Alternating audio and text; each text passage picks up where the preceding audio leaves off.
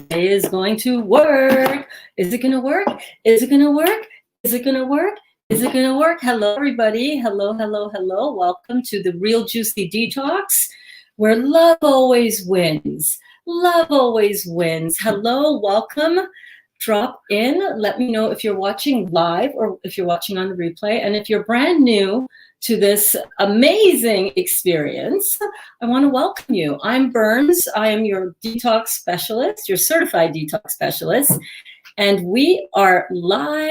It is Emoji King in the house. He is first. Welcome to class, my friend. How are you doing? Oh my goodness, so glad to see you here. We've been having quite the fun in the kitchen at the Real Juicy Detox. Yes, we have. And we have been making all sorts of wonderful, delectable things in this kitchen so that you can make it in your kitchen, so that you can continue the detox experience for yourself, for your family, share it with friends. Listen, this is the experience that you want to be involved in. If you're looking to get healthy, good morning. Hey, yo, it's Dawn in the house.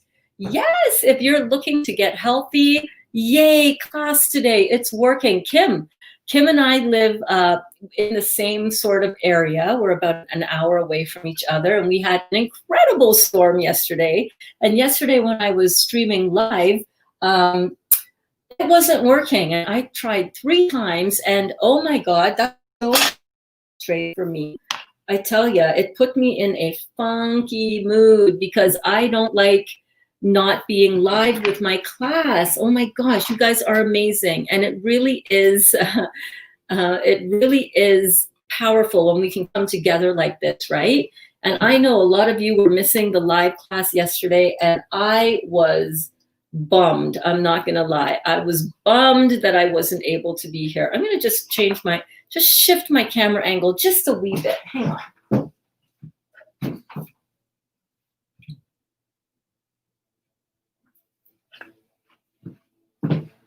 There we go. There we go. Get a little bit of that side of things sorted out. So I want to welcome you all here. It's still windy here as well, Carlene. Yeah, Carlene is also in the same area. Welcome, Carlene. I hope you guys didn't have any trees downed. Good morning, Ronnie. Ronnie in the house. Ronnie in the house. Ronnie in the house. Ronnie in the house. I'm in a playful mood today, y'all. I'm in an excited and playful frame of mind. How about you? How the heck are ya? Good morning, Amy. Oh my goodness, all of the regulars are popping in for class, and I'm also going to share this out with the different juicing communities. So if you're watching this in any of the juicing communities, I know a lot of us, that's where we met. I want to thank you so much for watching. I want to invite you to come on over if you want to see if you want to see your comments up on the screen, then do come on over and join us on the YouTube, The Real Juicy Detox. Just search for channels at The Real Juicy Detox. And we're going to get going very soon. Let me just share this out to the Dr. Morse groups.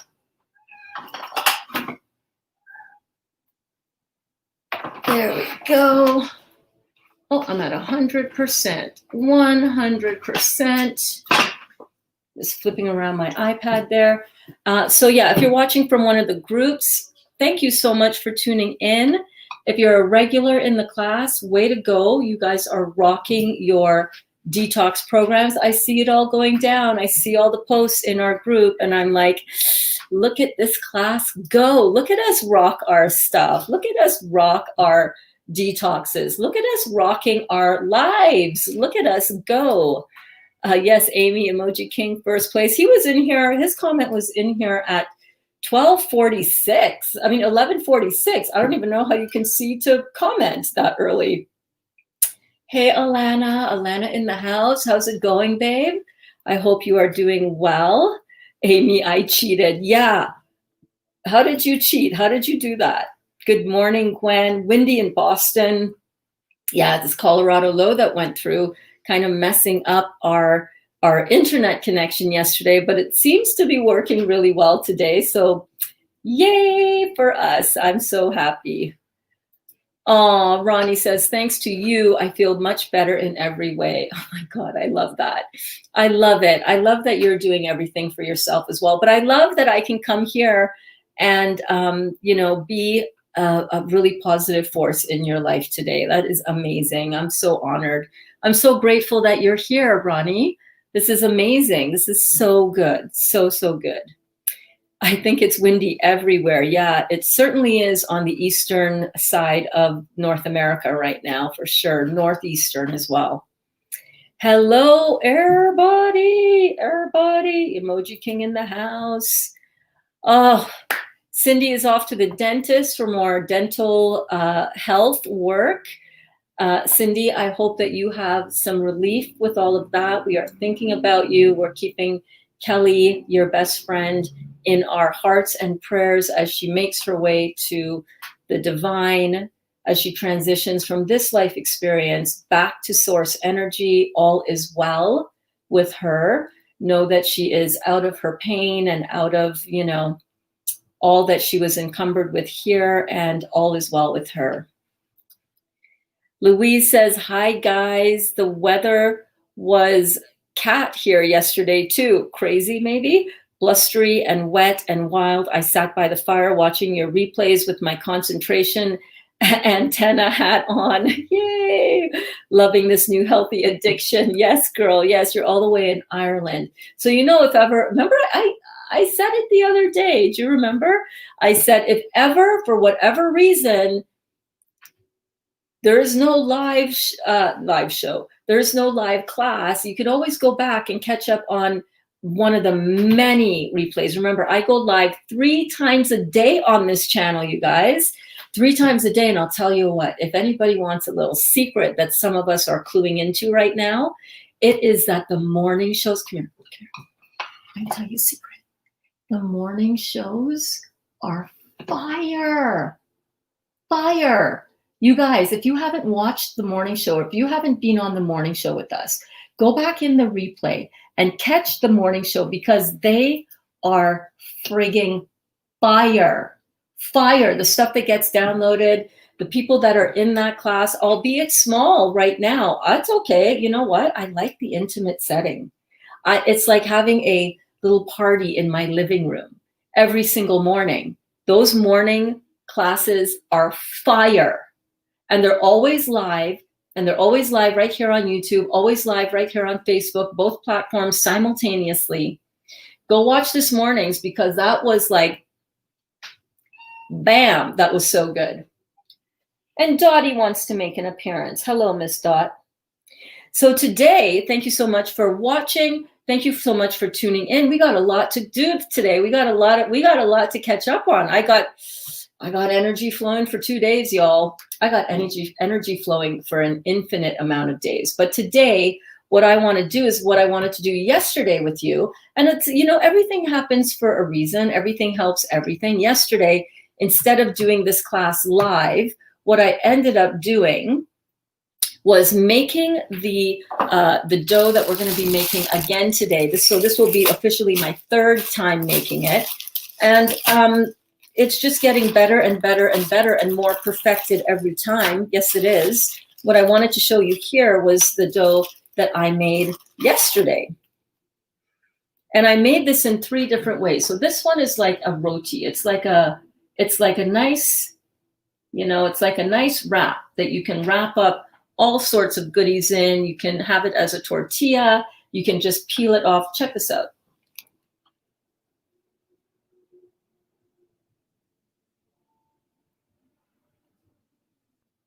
Does that not just look like bread? Y'all, does that not just look like flatbread? Isn't that amazing? It smells delicious. I seasoned it with some curry and some turmeric and garlic powder, onion powder. And this time, I have the entire recipe and the method, the entire thing, a little bit about buckwheat in the description of this video if you're watching it on YouTube. I'm not sure that, does it? Oh, the description is there on the Facebook. What? Okay, so that worked. All right, all right, all right, all right, all right. Okay, Burns is organized. You see what I'm saying? Burns is like, okay, you people want the recipe written down. It's like you can't watch the whole entire video. I got you. We've only been on for 10 minutes right now. So if you came to get the recipe, bam, bam, it's in the description. Bam, it's right there in the description, ready for you to go. But I do hope that you stick around for the whole video. I don't know how long it's going to go. Maybe it's just going to go for an hour. Maybe it's just going to go for 2 hours. Maybe I'm going to be divinely gifted. Maybe you guys are going to be divinely gifted by a 4-hour long download. I don't know. We have to just see how it goes, right? I never predict these things. I never script anything. Nothing is ever written down. This is all freestyling, right? This is all divine downloads. I can't decide what I'm going to talk about in a class. I don't know what the divine has in store for us. What does the divine have in store for us here, guys? Anybody know? I have no idea. I have no idea. But what I do know, we're in for a treat. What I do know is that this is going to be good. What I do know is that we're going to be diving deep, baby, diving deep in the discussion because, woo, if this morning's class was any indication, oh, baby, oh, baby, oh, baby, I'm in an open space. I'm an open vehicle. I'm an open vessel for this divine energy to flow. Dot, what are you doing? What? Come on. She so wants to go outside. And then, she's just going to be up at that window in like 2 minutes, right? Crazy kitty. All right. So we are going to make these buckwheat dough. We're going to make this buckwheat coconut dough. Don't be freaked out. If you can't eat coconut, leave the coconut out. But this is going to be absolutely, I'm telling you, I came up with this recipe myself after searching and racking my brain and thinking, what could I possibly make in dough format that's not vegetable based? Because the cauliflower dough, it's just, I can't do it. Zucchini, I cannot do zucchini. Whenever I blend zucchini, it tastes bitter to me. It's like strong, it's overpowering. I just can't do it. Juicy trade secret, how I snuck in early. Oh my God. Hey, May. Oh my God. My Jaxie girl is in the house. Yo, when all of this nonsense finishes, if ever things go back to whatever, May B, whose comment is up here right now, gives one of the most life transformative retreat experiences in Ibiza, off the coast of Spain, in the world. Highly regarded internationally as one of the top places to get away, to go into yourself, to go on a beautiful retreat experience. And I'm so honored to even know this beautiful soul, but to call her one of my closest and dearest friends is, I love you. I love you, May. I love you, Jaxie. I love you, Miles, as well. I love you both. Just such a beautiful couple. I met them at the Dr. Joe Dispenza retreat in Cancun 2 years ago, and then we worked together again at another Dr. Joe retreat in Mallorca, in Spain, and stayed with them for a beautiful week in Ibiza, and just was hosted by them just incredibly for 5 absolutely blissful days where I just sat on the Mediterranean Ocean and just took it all in. And I just want to thank you so much for that experience, May, and Milesy, Jaxie and Miles. I'm about to cry, and it's only 14 minutes in. Geez, that was life-changing for me, and I will never forget what you did for me. So thank you, thank you, thank you. Cindy, you're not alone. You have us. Absolutely, Cindy. Good luck on the surgery and on everything that you are dealing with, because it's not easy to lose a friend so close to you. And our heart just goes out to you in your period of grieving. 24/7, 365, fire. Yes, my friend. Yes, indeed. Yes, indeed. LOL. Weather is CAT is one of what weather is CAT is one of our many Irish expressions. It means weather was miserable, wet, windy, overcast. Yeah. Thank you, babe. Thank you. And by the way, thank you, Louise, for the invitation for me to come and stay at your place in Ireland. Oh my God, Limerick, Ireland. Does it get any more Irish than being from Limerick, Ireland? Girl, I love you. And I thank you so much for seeing me and for loving me and for acknowledging all of this. And as soon as it opens up, I'm going to be at your door. I'm going to be like, okay, I'm here. Remember you said I can come? You're going to be like, oh shit, she listened. She didn't forget that. Hi, Lalita. I love that name. Lalita, Bonita Lalita. Good morning.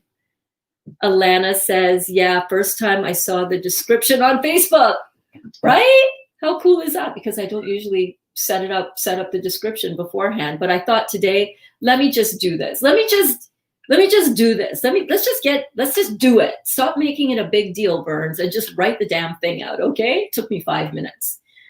Janita says, Burns is the bomb. Oh my God, thank you so much.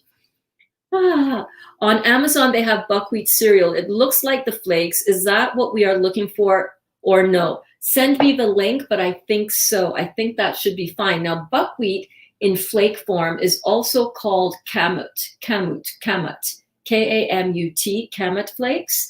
But that is when they're already all cooked up and everything. Look at Dot. Look at her.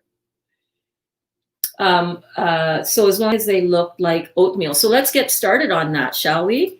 Let's get started. I'm having so much fun today. I'm like, I don't freaking care if the internet goes down. I'm just going to keep it rolling. I just am going to keep it going. Amazing. Thank you, Burns. Cannot wait to try this buckwheat recipe. So let's get started. Let's get this party started. Let's get this damn party started, shall we? Now, I have 2 bags of buckwheat, and I know that this is not going to be enough. When I make things, I like to make things and have it in abundance. You know what I'm saying? I don't like to just make one batch of something. That's what I do in the beginning to test it out and try it out. But then once I've perfected it, then I'm like, mass produce that so that I don't have to come back all the time every day and make it again fresh. Although I really like making things fresh and eating that. I don't like to make things in too large of a batch, but I've got some of these pizza doughs freezing downstairs in my freezer. All I did was, after they came out of the dehydrator, I just wrapped it in tin foil, sealed it up nicely, and put it in the freezer so that when the kids want something quick and I don't feel like taking out all of this and putting it in the dehydrator for a couple hours, we can just take that out of the freezer, let it thaw out on the counter for a little while, pop it in the dehydrator with a bunch of toppings, and bada bing, bada boom, we got pizza. Pizza. There was a comment as well on one of the YouTube videos where I think it was, oh my God, I'm forgetting the name again. Friend is the last name. Oh, anyhow, I apologize, darling. I apologize. I got a lot going on in my brain. She said that she cooked this raw vegan pizza dough for 30 meat eaters for a raw vegan spread. And all of them could not believe that it was raw vegan. They said it was the best pizza they have ever had. So, and I would agree, this is some of the best pizza that you will ever have. Thank you, darling, from my girl Jaxie or May. Look at her profile picture. Come on now. Thank you, darling. You are coming with me next time. Let's do it. Yeah. Let's do it. Oh, God. Yeah, we're going to do it, babe. We are doing it. Oh, I love you too so much. Jaxie, I'm telling you, man. Thank you. Jaxie, yes. I'm sorry. Yes, thank you, Jaxie. FormenteraYoga.com. FormenteraYoga.com. Go and check that out, you guys. That I'm telling you. And, you know, not that the external package is really means anything, but I'm just saying this is one of the most gorgeous couples that I've ever seen, never mind known. Not just gorgeous on the outside either. Gorgeous people on the inside and out. Absolutely the most generous, the most loving, the most accepting, the most non-judgmental, the most just attuned, awoken, just beautiful people. These Milesy and Jaxie, I'm telling you, I think of you every day. Let me show you why. Hang on, I'm gonna go get it.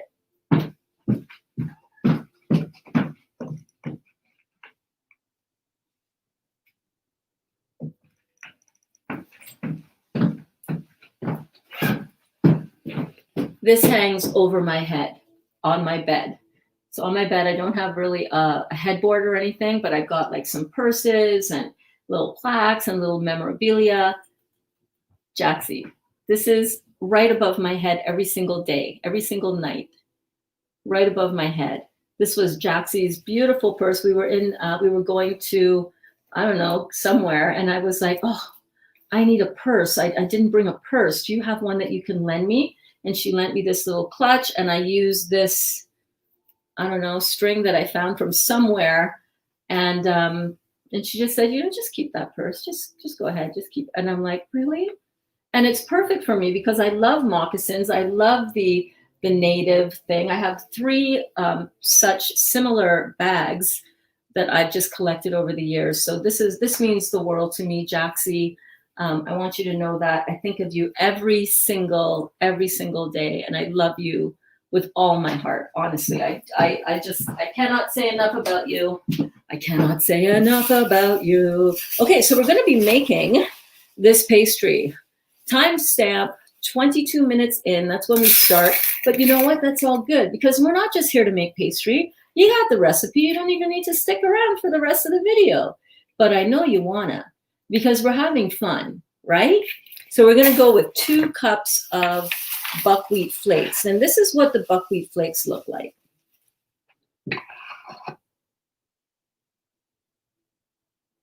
Those are the buckwheat flakes. It looks very similar to oatmeal. And you would think, I love you, girl. You would think that oatmeal is healthy for you, right? Because we're so conditioned to believe that. It's like, oh yeah, oatmeal, that's good. No, it's not. It's a grain. And grains are complex carbohydrates, and the body cannot readily use complex structures. It needs simple chemistry.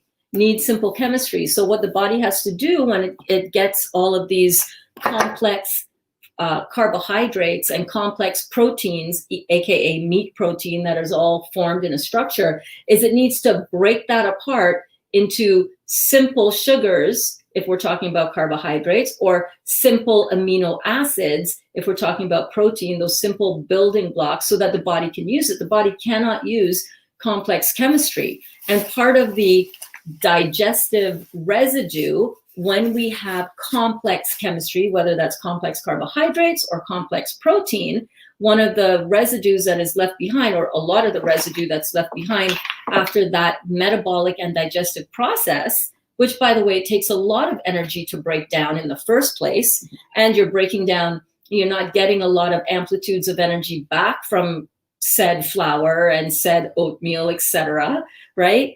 When we have to break down and extract those simple sugars and simple amino acids for the body to be able to use them, for them to be bioavailable, it leaves behind an acidic residue. The chemical process leaves behind, for example, when we eat complex carbohydrates. When we eat complex carbohydrates, what happens?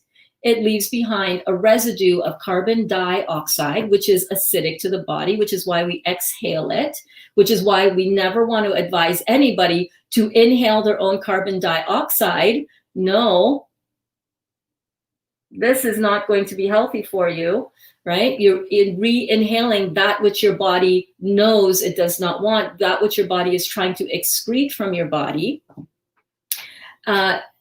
It also produces carbonic acid, because the excess glycogen in the complex carbohydrates, when it's broken down, has to be broken down and neutralized by the body in order for the body to now deal with it. the result of complex carbohydrates, complex carbons, is an excess of glycogen in the body. An excess of glycogen means and leads to an excess of carbon molecules. This excess of carbon molecules is broken down and synthesized by the body and leaves behind carbonic acid. Carbonic acid, it's right in the name. What is it? It's not alkaline, it's carbonic acid. That's right. That leaves behind an acid residue. So if you're eating complex carbohydrates, you're eating acid. Okay? This is not a carbohydrate and it's not complex. Buckwheat is actually not a grain. All grains, including oatmeal, leave behind carbonic acid for your body to deal with. Most people's bodies can't deal with that because their kidneys are shut down, right? It's a whole thing. You guys know, you know what's up. Amy says, thank you so much. Oh my God, you are so welcome. Whoever you said that for. Here's to becoming a more beautiful me physically and mentally, because Burns is in my house. I mean, in my heart. I mean, in my house. Burns in the house.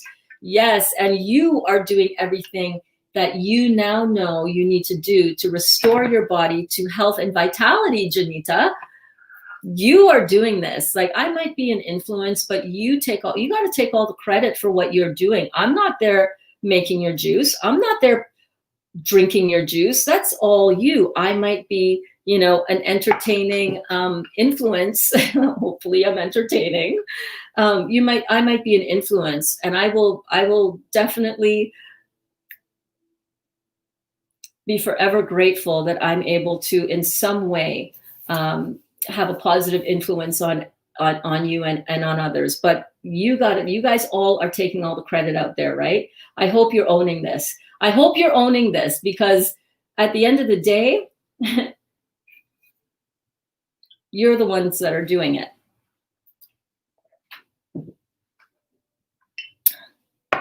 Thank you so much. I love this shirt. It's huge on me. We'll do a little flash dance. Okay.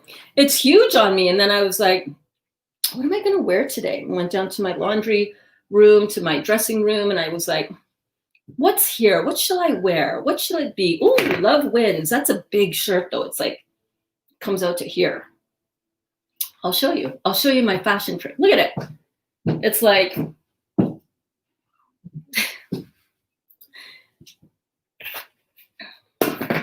uninspired. I'm comfortable, but I feel kind of like frumpy. So you just take two ends of your extra large shirt, two ends like this, bring it together, tie it in a knot, nice and tight. And there you go. The Real Juicy Detox fashion tips right here for you. Where else can you get this? Where else can you get this?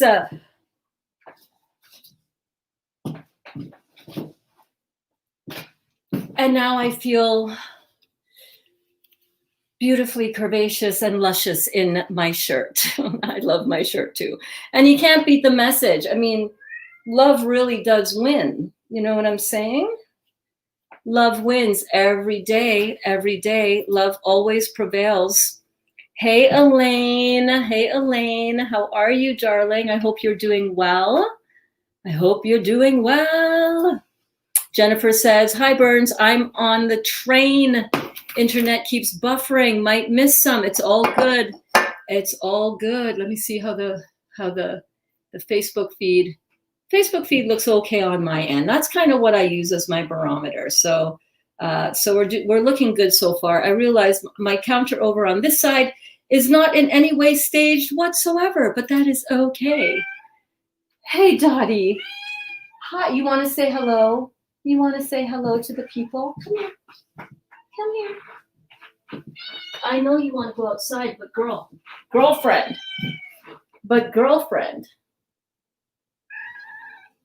I don't want to be looking at you out in the window all the time. You know what I'm saying? So you're going to have to chill out in the house. All right? Okay, can you do that? Okay, let me go rinse off my hands because I'm sure I got cat hair in me on there. Yes, yes, Miss Doggy, yes, yes. Well, that did not work that well. Let's try this again. I want to melt some honey. I want to melt some honey, honey.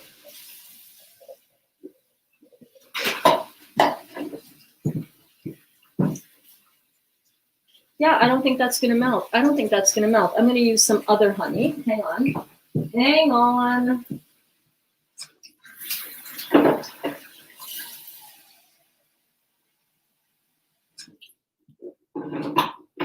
One ingredient that I realized that I did not write down in my recipe is a little bit of honey, because you want a little bit of sweet in your recipe. You want a little bit of sweetness in there, right? So when we're doing raw vegan cooking or uncooking, because we're not cooking with heat, when you're doing raw vegan food prep, you always want to try to mimic the flavors and the textural experiences of cooked food, because we're used to cooked food, and cooked food does taste delicious. Like, it's got a different texture than raw.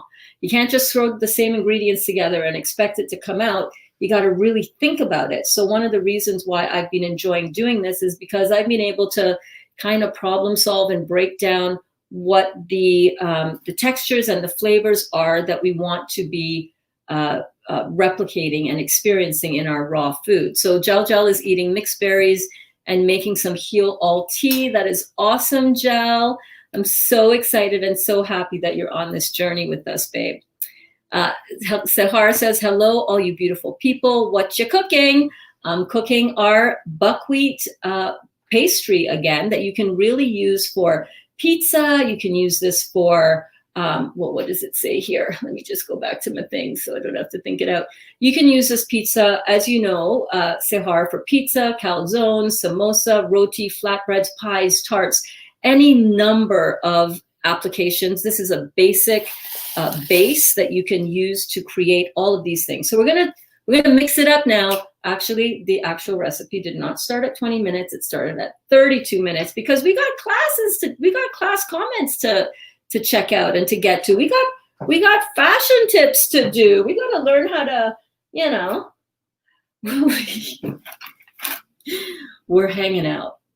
The recipe is in the comments, in the description. You don't even need to watch video. It's just like, all right, I'll go make that. We're just hanging out, and the pizza dough is just an excuse to hang out, right? Timestamp 22 minutes. Make that 33 minutes. That's how it goes here. 2 cups buckwheat flakes is the recipe on the Facebook page. The recipe is in the description, right at the top, if you're watching on Facebook, right at the top of this video. If you're watching on YouTube, in the description, right below it. So let's get working on it, shall we? Bring it on, says Louise. Bring it on, baby. Okay, let me find my coconut flour. This is exactly like if you walked into my house and you know, you didn't know what was going on, but you're just like, oh, something's happening here. What's happening? Are you cooking something? And I'm like, yes, I am cooking something. Oh, and you know what I just realized? I do not have, okay, this is an awesome example of what to do if you don't have all the ingredients listed in the recipe. You just wing it, all right? So case in point, I've been using a lot of this coconut flour that I have here, this Bob's Mills coconut flour. And I only have 1/3 of coconut flour to use in this recipe because I've already used the rest of mine. So this is a great way to learn something. Just make it up as you go. Just figure it out as you go. Coconut, this is just for a little bit of extra texture and a little bit of extra coconutty flavor in the recipe, but it's okay if you don't have it at all, just leave it out. Add in some extra buckwheat flour or buckwheat flakes. That totally can work, or just leave it out altogether. The first recipe that I did actually did not have coconut flour in it, so it worked beautifully as well.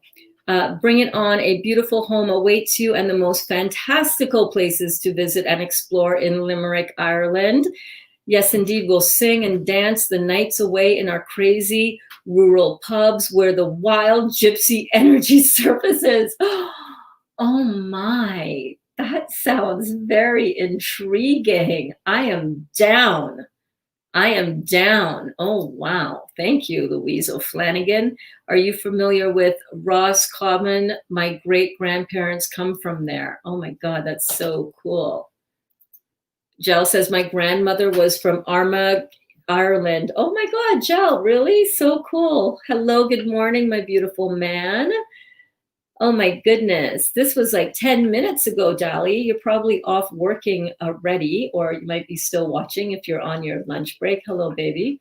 It was so nice to see you popping in this morning for a visit. I love that. It was totally unexpected. I'm like, who's coming in the front door? Dali's home? What?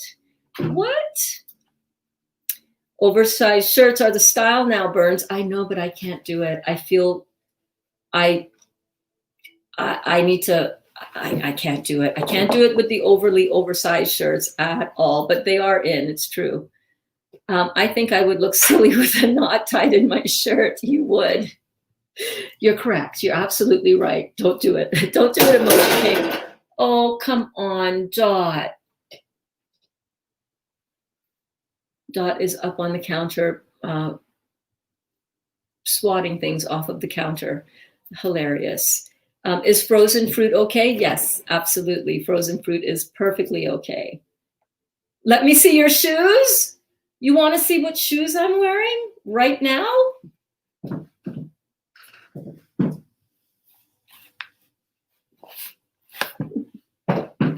Wait, I'm not that flexible. I'm wearing my wedges, yo. Yes, I am.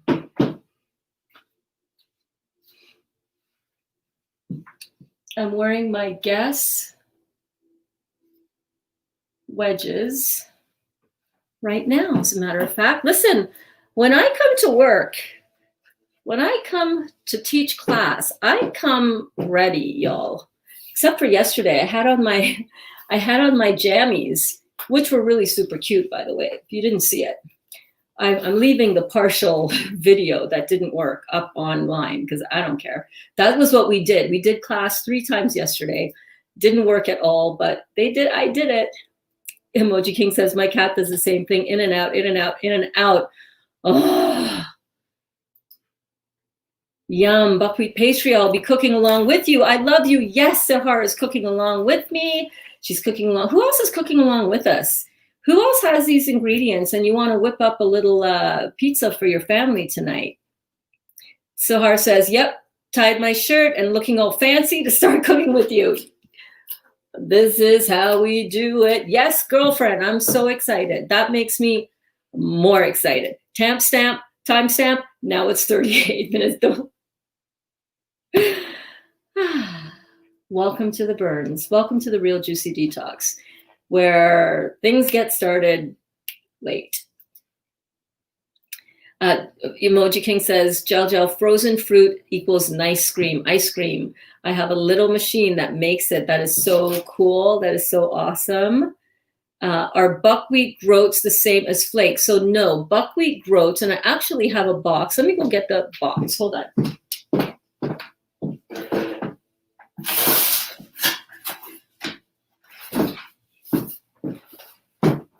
So I got this box of buckwheat groats, and I have not even opened it as yet.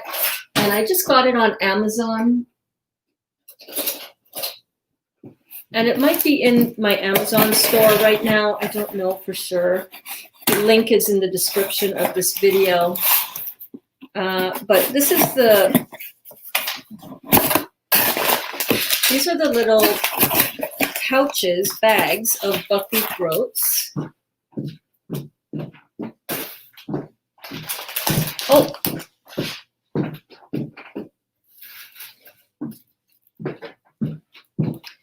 So buckwheat groats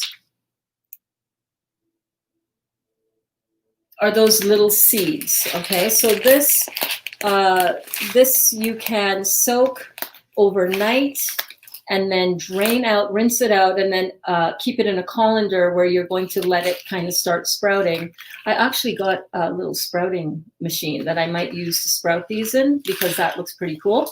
But these are the actual seeds. And then you can also make flour out of that. You can just grind that up in your high-powered blender or a coffee mill. That works as well. And then buckwheat flakes look like oatmeal. They look like that. And what I wanted to show you as well is the sticks. These are crackers that I made from the same recipe, but check this out. Look at how nice and light and crispy those are. Really, really beautiful. I don't know if you can hear that or not, but these are crispy, they're delicious, and these are spiced and seasoned like curry. So think of any ethnic type of food that you love. You love Middle Eastern, you want to throw some cumin in there. You love Trinidadian flavored food, you can throw in some green seasoning. You like Indian food, you can throw in some curry, some coriander seeds. The sky is the limit on how you can use these and the crackers that you can make. And the only thing that differs between whether it turns into a cracker or whether it turns into a crispy cracker like these, or whether it turns into a softer dough like this, honestly, is the psyllium. So psyllium is a fiber. And if you want it really crispy like that, leave the psyllium husk out.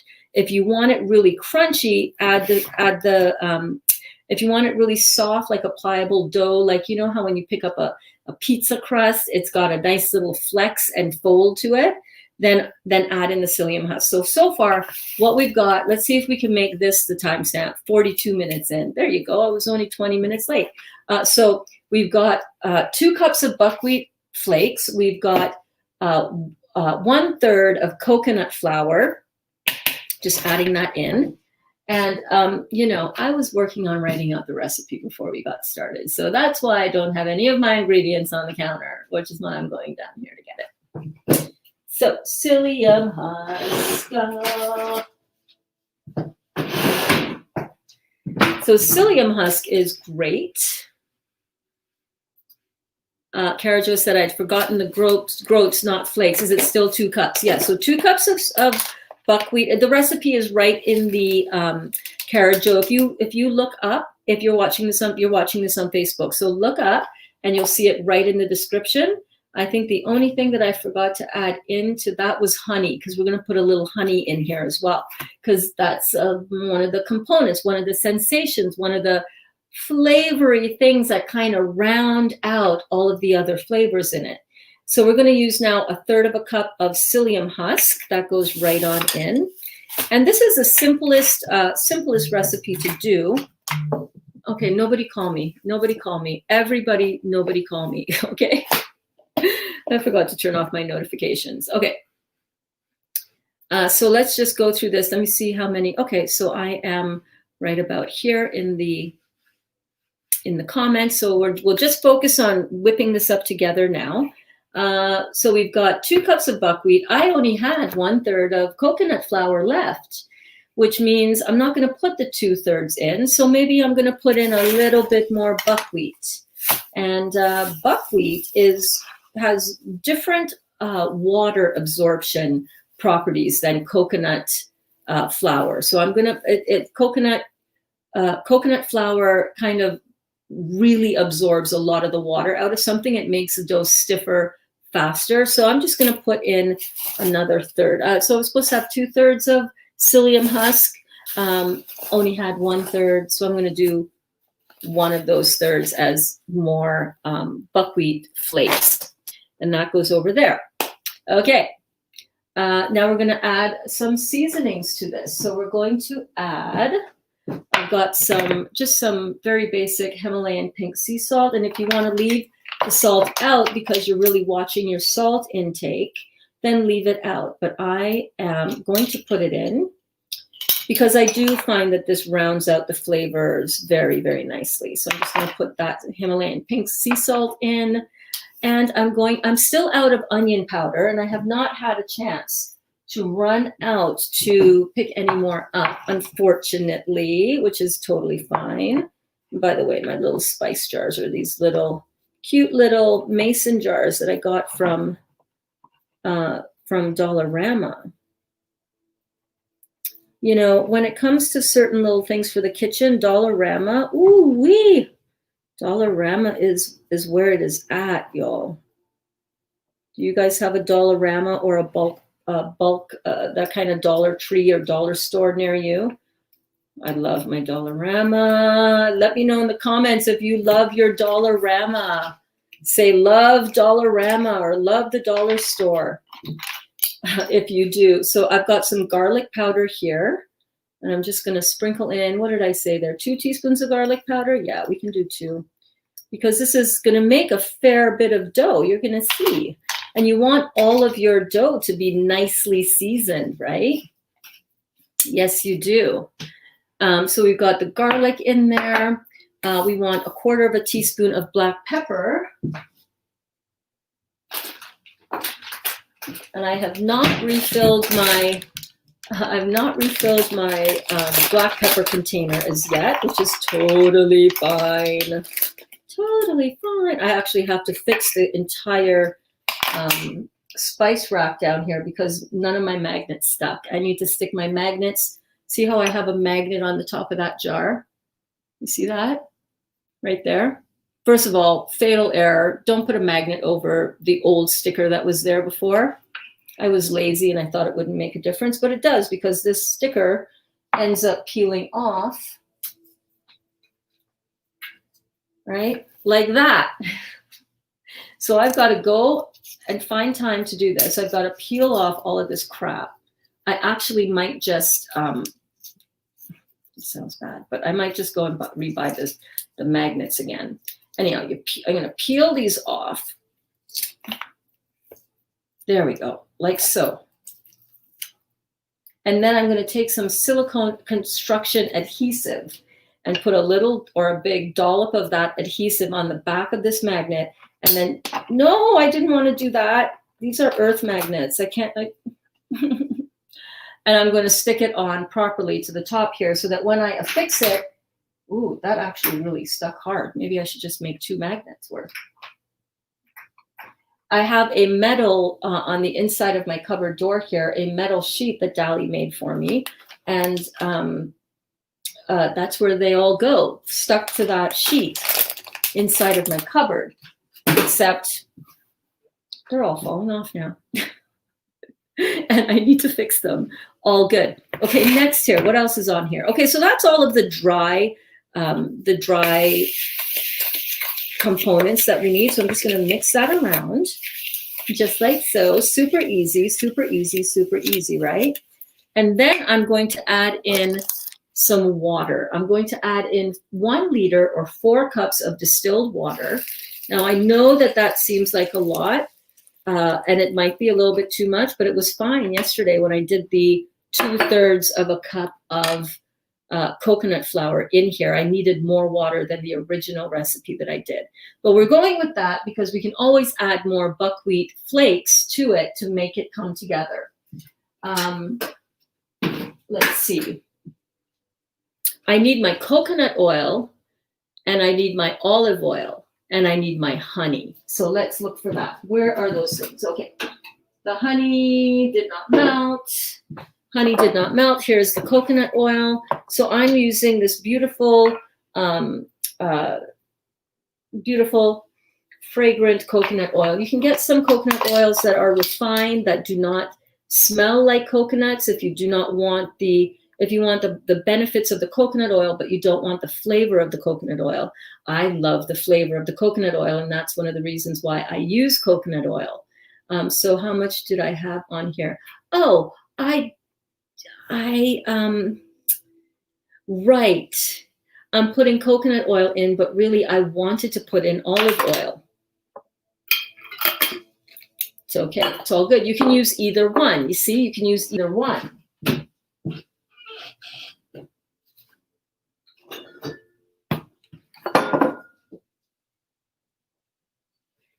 But I wanted to add in some of that beautiful flavor of the olive oil on this one. So you know what? Every time you do something, you learn more and you experiment and you try things out and you see what ends up working the best for you. So here I'm just using a very standard basic olive oil. It is not organic. It is just regular standard olive oil. So I've got 1 tablespoon of coconut oil in this batch, and then I'm going to go back in with 2 tablespoons of olive oil for 3 tablespoons of oil altogether. And this is going to give a little bit of flexibility as well as flavor to your dough. And it's going to be, it's just going to be like so satisfying. Then I also want to add in, I don't have it in the recipe, but because my tablespoon is coated right now with a little bit of oil, it's going to mean that when I squeeze out this raw honey, and you know what? I understand some people think that and don't like using raw honey. They don't believe it's vegan. Dr. Morse endorses the use of honey if it is raw. So I am going to follow what my mentor gives a stamp of approval on, and on this topic for sure. So I'm going to do 2 tablespoons of honey. And don't worry, this is not going to mean that this is a sweet dough, right? And this is an amber honey, so it's got a very full body flavor to it. It is absolutely delicious. It is so good. It is nutritious. It is my go-to for seasoning or for sweetening anything that I want to have. So let me just check. Oh, apple cider vinegar. So raw apple cider vinegar is really, really delicious. And it gives it, oh, smell that. I'm just kidding. I know you can't smell it, but oh, it smells so good. I love smelling my food. All growing up, I was always teased, oh my God, Bernie, you smell everything. I'm like, yeah, I do, because I want to know what I'm putting in my body, and my nose knows, you know? So I'm putting in, actually, I have 1.5 tablespoons of raw apple cider vinegar, but I'm just putting in 2 because I have a heavy hand when it comes to seasoning my food. I just do. And you just want to mix this up and just get that all stirred together for about a minute. You want to just mix it by hand. You don't need to put this in a dough machine and all of that and a stand mixer. No, girl, no, dude, no. Just mix it around with your hand, just like that.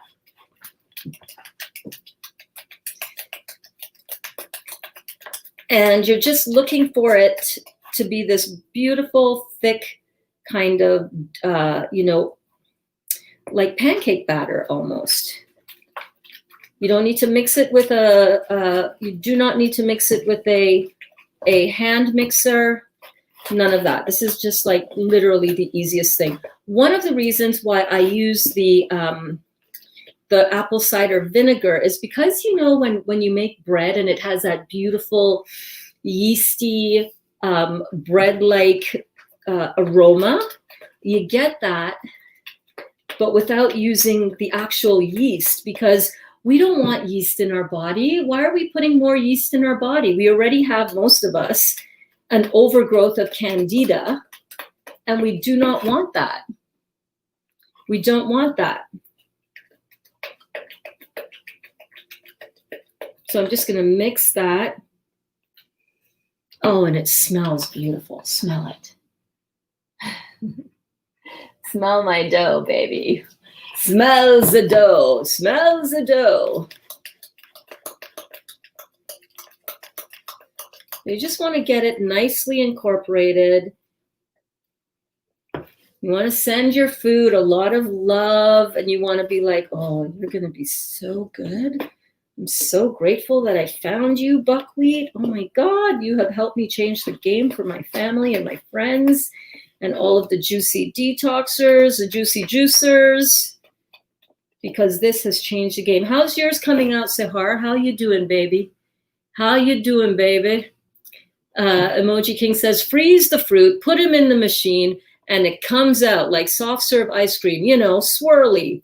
Oh my gosh, Emoji King, can you send me the details on that, and I'll post it up in the class on Facebook, in our Facebook group. Let me get that up. Let me get this up. Hold on. Let me do one thing here. So here is our, there we go. There we are. There we are. We're on Facebook. Emoji King, are you in the Facebook group again yet? Again, are you in the Facebook group at all, babe?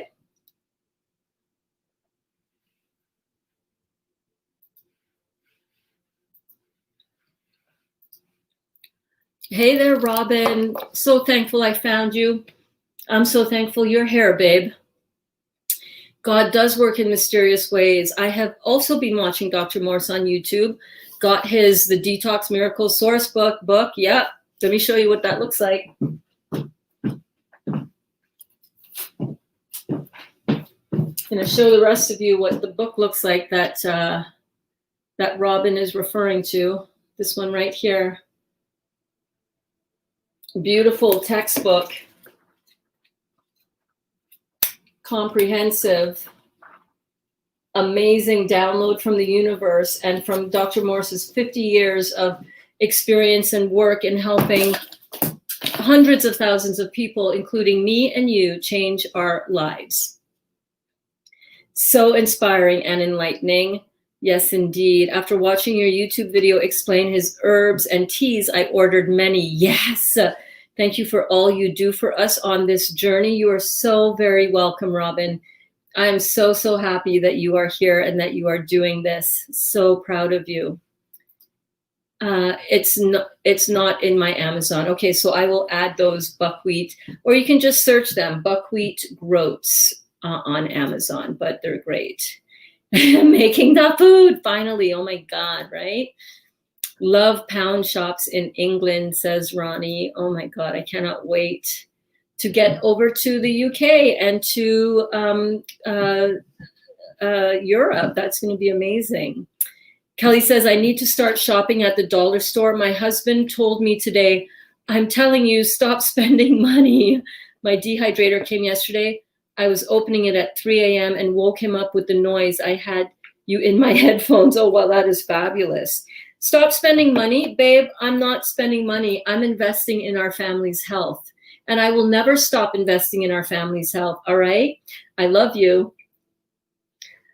That's what I would say to my husband. That's what I have said to my man. It's like, babe, you got to stop looking at this as we're spending so much money on dehydrator. $400 on my dehydrator. I'm not lying. I go with the best of the best. $400 on the dehydrator. I think I got the Vitamix down at $350. I got that on Facebook Marketplace, $350. And then dehydrator, and then the juicer was $400.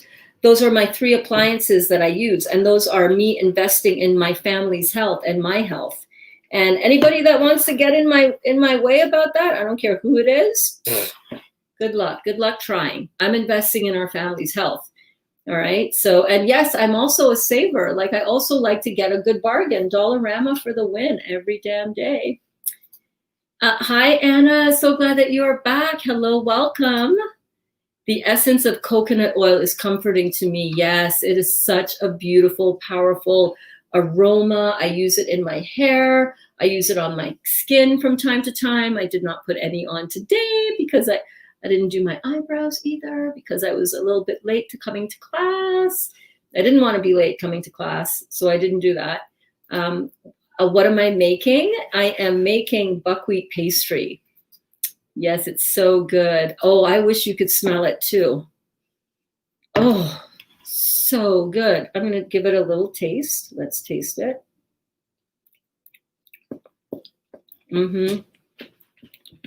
Oh yeah, let me make sure I didn't leave anything out on my recipe.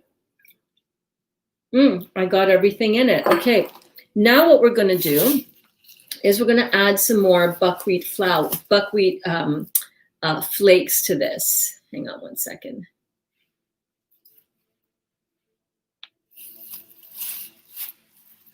It's in the recipe, Janita. So if you look on the YouTube, on the Facebook video, if you scroll up in the description, it says it right there. 1/3 of a cup. I know you're not used to me having the recipe written out in the description. It's like, what is she talking about? Recipe in the description? Wait a minute. Burns is on top of it today. I'm like, yes, I am. Yes, I am. Do not expect it every time, but be grateful when it comes. Okay. So what we're going to do now is we're going to stir in 1 cup at a time buckwheat flakes again. So I got the first cup, and I'm just folding that in just like so. Oh gosh, guys, I wish you could be here to smell this. It smells so good. And again, remember, you can add in different seasonings, as I wrote in the description. If you like Indian seasonings, you can totally turn this into pakoras, completely, totally, right? If you like pylori balls, if you're a Trini and you're craving some Trini flavorings, man, yeah, man, how you mean? Let me get some pylori ball up in here, yes? And you want to really, go to town on those flavors, you can flavor this up with some green seasoning, a little curry powder, a little gram masala, and you're good. A little pimento peppers. Listen, you can do anything that you want. This is your recipe. Now that you have the base, right? Now that you have a fairly neutral base, the sky's the limit on what you can do with this. So as you can see, I've stirred in the 2nd cup, and you can see how it's getting thicker. Oh, you can't see. Sorry. Right? You can see how it's starting to get thicker. You see that? Let me move my camera a bit.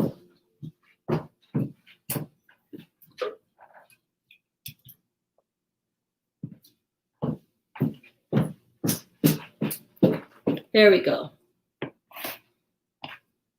There we go. Listen, this is a one-girl production here, all right? This is a one-girl show up in here. There's no production crew, there's no camera guy, there's no sound person. It's all me, myself, and I, y'all. And I love doing this. Love it, love it, love it. But every now and then I'm like, oh yeah, wait a minute. We need to get a better angle on that. Bring it over this way. Cover up the spot on the...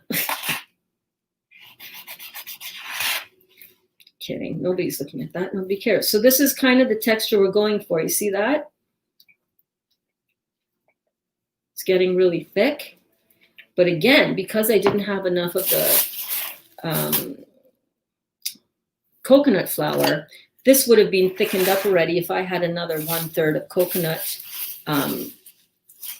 coconut flour in there. So all I'm going to do, though, is continue to add more buckwheat until it comes together. So this is about another cup of buckwheat flakes. So I'm just going to, this time, because I'm almost there, I don't want to make it too dry. I'm just going to add this third cup. I'm just going to add this in slowly, little bit at a time, just getting all that wet in batches as I go.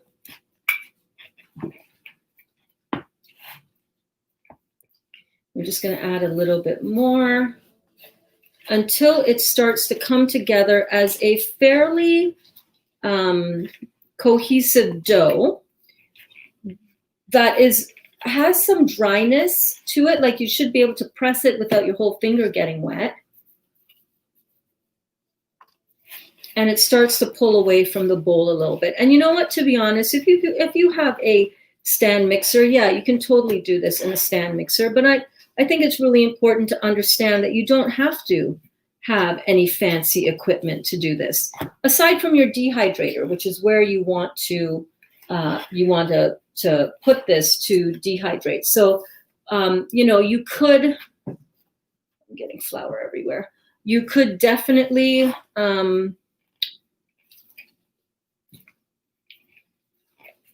you could definitely do this on a skillet, right? You can definitely cook this on a skillet. You can definitely cook this in the oven. I prefer how my body feels on raw food. I just really, really do. I was experimenting a little bit with a few little elements here and there on raw, cooked food, cooked alkaline food, like not cooked meat, not cooked bread, no, cooked vegetables, cooked jackfruit, cooked mushrooms and onions. And I have to tell you, I really do prefer, honestly, I really prefer how I feel on raw food. It's like, damn, I think it's true. Like raw food has more energetic qualities than cooked food, and my body just responds better to it. Okay. So this is, this, you could use it like this for sure. But I think I want it just a little, just a little bit drier. And the reason I like using the flakes, guys, I'm not sure if you can see that, but there is almost a little bit of texture in there. It's not like if you were to use only, turn that light the other way. If you were to use buckwheat flour in this, you wouldn't have that texture. Like you can still see some of the flakes in there. They're not, there we go. They're not completely melted down. Do you know what I mean? So I need to get the other bag of buckwheat that I have, buckwheat flakes, right over there. I'll be right back.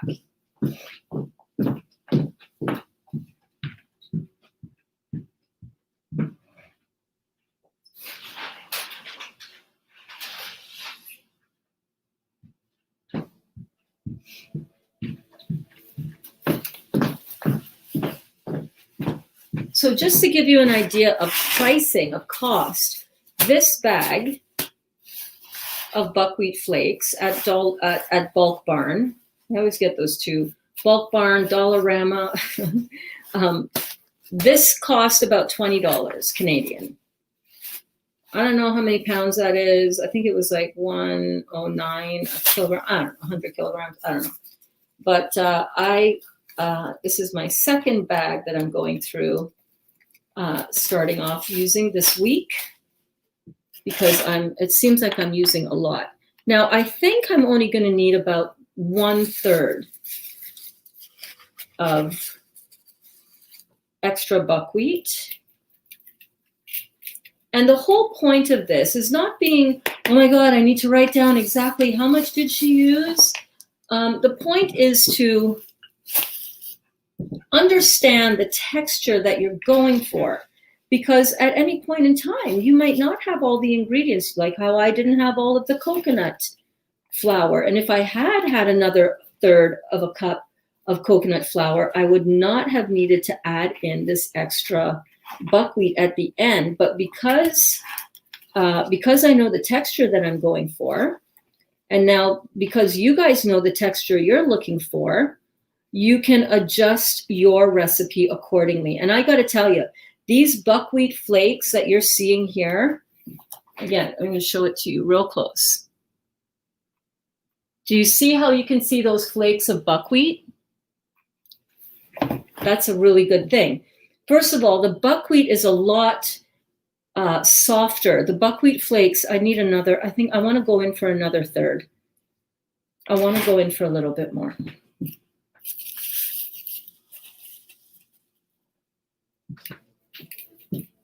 So now we're on, is it 2? 2, I can't remember how much we just put in there after the initial soaking of the initial buckwheat. I don't remember.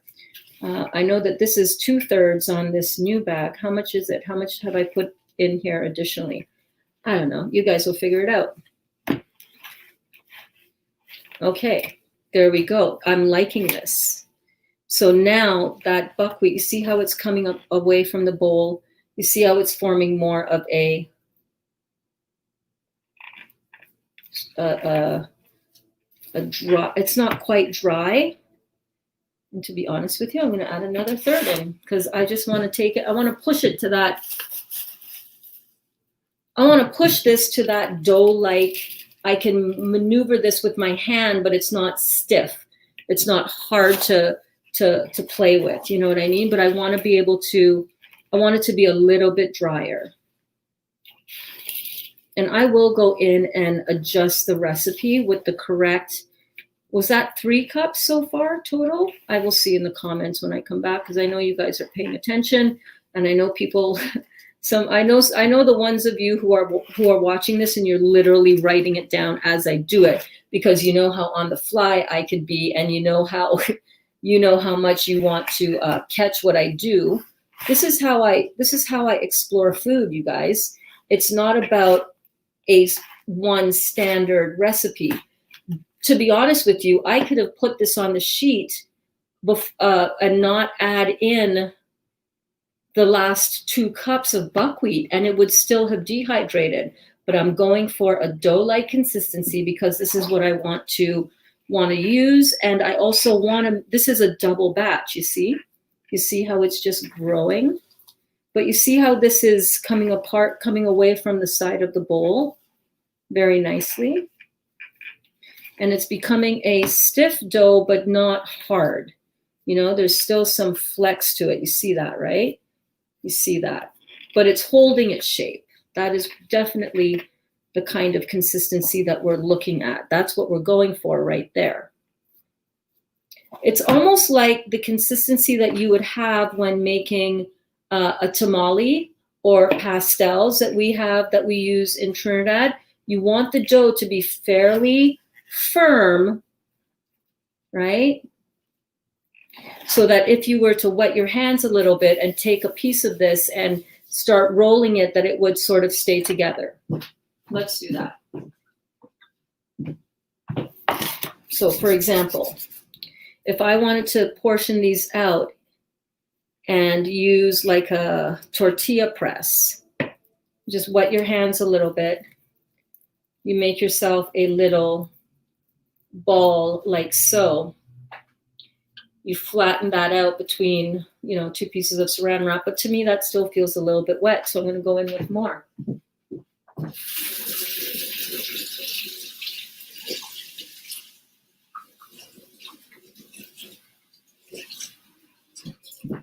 I'm going to go in with a little bit more. I'm telling you, the coconut flour not being in there in the quantity that I wanted is making me feel like a little bit like, I don't know what I'm doing here, but I do know what I'm doing. You have to get comfortable. And also I encourage you guys to get comfortable, to not just think that I need to follow that recipe and like, oh my God, what's happening to it?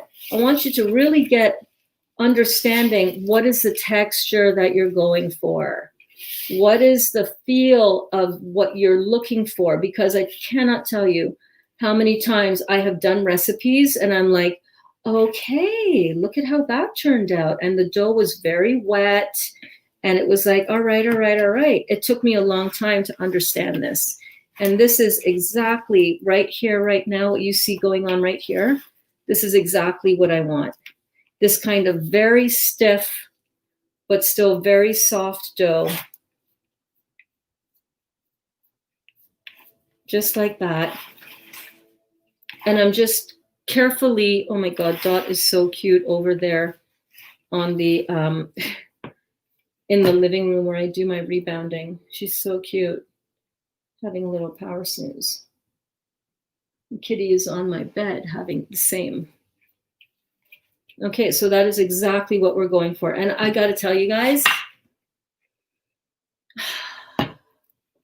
the aroma of it is perfect. So you see that? That's kind of what we're looking for. It's not soupy. It's kind of just, comes away from the side of the bowl, just like that. So now what we're going to do is we're going to press this out and make a pizza crust format, a pizza crust. Let me just wash my hands.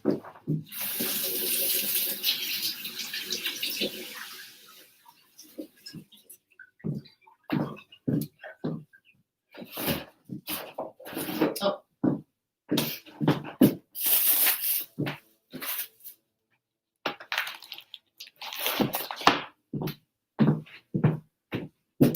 How are you guys doing out there? Oh my goodness, are you guys having fun? Are you having fun? I'm having fun. I'm loving this. I'm enjoying the cooking time with you, my Facebook fam. With my Facebook fam.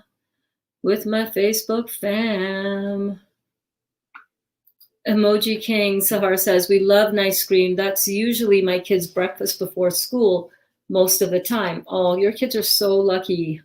Yes, Anna Brown. Louise says, hi, Emoji. I'm on the wild Atlantic coast, around 2 hours from Roscommon. Have you been here? I'm loving all this cooking and deeper body understanding. Hi, Alana. I wondered what shoes Barnes wore yesterday. Yesterday, I was in my slippers because I was in my jammies, but usually I've got my slides on or my fashion boots or so yeah. Kelly says he doesn't care about food, money, or the dehydrator. He cares about all the other crap I buy. Milk, glass, and crystal. Okay. I love the shoes. Thank you so much, Alana. Burns, are we going to add psyllium husk into this recipe? Yes, my love. So if you look in the, it should actually say it now if you're watching live on YouTube. Does the description come up on the YouTube platform? Let me have a look. But on the Facebook, it's showing, the description is showing there now. Where's my YouTube? Hello? Oh, there it is. Duh. Does it show up in the description? No. So when I'm live, it does not look like the description shows up on YouTube. Let me see. The description shows up on YouTube. I love how you can see all the live comments, though. That is so cool. So it will show up on the it's right there in the Facebook one right now, Sahar. And yes, I did use psyllium. I used 1/3 of a cup of psyllium. Okay, so what we're going to do now, I'll move this out of the way. So we're going to form this into pizza crust. So what we're going to do is we're going to take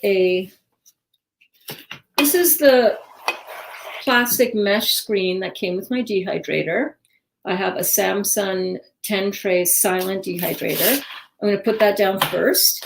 And then I also have, and by the way, I'm actually going to be an affiliate distributor I'm going to have an affiliate link for Samsung. I called them on Friday and I said, listen, a lot of my people want this. I know, your policy about, you don't like, what's the situation? Y'all shipping to Canada yet? Y'all shipping to us Canucks yet? And he's like, well, we usually just ship to continental USA. And I'm like, yeah, but I'm doing this thing and a lot of my people are Canadian. What do you mean? Come on, man, you must be able to ship to Canada. And he's like, yeah, well, we can, but it's expensive. The shipping's expensive. And I'm like, we're Canadian. We know everything's expensive to get it up here. We get it. And I said, find out, can you please tell me what the shipping cost is? Like when you sent me out the replacement, this is how good this company is, the Samsung company. All right. I called them, my dehydrator had a heating coil element issue. And I called them up and they sent me a brand new Samsung dehydrator. Can you believe that? They sent me a brand new one. And I said, they were they were awesome about it, but it took a little bit of convincing that, hey, you don't want to not make good on your warranty with this girl, because I have a lot of my people that they're watching and they're paying attention and they're listening, right? So you might want to take care of this situation and honor your warranty and send me out a brand new dehydrator. Anyhow, long story short, they did right away, actually. They sent me the new dehydrator. And I said to them, how much would the shipping, and I said, I'm not paying for shipping either. You send it to me. You almost buy this on, they send me a brand new one at their cost. And I said, how much does it cost to send it to my postal code? Because, my Canadian people want your dehydrator. The one that is also listed in the Amazon store, like the one that Amy got, is also very good. It's the same wattage. It's the same silent promise on being a silent dehydrator. It's got a lot of shelves, like I think Amy got the 6 shelf. And, but I also want to be able to offer my people to be able to go through Samson to get the Samson dehydrator, because it's such a good dehydrator. And I know that a lot of you want to use what I use, and I want to be able to provide that for you, and also to make it an affiliate link. Like, why not, right? Why not? If you recommend something, why shouldn't you get compensated for that? Especially when it's at no extra cost to you, the consumer, right? That's how affiliate links work.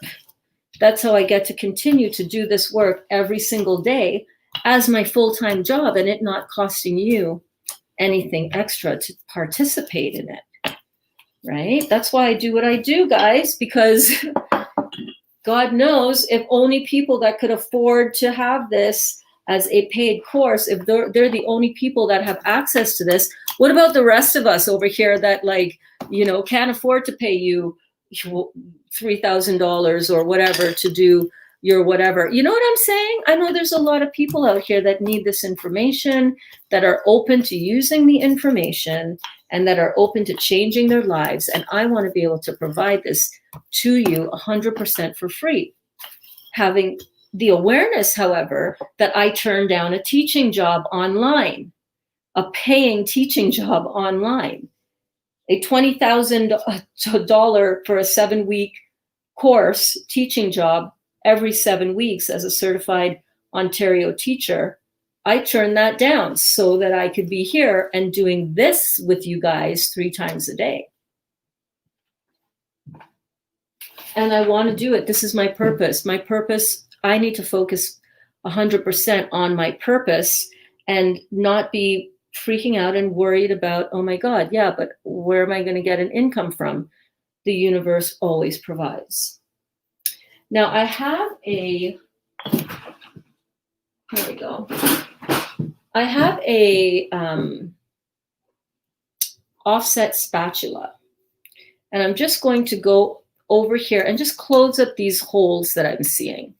So I don't know if you guys could see that, but there were a couple of these, not really holes, but a little bit.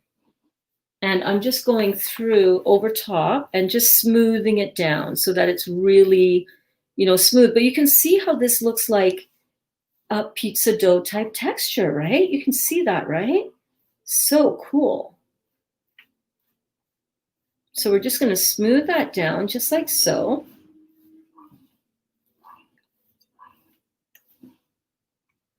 And this is, like I said, the closest thing to actual pizza dough.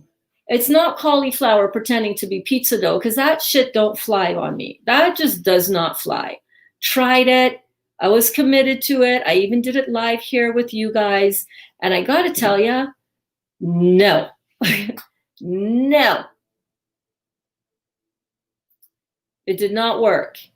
I'm not much of a cook from scratch person, but this sure is inspiring and fun. Girl, if you want to be truly healthy, you have to learn how to do it yourself, because you can't, listen, teach a man how to fish instead of teaching him, instead of just giving him the fish. When you go, or woman, when you go to a store and you buy it ready-made, you have not learned how to be self-sufficient for you. What if that store closes down? Or what if that brand goes out of business? As long as you have the raw materials, you can successfully prepare alkaline food to detox and nourish your body, right? You got this, Anna. See you, Alana. See you soon, babe. So we've rolled it out. And what you can do now is you can totally put this right on to a dehydrator at this point. But maybe I need this pizza dough faster. If I leave it on this, because this is not going to allow air to come in through the bottom and hit the bottom of this pizza dough. What I want to do, it's only going to dry it from the top. And that might very well work because it's a fairly thin dough right now. But what I want to do is I want to flip it over onto this similar type of mesh screen so that it can get heated from the top as well as the bottom at the same time and hasten up or hurry up the amount of cooking time. Because if you're making this for your family, maybe you got home, maybe it's 5 o'clock, and maybe you're like, damn, I'm craving pizza, but I don't want to order takeout pizza. I want to do the Real Juicy Detox buckwheat pizza. This is what you want to do.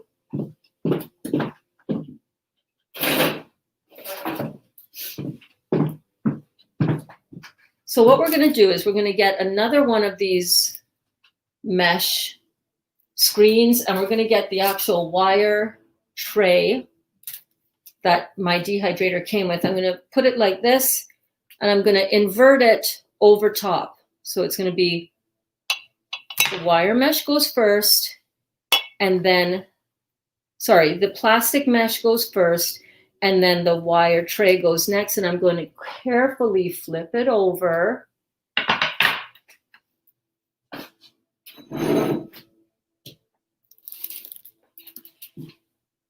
I'm going to take that one off. And you can totally do this with parchment paper or cling wrap, right? The cling film might even work a little bit better because, yeah, it's going to work better. I should have done this on the cling film. But I'm trying to use what I have and not have as much waste. You know what I mean? I hate the amount of plastic I was using. So anyhow, this is working. So you just gently peel it back.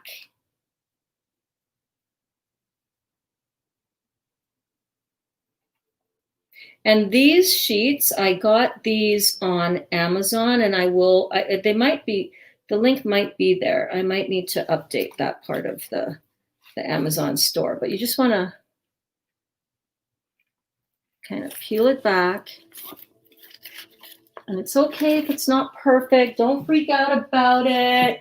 Don't freak out about it, Anna. It's okay if it's not 100%. It's a rustic, right? Look, it's rustic. It's rustic and it's beautiful. And it's going to be absolutely delicious, right, Sahar? Sahar made this for her family. Gone in 60 seconds. Had to make another one that night.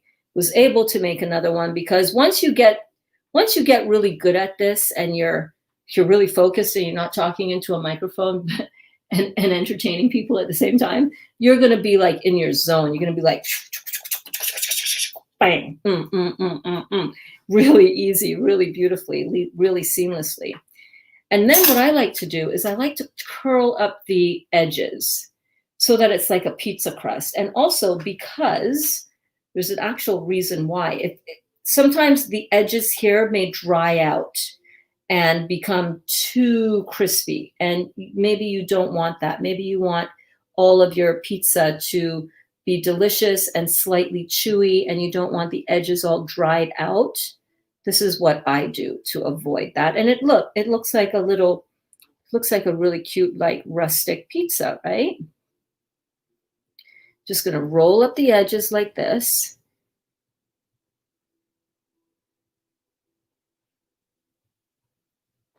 And bada bing, bada boom, you got yourself a beautiful pizza crust, and we're going to put this in the dehydrator, just like so. And after I put this in the dehydrator, we got lots of dough left, right? Look at that. We're going to keep the chat going. We've only been hanging out for an hour and a half. Like, dude, we're just getting started, right? We're just getting started. Are we enjoying the day yet? Are you guys having fun? Who's getting inspired? Who's getting ready to make pizza for their family or for yourself? Maybe you're not on the juicy part of this detox. Maybe you just learned about all of this, and maybe you want to, I don't know, transition into raw food before you jump off the scary precipice. Nothing to be scared about, and it's not a precipice, right? Maybe you're not ready to jump into a juicy detox. Maybe you just finished a juicy detox with just juices, and maybe it's time to start eating food. And you're wondering and you're worrying, oh my God, what am I going to eat? Like, there's nothing out here for me. I'm not a make of myself kind of person. What do I have to eat? Where do I get food? What do I eat? Right, Anna? This is what you eat. Bam, pizza. What? Girl, you could eat this every day. No negative impact on your body. No negative impact whatsoever on your body, on your physique. Yes, cooked food makes your body smell. Well, not your body, but the body. Yes, cooked food does make your body smell.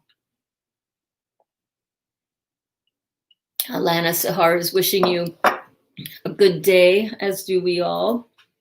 1 cup plus 2/3. Okay, good to know.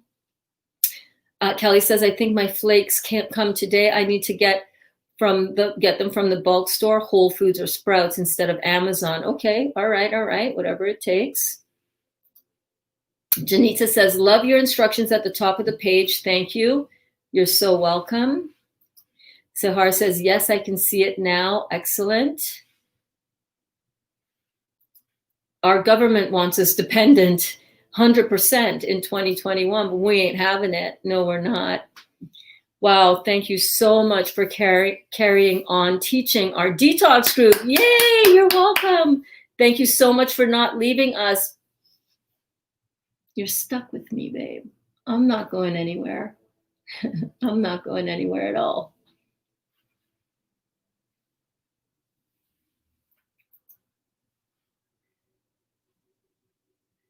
Yes, and Louise O'Flanagan, I've been close several times. That is amazing. Okay, so I'm gonna, hey, what was that? So I'm gonna go and pop this into the dehydrator. I would take you down the hall to do that, down my living room to do that, but I am not able to do that because my phone is tethered up here and it's tethered to my laptop. So this is just gonna go in to the dehydrator for, I don't know how long, we'll have to see, but maybe probably an hour before we get, maybe less. What I want to do is I want to get the top sort of dried out, and that might only take 15 minutes, to be honest, because this is fairly, it's just damp. It's not super wet. And we want it to just dry up a little bit before we put the toppings on top for it. And to be 100% honest, I don't have toppings yet, but I was thinking of making a Thai pizza tonight. I've got tons of orange pineapple juice in the fridge, and that is usually an excellent base for making a Thai dressing. Ooh, do you guys want me to make a Thai dressing and then make a Thai-inspired pizza? Oh my God, this is going to be a Thai pizza. We can do that. Let me pop this in. I'm going to come back before we make a topping for it. I'm going to come back and I'm going to roll out some tortillas. That's what's going to happen here. Could also be used as a small roti. So we're going to pop this in the dehydrator, 118 degrees for, I don't know, I'm just going to start my dehydrator and just see where it goes.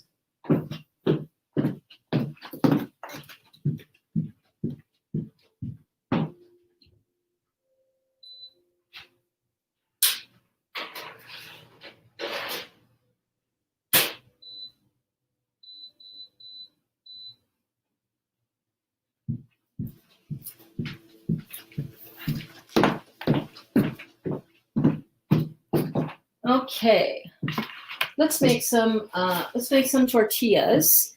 So I know that there are a lot of people that love Mexican food, right? You love Mexican food. You want to have your tacos. Oh, by the way, I got tacos to show you. Let me show you what I did yesterday. This time I am putting down saran wrap, plastic wrap, to use it for the rolling out. I just find it works better.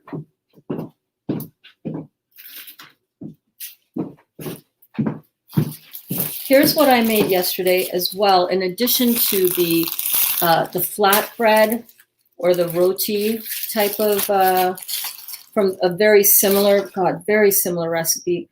Smells delicious. I seasoned it with some curry spices. Look at this. Look at that texture. Right? Perfect for dipping, a perfect vehicle for, I don't know, fill it up with whatever. You get some roasted chestnuts. Oh, I can make a roasted chestnut and Ivar kind of dip. Are you kidding me? Look at that. It's beautiful. It's just like bread. Beautiful, soft pita bread almost. All right. This will not compromise your health. This would not make you feel bloated. This will not make you feel have any irritable bowel issues like you would have when you're eating, you know, traditional, typical sort of bread and roti. Look at these tacos that I made. Look at this.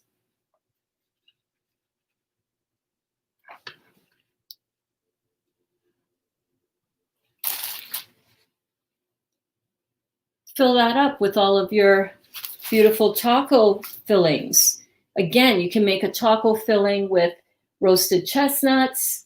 Chestnuts are alkaline, as are almonds. Almonds are a nut. You don't want to go crazy on the nuts because they do have a higher fat content, but you know, you can have some nuts in your diet. That's totally fine. There's nothing wrong with that. Are you going to be on an accelerated detox? No. Are you going to be detoxing your body nonetheless? Yeah, just not at an accelerated rate. All right, so there are endless possibilities for creating the food that your family craves and loves. Yes, girl, hummus on that flatbread. I made hummus. I have it here.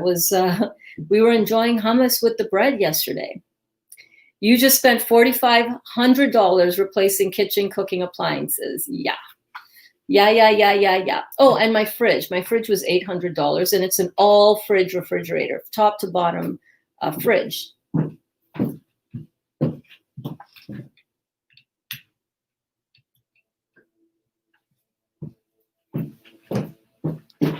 Hey, it's the burns. Oh, wow, emoji, says Louise. You have my ears tweaked. My dad was a radio officer with the Merchant Navy and has many stories of his travels. I'd love to send you a picture of my eyes. I plan on getting one here soon. Yes, we're going to do some iris work for sure. Yes, it's just, and Sahar is Pakistani, so she knows her roti, right? Sahar says, yes, it's just like roti. I was telling Nabila, her mom and dad would absolutely love this, adding some turmeric and gram masala, and there's your roti. Exactly, that has turmeric in it. I couldn't find properly labeled which one was garam masala and which one was amchar masala, and I was like, okay. So here's what we're going to do. Let's make, and look at this. This is just like a little bit of wet Play-Doh, right? It should sort of come together like that. You see that? It's not too sticky on the hands. You're just going to plop that down.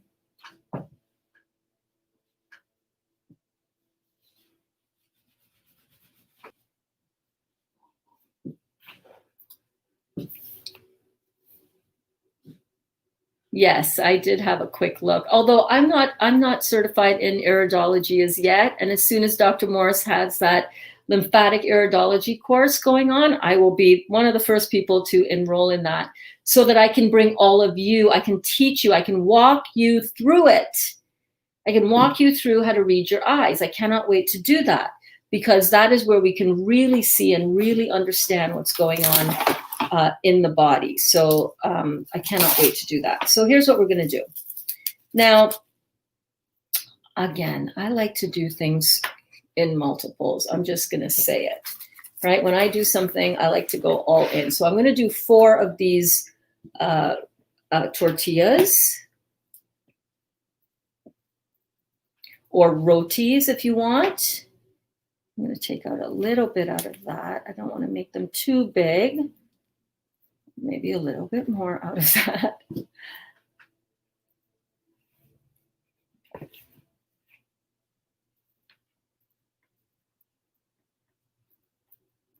And I'm just going to put these down on the 4 corners of this board. And again, this board is, the white one is 15 inches by 15 inches. And this inner one, this is actually one of the Samosa silicone sheets. It comes in a package of 3.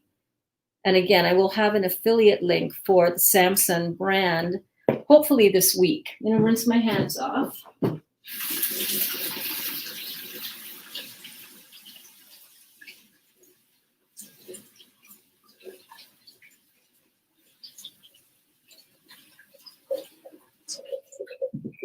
I really like doing these cooking videos live. I recorded the one I did yesterday when my internet was down because of the storm, and I could not get a proper, a good enough signal going out. I recorded, I'm just covering this with, excuse me, I'm just covering this now with saran wrap, and I'm just pressing down so that it starts off the round shape, the little pancake kind of shape. Anyhow, yesterday I recorded a video so that I could quickly, just without editing, put it up on Facebook. Instead of doing a live class, I would have a pre-recorded kind of thing. And I got to tell you, I hated it. I there was no interaction. It was like, oh my God, like the one video stopped going at 14 minutes. And I was just like, you know what? Let's just say we do it live or we don't do it at all. Enough with this recorded video nonsense. I just can't. I can't do it. And some people are more comfortable with that because you can edit out your mistakes. But for me, there are no mistakes. And the thought of having to sit down and,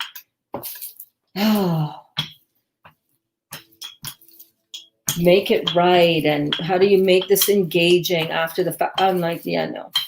Either I'm going to be engaging live or it's not happening. You know what I'm saying? But that's just me. If you prefer editing your videos down first or whatever, that's cool. But for me, I just, I love doing it live. It's like, it's a little bit of fire under pressure for sure, right? You kind of have to learn how to roll with the punches. Get it? Roll with the punch. Okay. Of course you get it. You're not stupid. But I much prefer the naturalness of doing it live, I guess is what I'm saying. So, and I love that you're seeing me do it in real time. You know, there's many hours that I would be standing here in the kitchen, and this is all I would be doing before I was doing the live classes.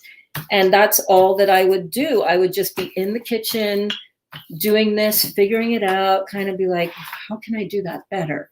Or what about if I made it like this? Or what is this texture? Okay, this is the texture. And how is it going to turn out in an hour after I've had it in the dehydrator? It was always a really fun unfolding. So you see that? I'm just taking off. I'm just removing. You see how much easier the saran wrap comes off of the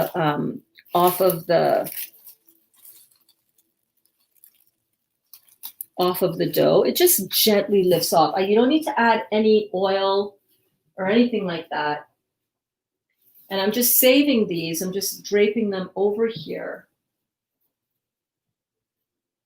to reuse again. And same thing. I want to have, and these are fairly thin. I think one can just roll out a little bit more, just a little bit more. There we go. I want to make these really super thin, like a thin tortilla or a thin roti. These are so good just to have to dip, for your dipping sauces, and just a little. It's just a much better alternative than bread. Bread, again, remember, is complex chemistry. Complex chemistry.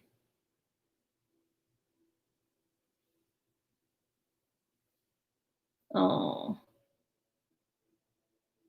Louise, I'm so sorry to hear that your partner. I'll talk about your question in just a moment.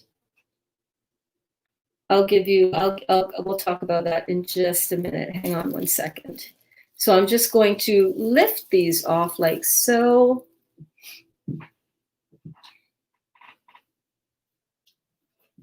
And now what I want to do is I want to get this onto, again, one of these sheets here so that it's going to speed up the drying process. So let me get one.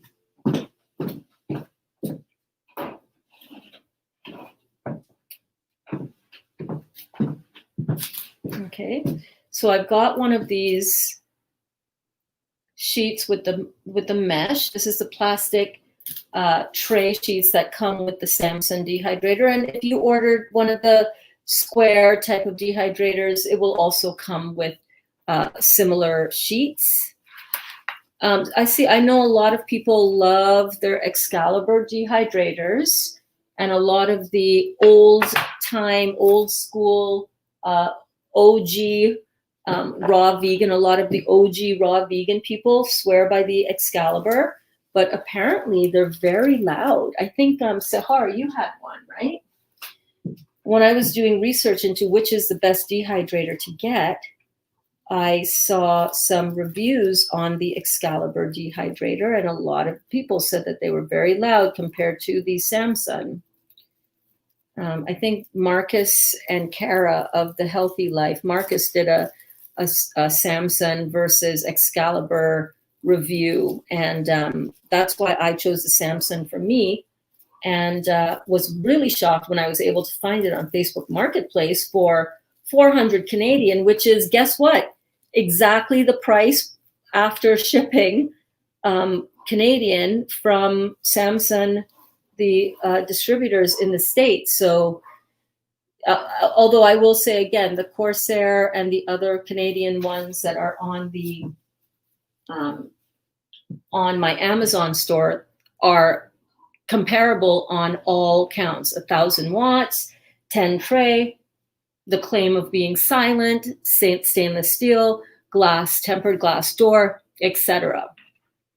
Which is why I chose them to offer before I was able to get them with Samsung. So you can see how thin these are. These are very, very thin, probably 1/8 of an inch. So these will not take long to dry at all. I'm going to pop these in, and then I'm going to save those, the rest of the dough. I'm going to show you how I'm going to wrap it up, and I'm going to put it in the fridge so that tomorrow I can make more, later on I can make more, and I'm going to pop these in. I'll be right back.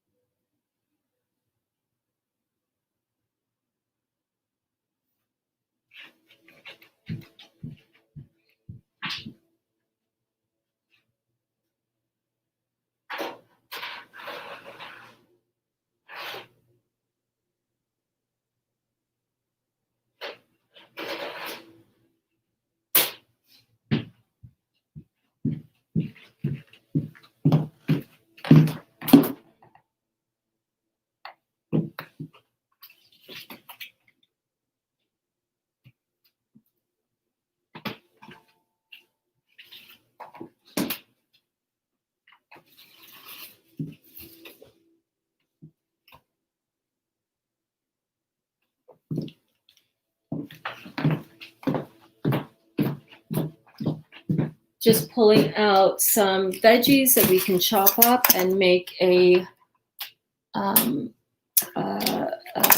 toppings for our pizza in a Thai sort of vibe. Okay, so Louise had a question. Burns, my gorgeous, delicious lover. Okay, can I just say hello?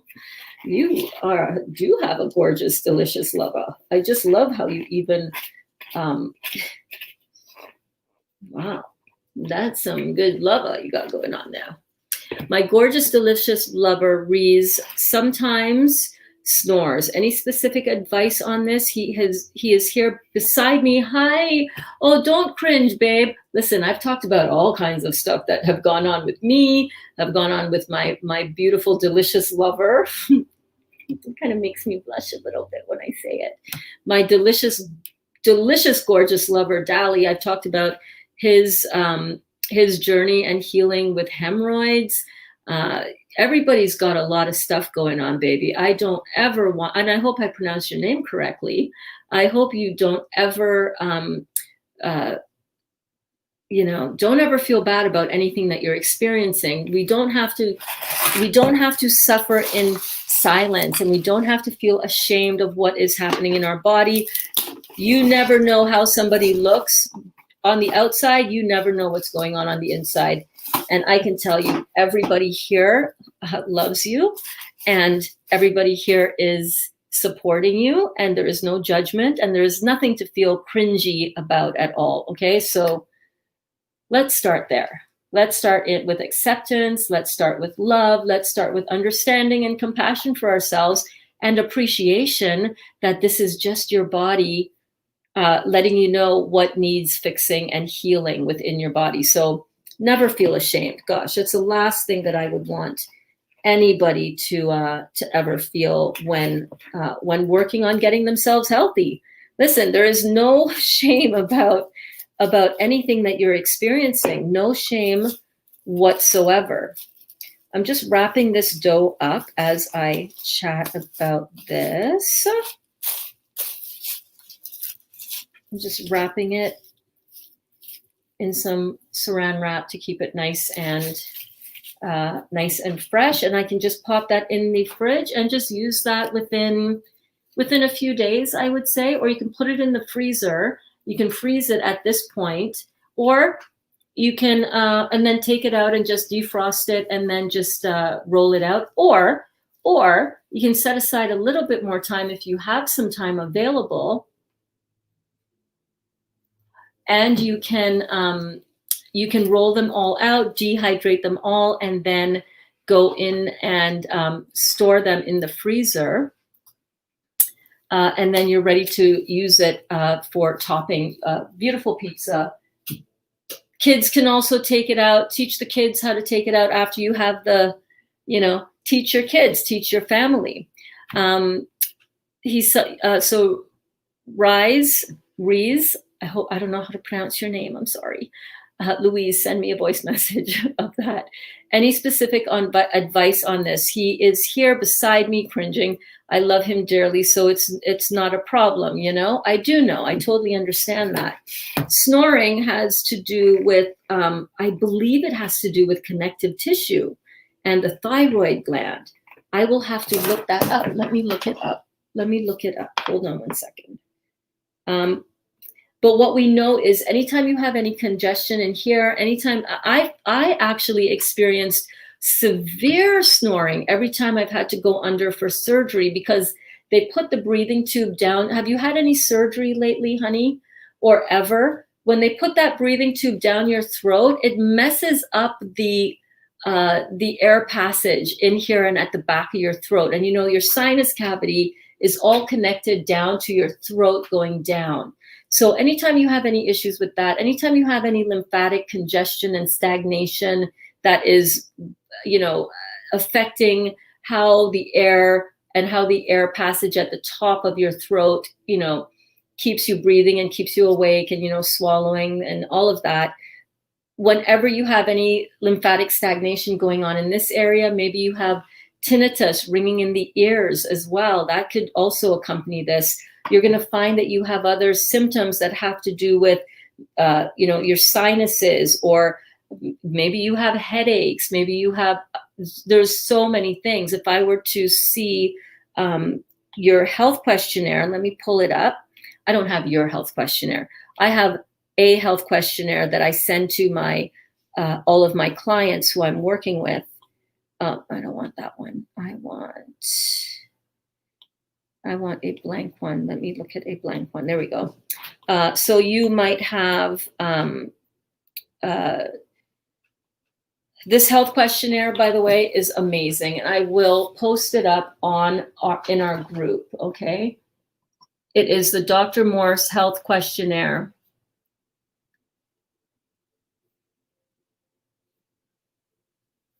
And it goes through a huge list of questions to help identify where within your body you might be experiencing some a need for some strengthening. Where in your body are you experiencing weaknesses? And snoring is on here.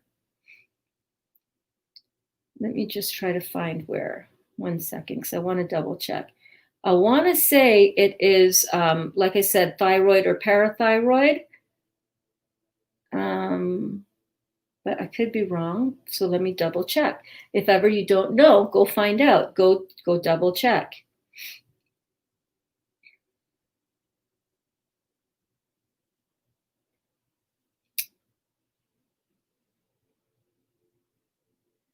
Excuse me while I read through.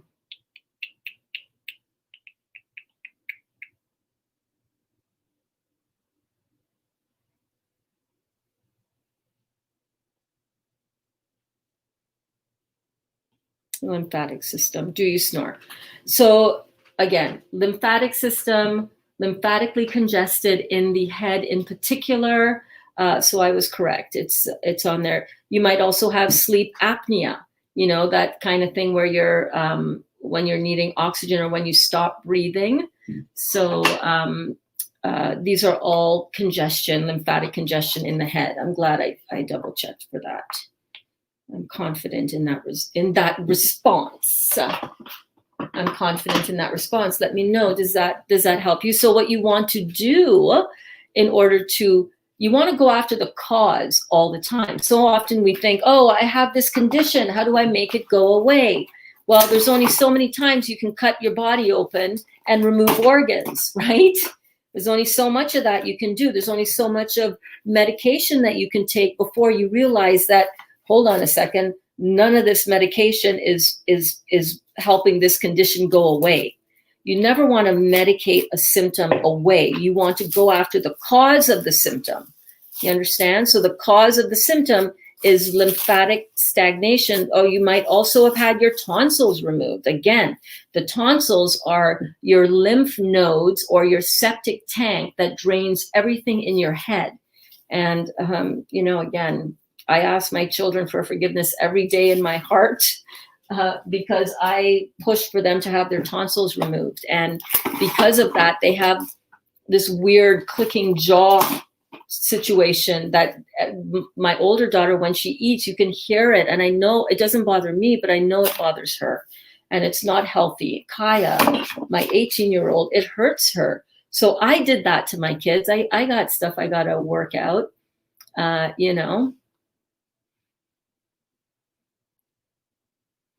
Let's see here. Louise and your beautiful, delicious lover, Reese. I hope that helps. What can you do? Fruits, melons, and berries, baby. You got to get your lymphatic system moving. You've got to open up the kidneys. So you got to go after your kidneys and adrenals first and foremost. The best way to do that, fruits, melons, and berries, baby. And herbal support. So you want to look into the kidney formulas, the adrenal formulas. Eventually, after about week 3 or 4, you can start using the lymphatic formulas. The Fab 4 is a really good place to start. It covers the kidneys, the adrenals, the blood and the endocrine system, the lymphatic system and the endocrine system. It's a good basis to start with. If you are looking to really kick this up, get this lymphatic system exiting, flushing out to the outside. If you look on one of our, I think it was class number 18, I just sent it to, you know what? I just sent it to Nabila. Let me see here. On day 15, I did a class entitled Cancer and the Great Lymphatic System, and it really broke down beautifully, all from Dr. Morse's textbook. It broke down the how the lymphatic system works, right? And why and how important it is to clean it out, get it opening and filtering out through the kidneys. How do you know if your lymphatic system is filtering out? You will see evidence of it in your urine. So you want to pee in a glass jar. Oh, delicious lover of Louise. You want to pee in a glass jar, and you want to be looking for sediment and filtration in that jar, so that you can be assured that your lymphatic waste, the cellular debris in the body, is taken care of by the lymphatic system. It makes up 80% of the fluid in our body around the cells. And then the other 20% is the kitchen. It's the blood of the body, right? And that is that makes up 20%. So we know how to feed our bodies. Well, we're learning more and more every day here on the Real Juicy Detox. Yes, we are, on how to feed our bodies so that we are not having a big acidic hit in the body like we have grown up eating. And it's so hilarious. People say, yeah, well, that doesn't make sense. My people have been eating fill in the blank for millennia. I'm like, I know. That doesn't mean it's good for you. That doesn't mean it's what the Creator created for you to use as fuel in the body, right? We have to break down all kinds of myths about sugars, myths about protein, myths about all kinds of stuff. And, don't think you're going to go to WebMD and find the answer for that stuff. WebMD, are you kidding me? That's where you're going to go look for nutritional advice to heal your body. If they had it, all of us wouldn't be out here fighting up with all of this disease in our bodies, right? We wouldn't be having to deal with snoring, because I wouldn't have to be dealing with snoring and tinnitus and ringing in my ears. We wouldn't have to be dealing with all this other stuff. Just because our ancestors have been doing it for millennia does not mean that it is what the Creator put here for us to use. For millennia, we've been messing this up. Messing it up. Why do you think, in addition to sanitation being so poor in the in earlier centuries, but why do you think that people lived? We had such shortened lifespans. One of the reasons is because we've been eating stuff that isn't serving us. That is causing us great dis-ease in the body. Don't think that we're the first generation to be having this cancer problem, right? That's not true. We kind of are, because chemotherapy and radiation actually causes more cancer than the cancer that they actually say they're healing or they're curing. They're not.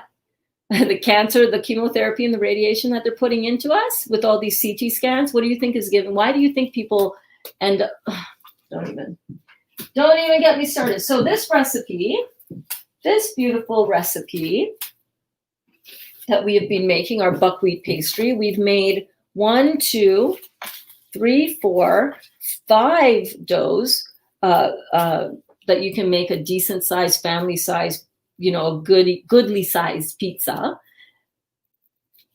plus 1 in the dehydrator, plus 4 tortillas in the dehydrator, which is basically one of these divided into 4.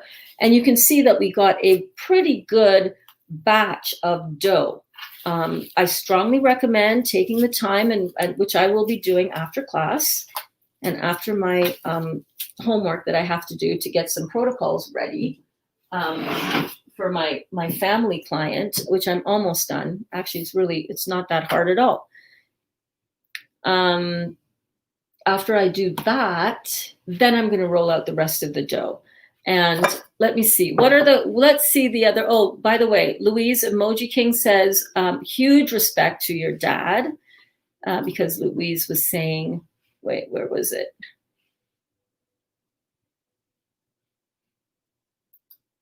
I can't find it. Louise's dad was in the service as well. Janita says tonsils and adenoids out at age 8, appendicitis age 13, have sleep apnea, and on levroxine,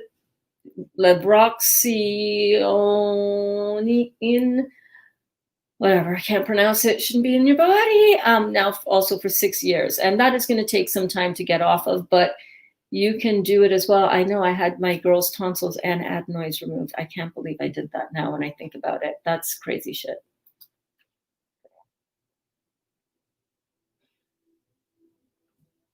Kelly says, ooh, that juice is good. Kelly says, Janita, I know you were asking Burns, but this thing is huge and looks so commercial. I have to hide it somewhere. I can't imagine leaving it on the counter. I have a cat that has fine hair, almost like lint. I can just imagine her hair being sucked through the fan. I don't think you have to worry about that, babe. It's not that big. Like, I'm looking at it down the hallway. And it's beautiful. At least the one that I have is. Which brand do you have again, Kelly? If you're talking about the Excalibur, that thing is ugly as, I'm just saying. That's thyroid that Janita is talking about. Oh, totally. Whenever you're dealing with anything in and around here, right? Oh, shoot, the levroxetone. I get it. I get it. Thank you so much. That is a thyroid medication. The levroxine. Yeah. Thank you so much for that clarification. So what do you say? You think we should make some pizza fillings? I think we should make some, what time is it? 2 o'clock. I've got to cook my family something for dinner. We're here in the kitchen. It's going to go down either way. Either I talk to you or I talk to myself. So I'll talk to you guys. So let's make a Thai-inspired pizza, shall we? And I'm pretty much just going to make this up as I go. I'm just going to use the same bowl, and I'm just going to leave that right in there because I don't like dirtying too many things. And as it is, like my kitchen is like, yeah. Yes, yes, queen, yes. And still my proper favorite knife is still in Glenda. So what I'm going to do here is I'm going to make, remember the topping that I made for the first pizza that we did? Do you remember that? With all the peppers chopped up and the pineapple and the mushrooms. And it was so good. Oh my God. It was like literally the best pizza toppings that I have ever had on a pizza. And it was just, I hate not having a good knife.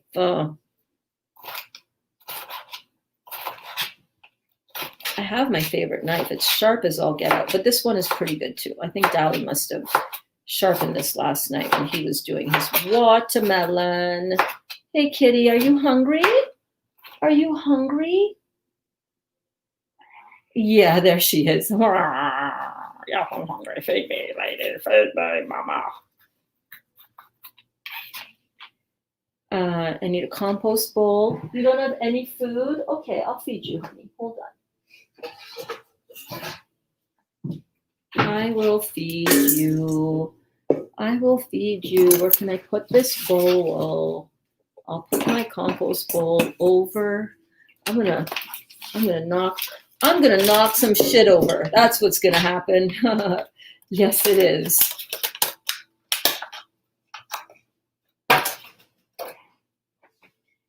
Tomato on the ground. That's okay.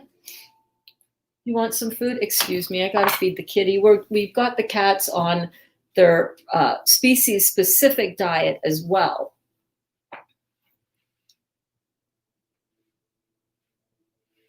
Synthroid, I get it. The one I have on Amazon store is a 12 layer. Okay, all right, so that may be a bit bigger, but you know, mine isn't in my kitchen either, actually. Mine is in the front office, but it's quiet, so that's the main thing. Sahar says, I hear you, Kelly. The one Burns has is beautiful, and I wouldn't mind it on my kitchen counter. I hide my Excalibur. LOL, the Excalibur is pretty ugly looking, and it's very loud, right? It's very loud. Your husband is like, yeah, no, this thing is, you can't keep this on the counter. What you talking about, lady? Right? Oh, hi, Treva. Treva says, hi, going dairy-free helps my husband. The snoring is gone. My sister no longer uses her inhaler. Yes, and she stopped snoring, and sleep apnea is gone. She is vegan now, but not a raw vegan. Things are going to get even better for her when she goes raw vegan, because there's a lot of crap in the vegan diet. There's a lot of complex carbohydrates. There's a lot of complex chemistry. There's a lot of excessive plant-based protein, a lot of beans, a lot of grains.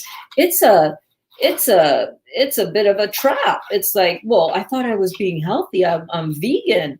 It's like, yeah, but what are you eating? Oh, you're eating all that acid food. Oh, you're eating the fake, the fake vegan meat.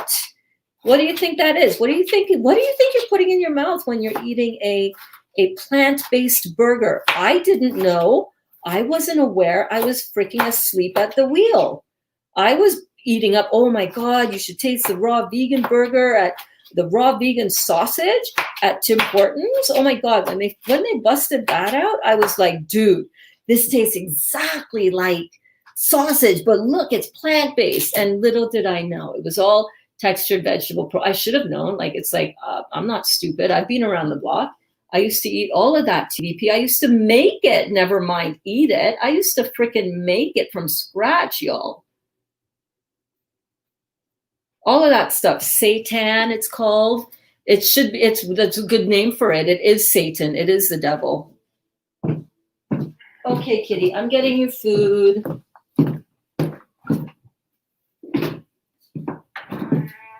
I am getting it. Okay, take it easy. Take it easy. It's coming. I know, Ma. It took Kitty a while to get used to this raw chicken and heart and liver and fish oil combination thing, but she now eats it. Both of them do now eat it without the need of sprinkling on any of their Temptations treats. So I'm so proud of them. Yes, honey. Yes. Come on. Come here. Watch out.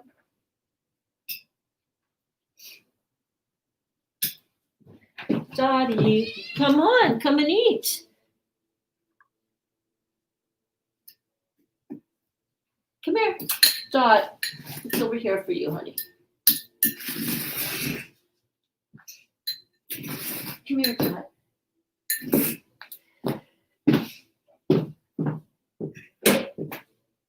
Okay.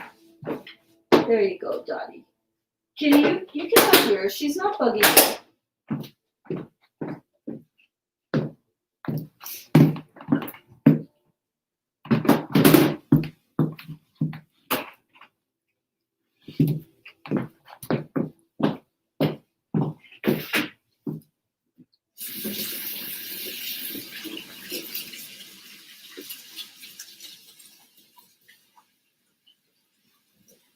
They're happy.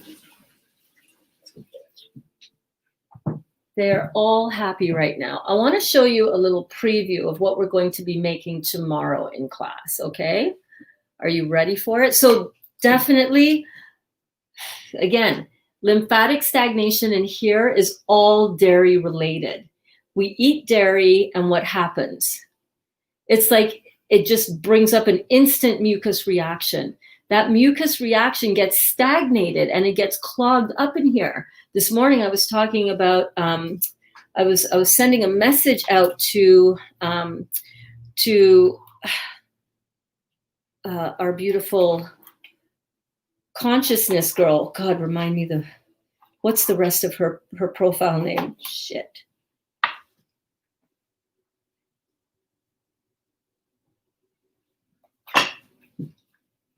Pull it up on my history on the YouTube.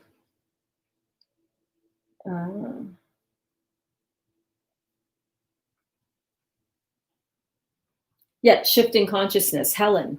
We were talking about Helen and getting the vibrational message out to Helen that vertigo is all lymphatic stagnation in the head area. This is important to clean up and to heal. And the dairy that we have been eating our entire lives is just so bad for that. What happens when you have a milkshake? How much dairy does your lover drink, Louise, or has he had in the past? So this lymphatic stagnation, all of this mucus, all of this cellular intra and intercellular stagnation, the stagnation from within the cell and the stagnation that's going on outside of the cell at the same time, right? All of that huge factor, dairy. That's why we got to clean out the lymphatic system, clean out the sewage system so that all that, and when you do, as you clear that out, you're going to have the healing crises that have to do with the mucosa lining, the ear, nose, and throat issues, vertigo issues that are going to come up as you get this cleaned out of your cells. It's got to come out of the cells. Once it comes out of the cells, it's got to come out of the body, and it's going to come out of the body oftentimes in your sinuses, in your snot, in your coughing up. You might get pneumonia. You might get bronchitis, and likely your beautiful, delicious lover has had a lifetime of suffering with sinusitis, bronchitis, all kinds of asthma, another big one for big milk drinkers that also have, like Triva's sister, I think you said, right? Yep. No longer uses an inhaler. Why do you use an inhaler? You use an inhaler because you can't breathe. Why can't you breathe? Because your lungs are congested with what? With mucus. How'd the mucus get there? Oh, the dairy that you were eating. That's right. You know what happens. You have an ice cream cone and all of a sudden you're pulling in and sucking down and swallowing down all of that mucus in the back of the throat. It's an instant mucus experience. I say it, I joke about it now. I'm like, oh yeah, you want some ice cream? You want some snot? You want some snot on a cone? What flavor snot would you like? I mean, you guys, it's disgusting. And that's like, oh, Burns, that's so gross. And it's like, yeah, it is. That's exactly what I am not judging you if you do love the ice cream. I did too. Big freaking time. Huge. But I also know what it caused in my body, and I'm not I'm not asleep at the wheel anymore. You know what I'm saying? We gotta stop. We gotta wake up. We gotta stop being asleep at the wheel, guys. This is our only physical body we get. We don't get another one. We don't get another shot. Once we've fucked this body up enough and it's just done, we're done in this physical experience, right? So also being so rooted in our own pain that we have caused ourselves and being rooted in the body like we are, that keeps us apart from our spirituality, because it's really hard to sit and meditate when you are in so much frigging pain and you're afraid and you are seizing up left, right, and center, right? You are very rooted in the 3D world and the 3D reality, which is your suffering and your pain. We want to get out of that. We want to get in touch, reignited, re-engaged with our inner spiritual beauty and the divinity which is within us. But if you're locked down in the body and it's affecting you so much that you are in fear, you get that diagnosis. You know what it's like to get that diagnosis, right? I know what it's been like. I've been getting them constantly for 9 years. It wasn't just the first diagnosis. It was the first diagnosis, then you think you're okay, then you go back in for another CT scan and you get another diagnosis, right? My cancer diagnosis was not a one diagnosis shot deal. My diagnosis was 2011, November 1st, and then maybe a year later, bam, it's back. Take this Gleevec. I declined it at first as a preventative measure. Their chemotherapy drugs are just the things that cause more cancer because it kills more of your cells. Cancer is just dead cells in the body. Dead, why? Because you damaged them. You either depleted them of oxygen, and once you deplete any cell of oxygen, it dies, right? The body doesn't like that. It's like, no oxygen, no life, bye-bye, see you later, we're dead. Let me wash this.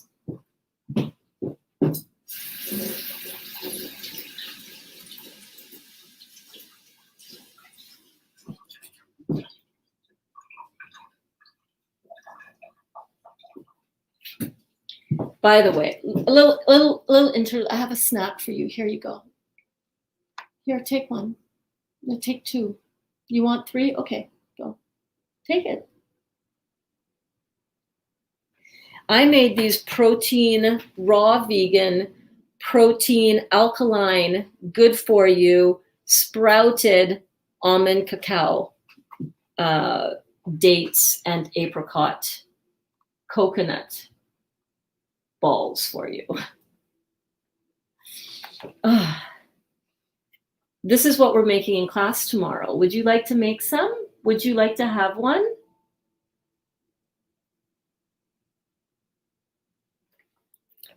This is what we're making in class tomorrow because I know a lot of us have sweet tooths like me. And I know that a lot of us have kids that want the goodies, the gummies, the yummies.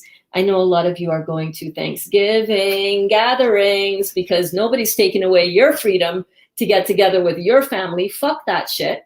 You're going and you want to take something with you to enjoy with your family and you want to blow their minds.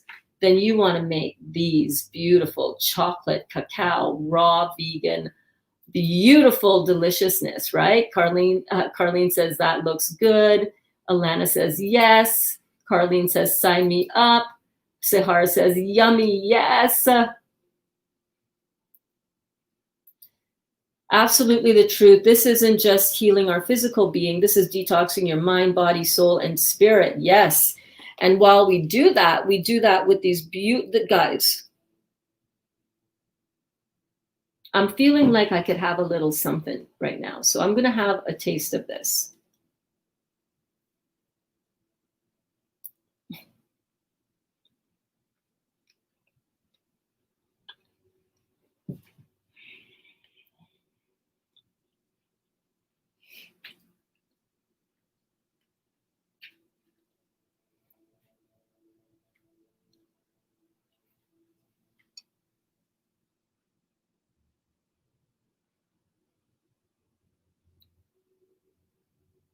This is me squeezing it hard.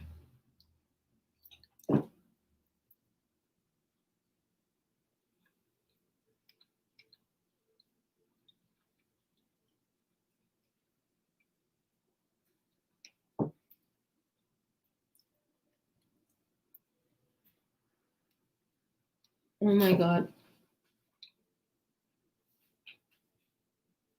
Okay. Take one.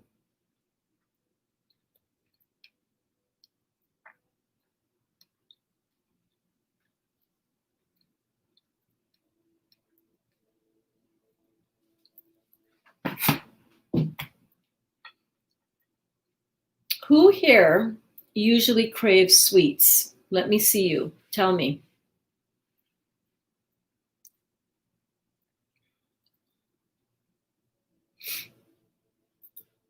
Alana says, I got to get my Thanksgiving menu started. Do you need a dessert recipe, babe?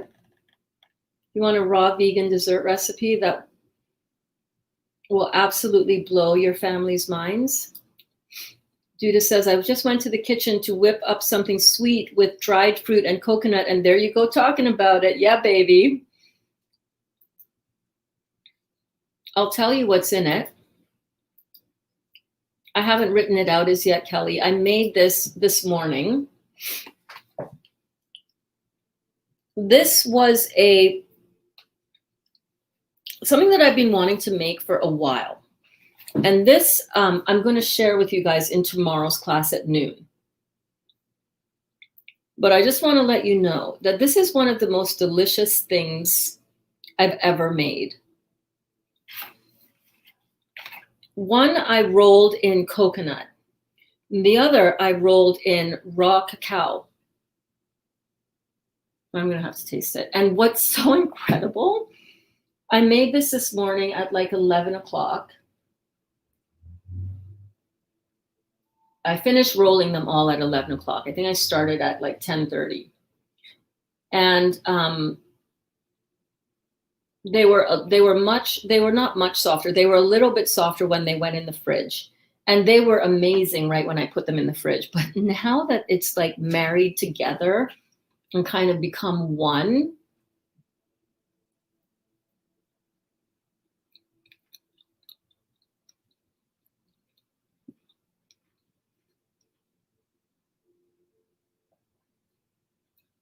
it has turned into a whole other thing. I think the cacao butt powder is a little bit strong on the outside.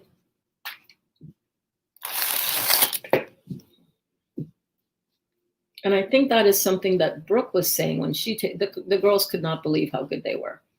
So the cacao powder one, I just dusted off instead of leaving it all that chocolatey. And let me see. Coconut is my favorite though.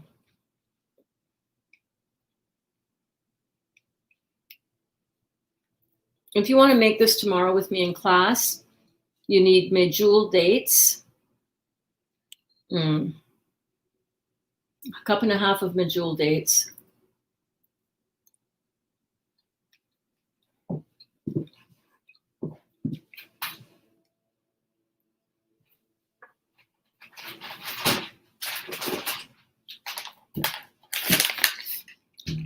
Some apricots.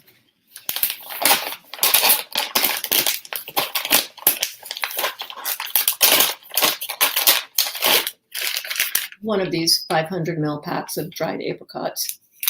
One of the same of dried figs. You're going to need some shredded coconut, unsweetened, organic, preferably. What else did I put in it? You're going to need some raw cacao powder.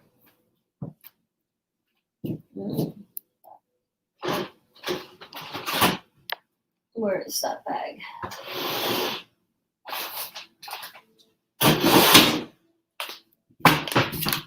I use the Prana. All right, and then come to class tomorrow. We'll make them together. You need a food processor as well. Oh, and you need almonds. I used 1 cup of soaked almonds, raw almonds. Soak them overnight. Put them in some water. Soak them overnight. Leave them on the counter, soaked overnight. They're going to sprout a little bit, so they're sprouted. They go from like dormant to sprouted alive. And you need some coconut oil. We're going to make these tomorrow. I'm going to put these back in the fridge.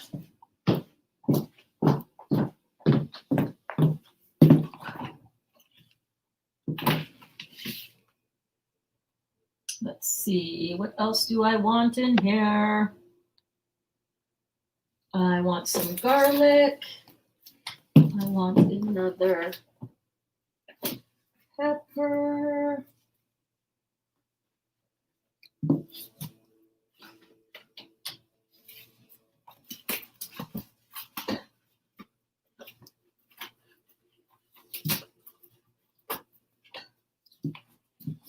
want a little plantain.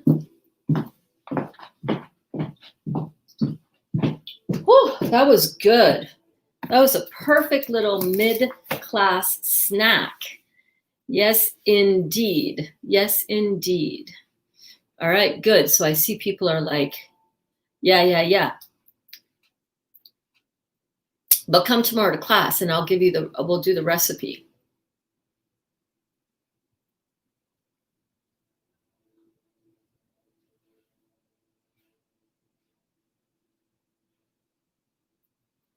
Yes, so Kelly craves the sweet. I didn't do the recipe as yet up, Kelly, because I just mixed it up today, right before class. So I haven't had a chance as yet to put it up. And tomorrow I will do like I did today, where I wrote out the buckwheat pizza, the dough, the pizza dough recipe, and I'll put that up here as well. Kelly says, yes. Rhonda says, hey, Rhonda girl, how you doing? Me, sugar cravings are the devil. Cara Jo raising her hand. Louise asks, can you give a brief recap on how we have low oxygen in the body, killing cells, cause and process? Every recap welcomed, as it takes time to clock each process 1 or 2 times. Yeah, that's why I often will teach and go back over and review and talk about, but even just go through the lesson plan where I've talked about this. I think that was day 17 and 18 was when I did the sugar and how cancer and the great lymphatic system, Louise. So it's not so much that it's an issue around oxygen, okay? Oxygen is important, it's necessary in the body, obviously. If you don't have oxygen going to a cell via the blood, the cell dies, right? You know, like the song, love is like oxygen. You get too much, you get too high, not enough, and you're gonna die. That's what that refers to, right? So having proper oxygen levels and oxygen balance in the body is necessary because every cell in the body has one job. Every one of our hundreds of trillions of cells, hundreds of trillions of cells in the body, every single one of these cells has one job. And that is to create a cycle of energy, to produce heat and to create a cycle of energy. If something is out of balance in what is necessary to create such an energy cycle, then there's no energy to that cell. And when you have hundreds of trillions of cells that are deprived of either oxygen or simple sugar, the 2 ingredients necessary for a cell to create an energy cycle or heat in the body, an energy cycle, heat and energy. If any one of these 2 components are not present in the proper amount, you're going to have low energy, you're going to have cells dying, you're going to have death and decay. Your cells are going to die. When those cells die, and there are enough of those cells all together in one spot, it becomes a tumor, a conglomeration, an agglomeration, a sticking together of dead, damaged cells. What are the 2 things, again, that the body needs in order to create an energy cycle? It's oxygen and simple sugar, not complex sugar, not protein. Protein is not a fuel source. Protein is not involved in this process of creating an energy cycle on a cellular level. That's not the job of protein. Protein is for building structure. And protein, we do need protein in the body. Absolutely, we do need protein, but not nearly in the amount that we have been led to believe that we do. I'm not feeling this red pepper. Is it really fresh? No, I'm not feeling this red pepper at all. I'm not going to use it. I'm chopping it and I'm like, no bueno. And I don't think this is going to be any better. I left those 2 a little too long in the fridge.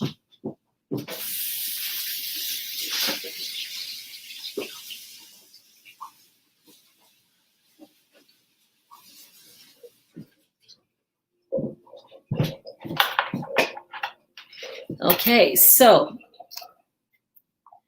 oxygen is necessary to create an energy cycle, and simple sugar is necessary to create an energy cycle in the body. Any lack of oxygen, any lack of simple sugar in the body is going to result in an acid situation in the body because of the nature of what's left behind when certain food is metabolized, but it's also going to mean that cells are going to die.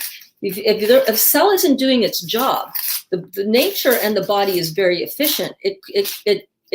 It's terminated, right? It doesn't live. It doesn't survive. We talked about this morning when Mandy was asking a question about baby, like pregnant mothers and detox. And that's why we were talking about, I said, you're going to want to be clean when you have a baby. If you don't, you're passing on all the stuff that you're not clean in those areas. You know, you're not healthy. You're not operating optimally. You have a poor lymphatic system yourself.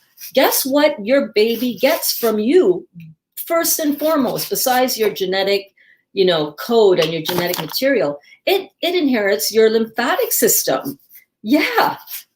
Because it's intricately tied to you through the umbilical cord and through the uterus, and the whole dynamic way that the mother processes and gets rid of toxins within her body. And when she's creating a whole new fetus, a whole new person within her, that is going to produce a lot of toxic flow. She's draining out her lymphatic system, but she's also draining out the baby's lymphatic system. The baby's waste is going through her. And if her lymphatic system is shut down, oh man, right? I had toxemia when I was pregnant with both of my kids. Why did that happen? Because I was so lymphatically challenged. God, I was over 200 pounds. 5 feet, come on. I got pregnant at like 125 pounds. Like I was small when I got pregnant.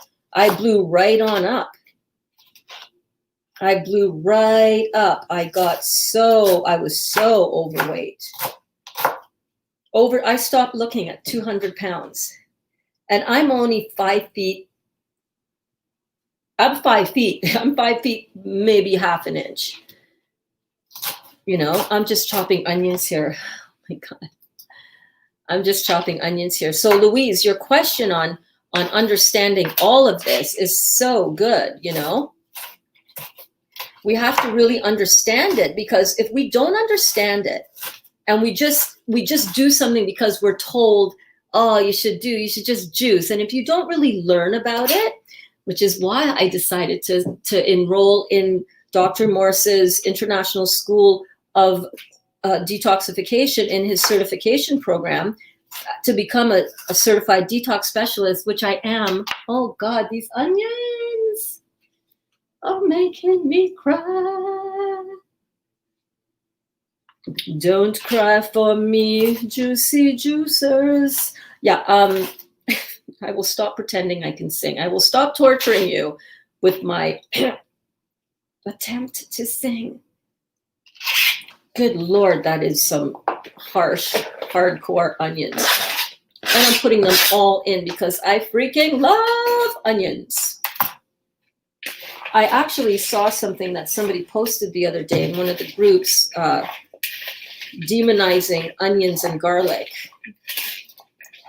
Anything in excess is not good, and I looked it up. I was like, oh, really? What does Morse say about this?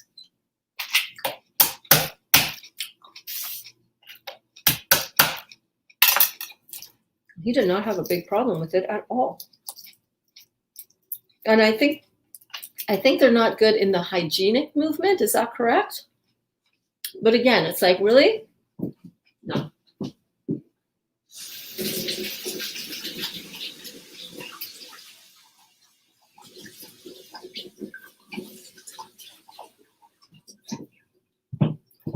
that stringent on certain of those things. You know what I mean? Garlic press. How are you guys doing? Are you having fun? Are you enjoying this? I'm so enjoying this, especially after our blackout yesterday with the storm on everything, and I couldn't get the stream to feed to the feed to stream properly.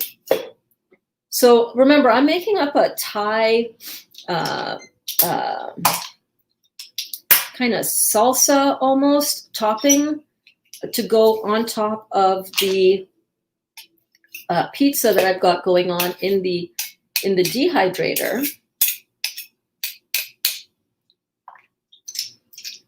And that dough can really stand being in the dehydrator for quite a lot of time. It's not going to get overly dry because remember, we're going to be putting on some moisty toppings. So I've got, I would say, I did 1.5 large cloves of garlic. Ooh, that is smelling delicioso. Remember Dora? Was that on Dora the Explorer? Delicioso. Oh wow, that's a big hit of onion. So what we're doing right now is we are making up a Thai topping to put on there. What else do I have? I do have zucchini. I always hesitate when I use zucchini though, you guys, because for me, zucchini is usually bitter. Now I was looking in the fridge, what do I have? What can I put in there? And I saw the plantain, also known as plantain, by people who have not grown up in the Caribbean where these are native to. Also, you know, Thailand and so on. In Trinidad, we call this plantain, not plantain. I'm actually going to, plantain is a, in the banana family, it's got usually likes to be cooked. And we are going to be adding to this I want to make a Thai dressing. And I realize now that maybe I should not have put in the raw garlic into that, but that's okay because I love garlic.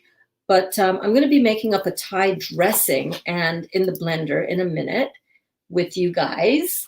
And I'm going to show you how I do a really, really delicious marinade. You can use it as a dip. You can use it as a dressing on zoodles maybe, or a dressing for your veggies like we're doing here today for our pizza. If you didn't know, if you're just popping in and tuning in now to the live stream, welcome. Please feel free to say, hey, I'm here. Burns in the house. Let me know if you're in the kitchen with us. We're in the kitchen. We're exploring how to make this beautiful buckwheat pasta. And I'm actually going to, oh, my nose is running. I'm actually going to go and pull I know I'm mixing fruit with veggies, guys, and I know that is usually a no-no. This is one of those instances where, you know, I'm gonna kind of experiment. I have to admit, because I've been kind of nibbling on this stuff lately, I do notice that I have been a little bit more gassy, but you know, it's a little gas. If you have a really big problem with gas and you do not want to have an issue with that, with digestion rates, et cetera, I'm just showing you my real life, guys. I'm not gonna lie. I don't eat any of the acid forming food whatsoever, but I do bend the rules sometimes on the little things like food combining.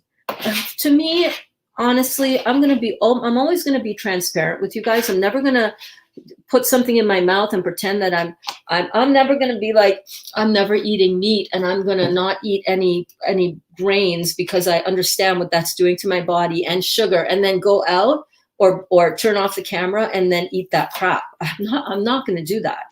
So if I am going to bend the rules, I'm going to show you exactly where I am choosing to bend the rules, what battles do I want to fight, right? I'm not going to fight the food combining battle. It's like, okay, food combining, I get it. I understand. I overstand. I understand. You know what I mean? But I'm going to bend the rules a little bit for myself because that's just my personality. All right? Crucify me. I don't care. I'm not a purist. I don't even color outside the box. What box? The crayon box? I'm so far outside of the box that I am the box. Bam.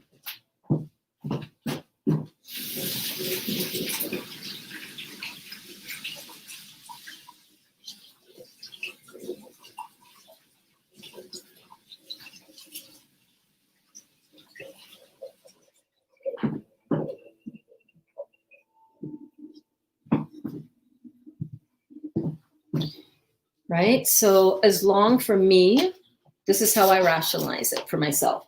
As long as I'm staying alkaline, as long as I am staying alkaline and focusing on my fruits, melons, and berries, baby, I can rest assured that I am doing and keeping everything acid out of my life, including toxic people and toxic circumstances and toxic thoughts and toxic habits.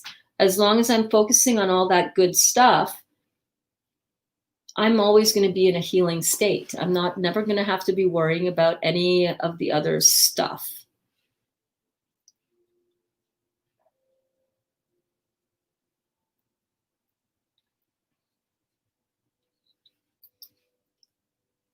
I'll be right here tomorrow, same day, same time. Awesome. Same bat.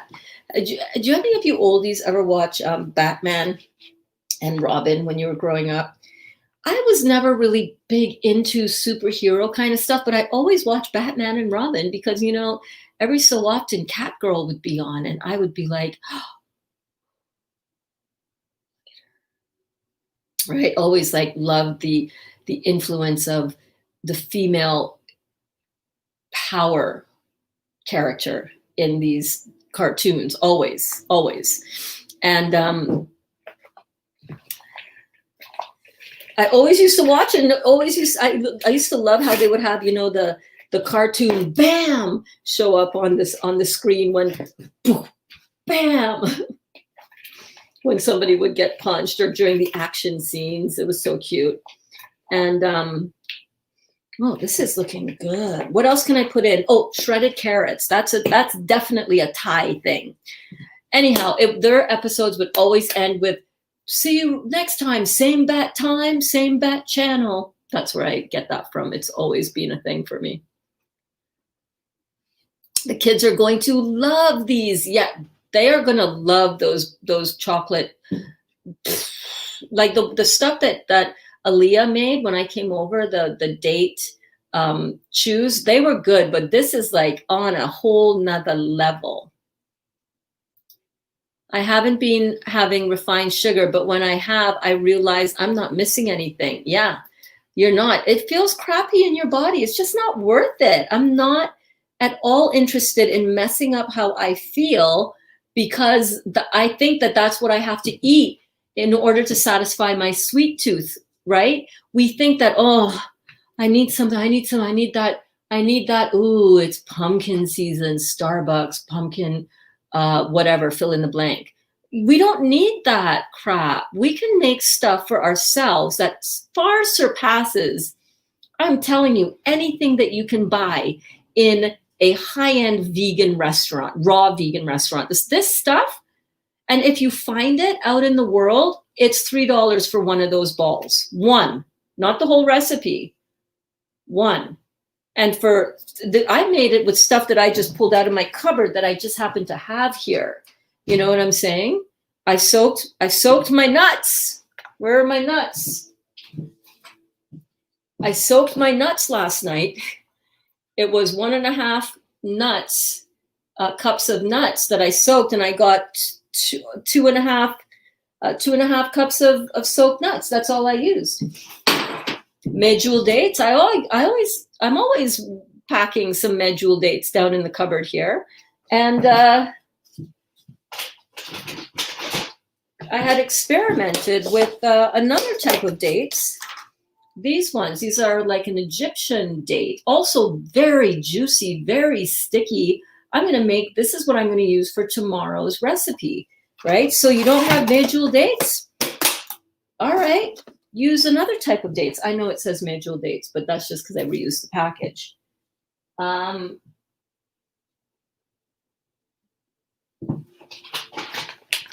going to use these sun-dried tomatoes in here as well.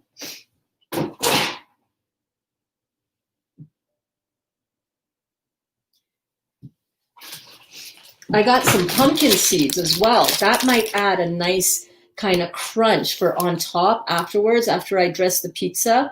And then after it's all dehydrated, I come back in here right before serving and sprinkle it with some crunch, right? That might add a really nice dimension. So I got that going on. I'm going to get some carrots out of the fridge. Hang on.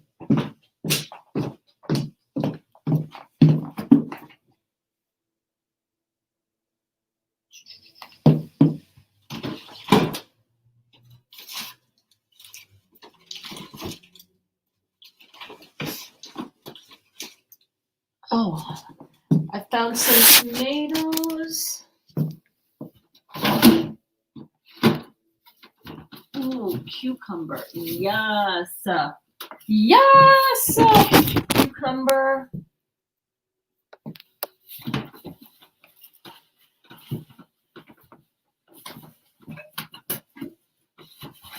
Can't reach that one. And carrots.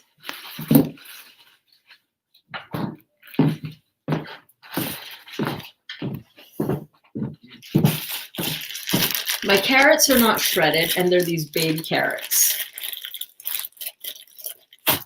I don't have the shredding blade attachment to make my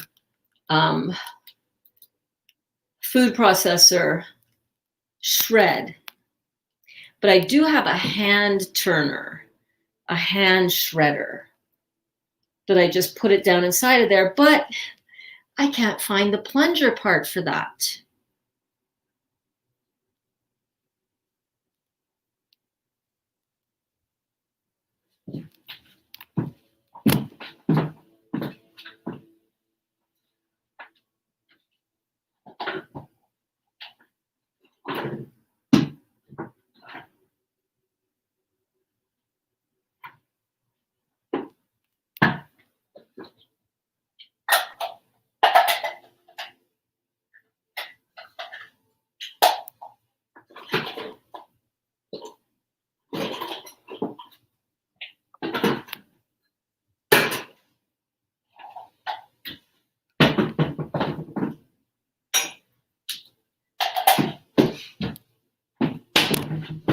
Okay, problem solution. No problemo. No problemos. Okay, so because I want it to be like, I don't want to put it through the food processor, right? To just have it finely minced. I don't want that. I want a little bit of that shredded cheese kind of action.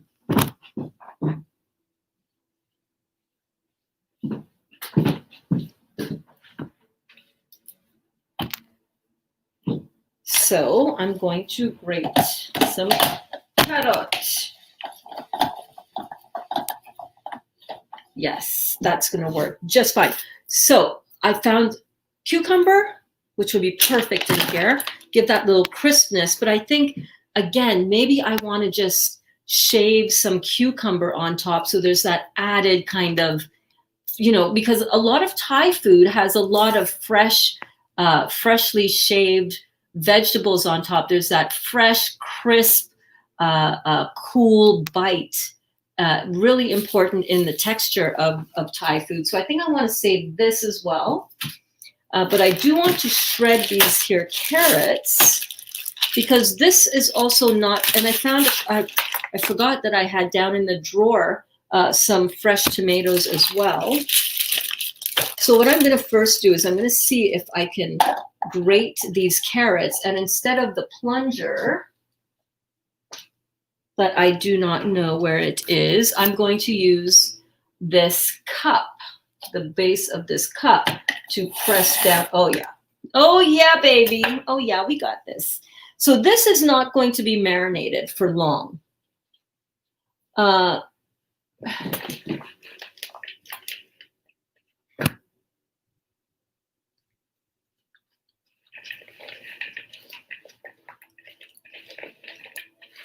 yeah. The thing with raw garlic is that I overdo it with raw garlic sometimes. That's got a pretty good bite to it. I'm just going to stick the bowl right under here. And I'm just going to, let's see if we can get this to work, shall we?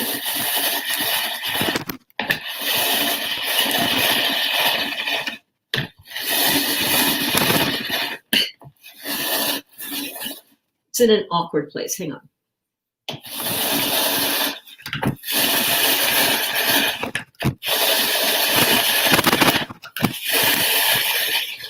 It's working. Oh. It's working. Okay.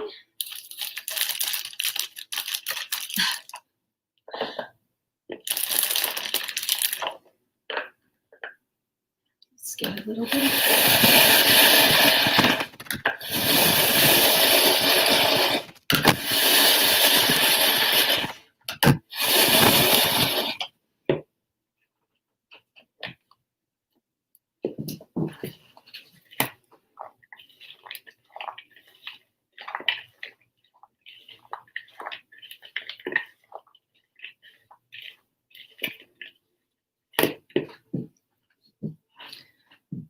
Do a little bit more. It's working, but it's very like, I need a proper, shredder thingy.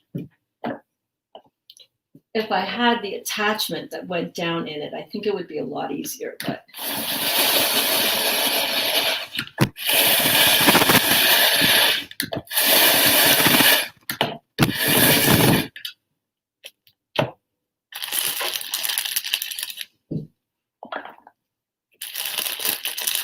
I was going like, no, here.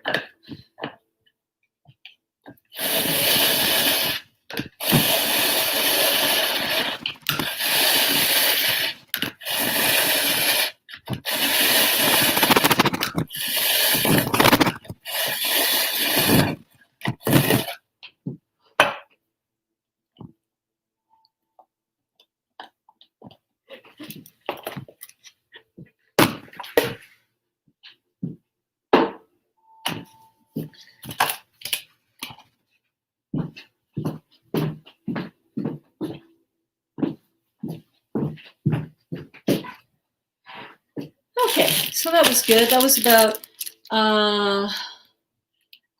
a cup of baby carrots, I would say. Not too bad, not too bad. Put that over here so we can go back in the fridge. Wait, over here. Okay. So now we've got some nice shredded carrots. Looks beautiful. It looks so good. Really beautiful. It's got that plantain chopped up. They say that bananas are the meat of the fruit world. They're the meatiest. I wouldn't use them to detox on. They're more fleshy than I would want. And plantain, or plantain as we call it in Trinidad, is a nice meatier, sort of differently flavored. It's usually, you want it so that it's, brown on the skin. You want to use it when the skin has really got a lot of black spots going on. So this smells delicious. I'm trying to kind of asking, what else do you need in here, darling? I'm trying to have my food speak to me. You know what I'm saying? I love that. How are you guys doing? Alana is like, what are we making tomorrow? Oh my God. Alana, you didn't see? Use a peeler, then dice. I didn't want to dice it. I wanted it shredded. Hold on. I'll show you what we're making tomorrow.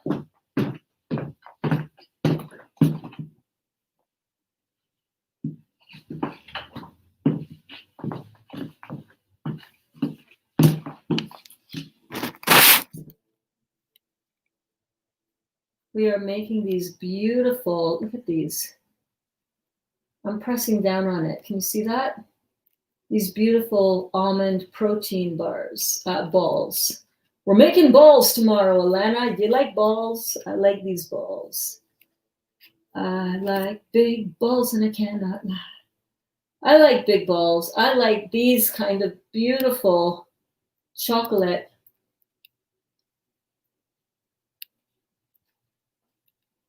Look at that.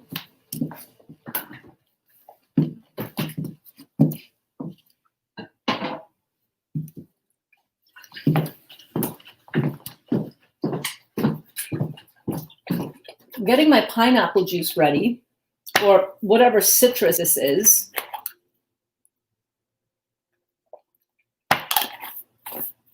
That just tastes like orange juice. I'm gonna get that ready, but I want to find the one that's more pineapple-y to make my dressing. I am the box. You like that? Use a peeler, then dice. Yeah, I can't. I need it to be shredded. Okay, Sahar, we'll see you. Sahar says, signing off. Y'all will watch this on the replay. Love you, Burns, and all you amazing juicy juicers. Alana says, have a great day, Sahar. I did see, I just can't remember what you called it. Protein power balls, I guess. Louise says, see ya, Sahar. I wish I was in the grocery store when you showed them. I'm like, what are them balls? Out loud. Wow. You're hilarious. So I don't want to use the orange juice. I want to find out of the fridge the pineapple juice to make the dressing for this. So what I'm going to do next is I'm just going to add in one of these packages. So that might seem like a lot, and maybe it is. So maybe I'm just going to do half because I'm looking at how much is in the bowl here, and I don't want to overpower this. But I like big, bold flavors. You know, I like when I bite into something that I'm like, bam, what is in that? I don't like stuff to be too overpowering, but I like it balanced, but I like it fully flavored, you know? I like things juicy. I like things savory. I like things spicy, a little bit on the heat side. Which reminds me, I don't have any jalapenos to put in this, and I do think I might have a Thai pepper downstairs. I'm trying to think, what do I have in my fridge downstairs? When we got our full-size fridge, I was like, you know what, this is ridiculous. We never use the top portion of our freezer.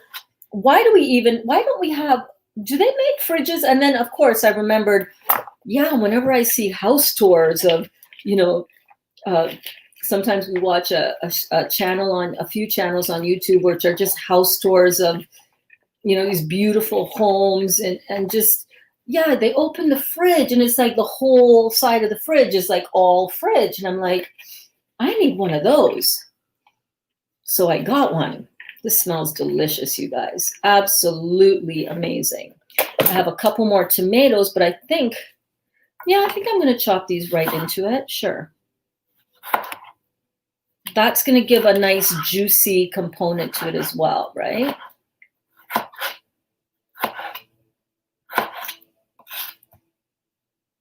Yeah.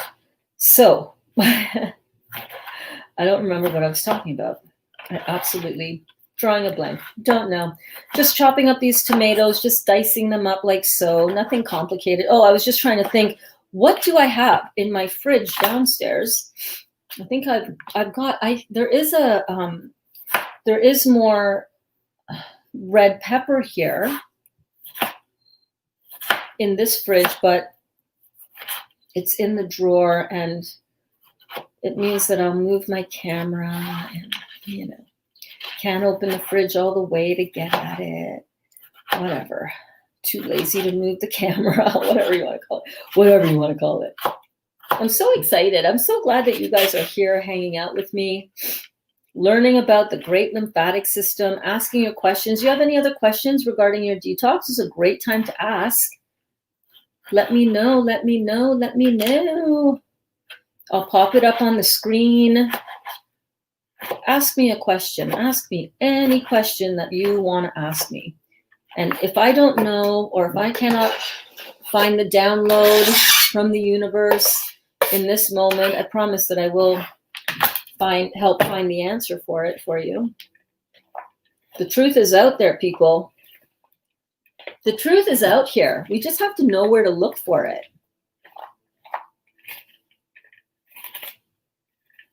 Right?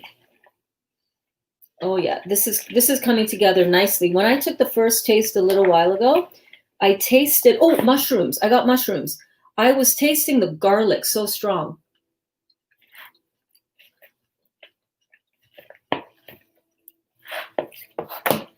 Perfect. Mushrooms.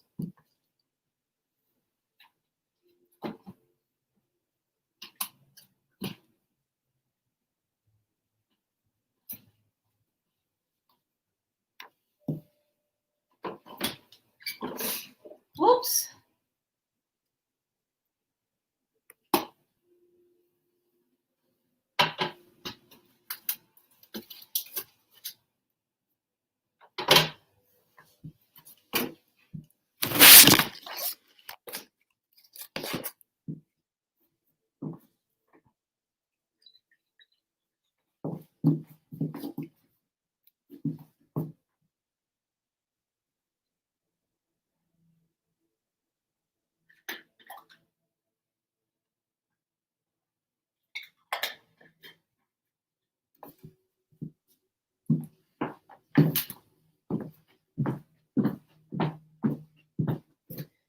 Okay, so I think this is the pineapple juice. Okay, so we've got some mushrooms that have already been sliced. I was going to use these when I did the first pizza, and I just found that I had enough of the mushroom blend, so I'm just going to put that in. And this is really turning out very much similar to the original pizza. Remember the original pizza toppings? Very, very similar. I just changed this up a little bit, right? Just go with what ingredients you have in your fridge. What do you like? It doesn't have to be complicated. I don't have pineapple this time, so I'm not putting that in, but what I am going to put in is some, what I think is pineapple. There might be some grapefruit in here.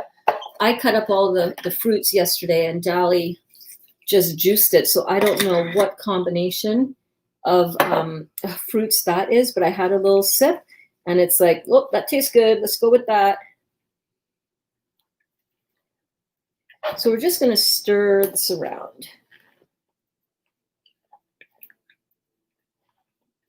Just going to give it a little stir. I think it could use a little bit more moisture. Just doing this totally by eye.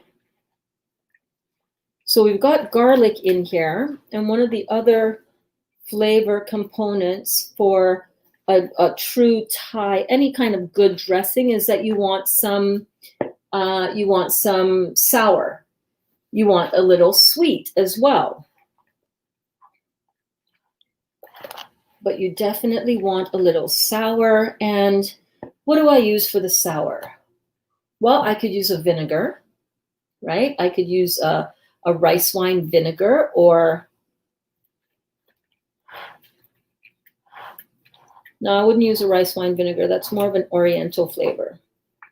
We're doing Thai. I would definitely use a sesame oil, which I have. But what about the acid? So did I not bring out the jalapenos? Where are those jalapenos, as I call them? I am going to use a little bit of the orange juice. I'm just making this up as I go. Do you guys do that too? Just make it up as you go. A little of this, a little of that. That's how you learn. And you want there to be a little juicy juice going on in there. Oh yeah. I also want some ginger in here. Ginger is definitely going to give it that beautiful Thai flavor, right? Let's give it a little taste. See how it's coming along. That's too much onion all in one.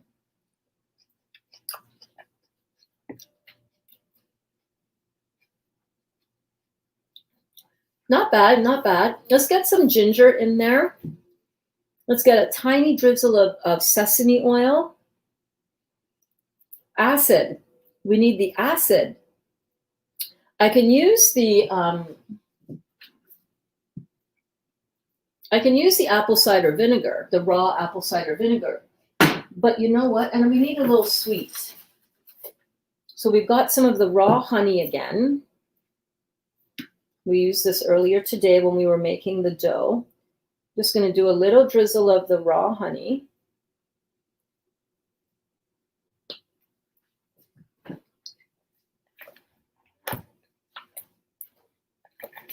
And we actually have quite a bit of sweet in the orange juice as well. That may not have been the best idea, the honey, but it's okay. We're going with it. We're going with it. All right, all right. Let's try this.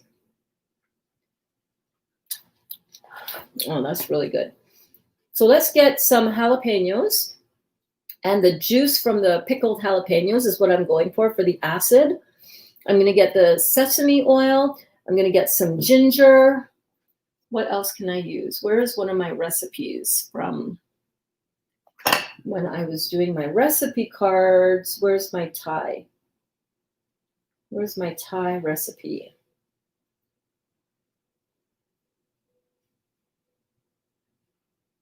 No, not that one.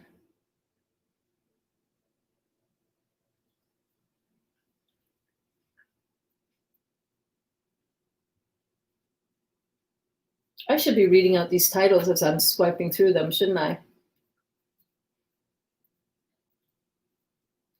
So I've got a ranch salad dressing, a sweet pea hummus. Somebody was asking me about peas a little while ago. Today, I think. They're fine. Spicy Thai dressing. Here we go. Let's see. That was the recipe card that I did up. So that might be how I share these all with you guys. So I've got blend until smooth, 3 cups of freshly pressed citrus juice, 4 oranges, 2 limes, 1 lemon, for example, half a cup of tamarind juice reconstituted. Okay, we got to put some tamarind in here as well for that acid, I guess. Half a cup of tahini, 3 garlic cloves. Oh, all right. Celery chopped, I don't have any. 3 green onions, use the red onions, so we're good. A thumb of ginger, 8 medjool dates, half a jalapeno pepper, 1 tablespoon of Bragg's coconut nectar seasoning, half a cup of sea moss soaked and rinsed well. Well, we don't need the sea moss because we're not making a dressing, because that is what would give it some thickness to it. And yeah. All right. Let's go, Burns. Let's go, baby. I do want to put a bit of salt in there right now. I stopped using sea salt, and then I said, you know what? I want to add it back and see how my body responds. And I think so far so good. I like how I feel. I like how I'm looking. I like how my body's responding. It's not negatively impacting me as far as I can tell. My fingers are not swollen. My skin looks and feels good. I'm eliminating well.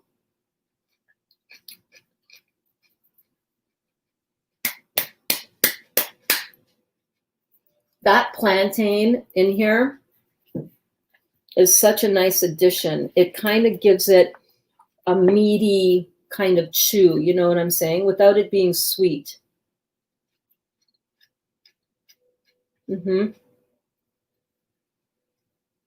Right there.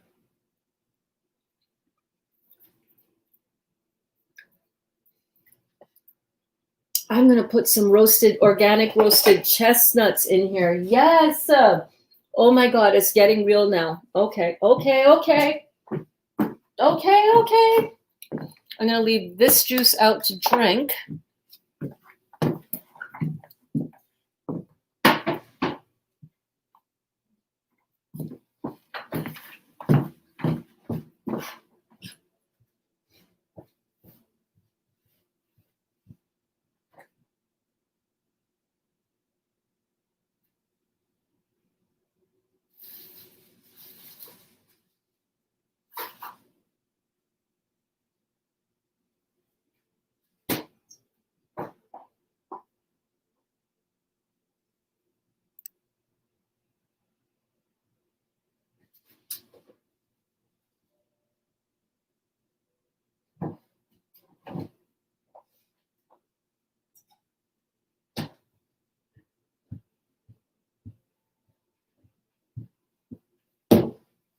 I'm looking for ginger, y'all.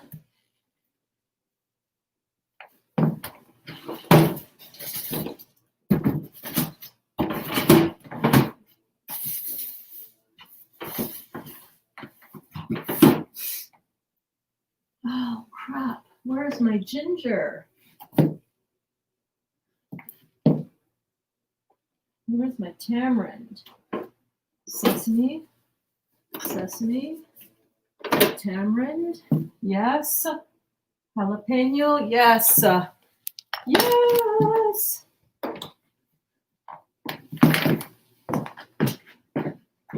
Okay.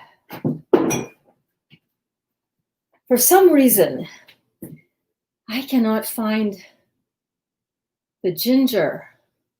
I usually keep my ginger stored in the freezer because it's so easy to grate frozen ginger. Crap, I need ginger for this. Hands down, no question. This has, and I don't even like a lot of ginger, to be honest with you. I'm really not a huge fan of a big, overwhelming ginger in my face, you know. Well, this has a lot of beautiful citrus. I want just a little bit more of the lime to come through.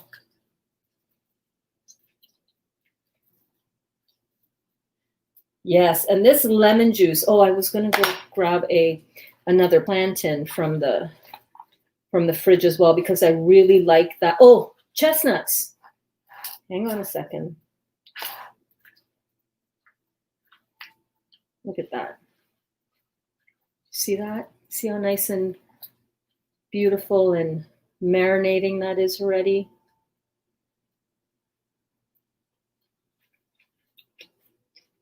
I'm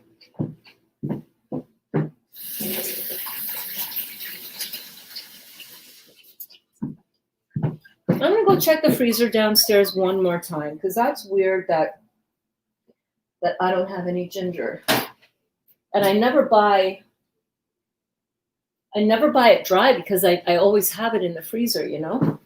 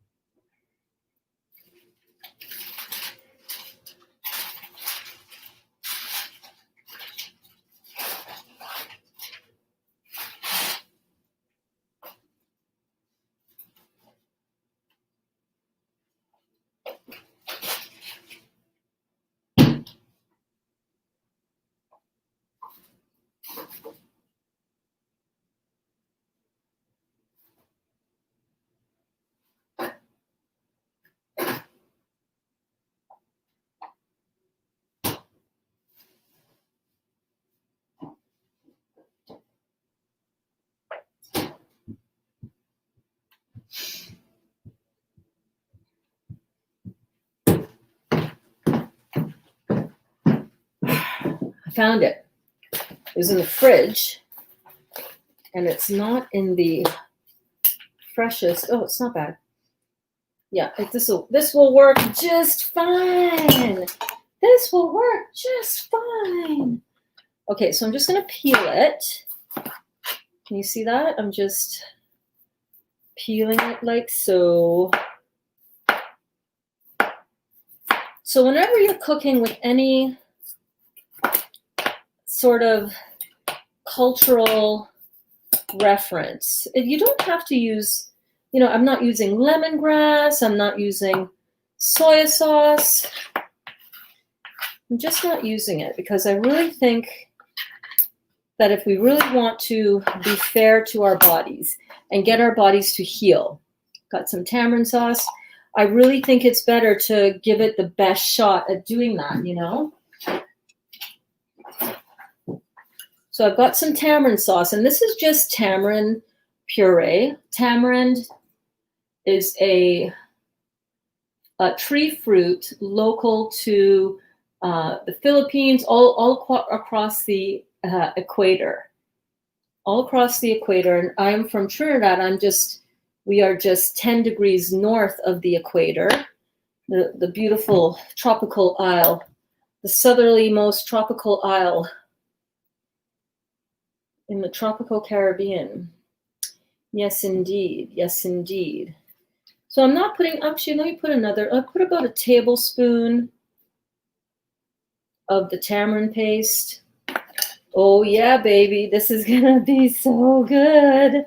Are you guys enjoying this? I'm so glad that you're here. Good for you. We're having fun. We're exploring food. We're seeing how I put food together and how I experiment, and a little of this, a little of that, a dash of this, a dash of that. And we kind of put it together and we see how it comes out. Well, we understand what we're looking for. We're looking for a nice vegetable,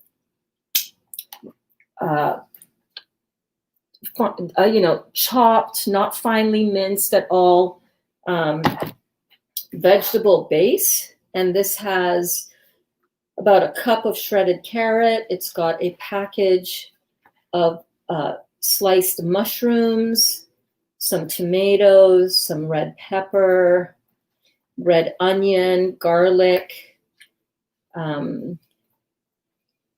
Ooh, it smells so good. And I can smell the ginger off to the side. It's got some citrus juice in there, freshly pressed, of course, because, I'm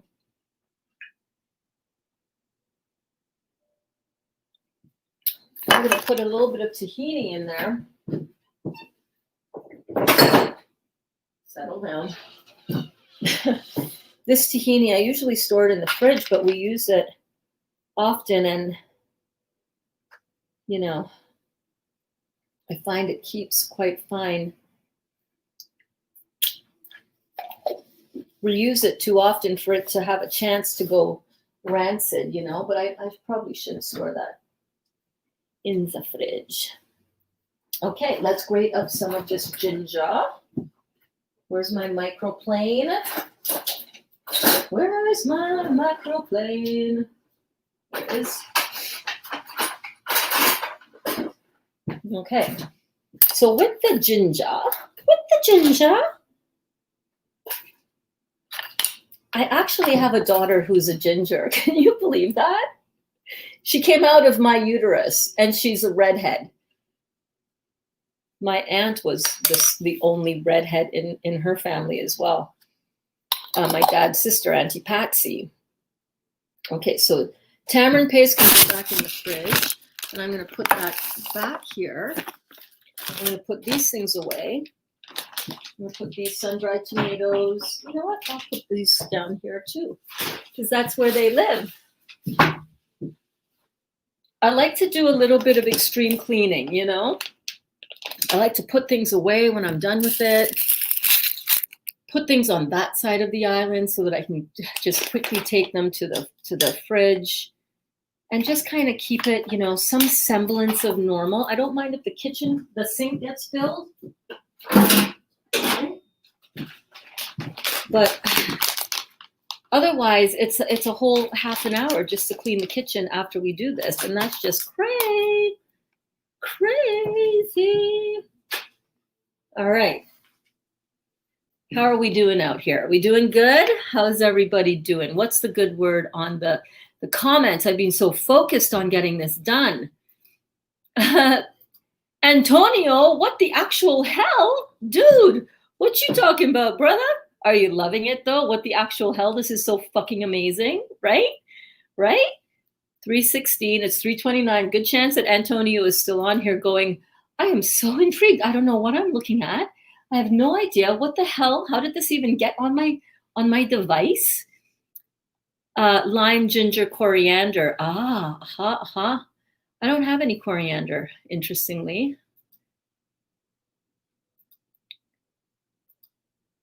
Okay, wait, I'm just going back to see where I'm at. Okay, there we go. Here we go. Have you ever had a lymphatic massage? I don't believe I have. I don't think so.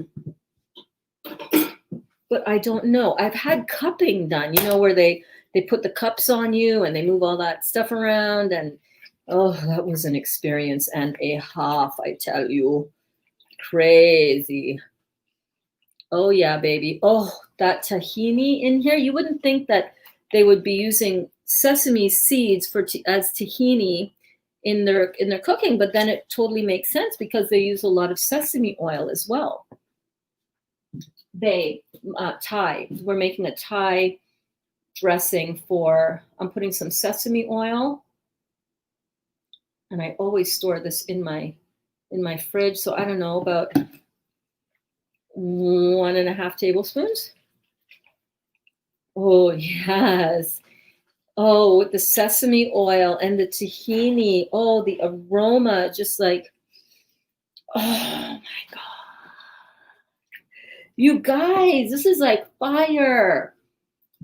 Lana says, my detox is fluctuating. Sometimes I feel like I'm not detoxing at all because I have no symptoms. My pee is green sometimes. Is that normal? Well, no, that's not normal. Are you taking any supplements at all? You want your pee to be a light golden to slightly darker yellow. Green, I would have to look into that as to what that is. Suffice it to say, could be some sulfur mixing in there with that, although sulfur use generally tends to be more on the orange side. So it might make your urine look a little bit neon, but green, it could be some medication that you're detoxing out of your system. That's what I would say. That's what comes to me, but whatever it is, you want that out of there. You want that gone. So we're going to grate in some of this ginger now. So I've got a microplane. So that is just a very fine grater. And again, remember, I said that I'm not a huge fan of ginger.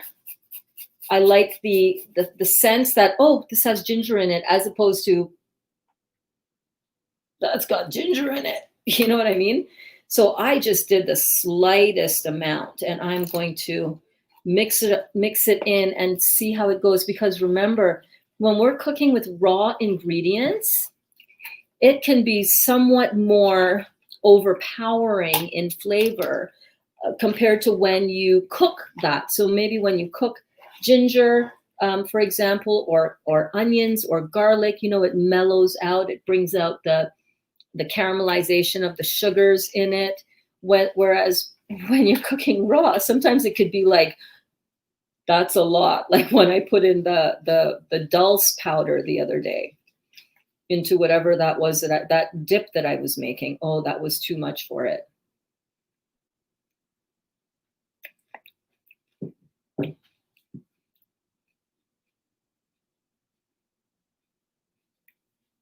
No acid in it yet, though.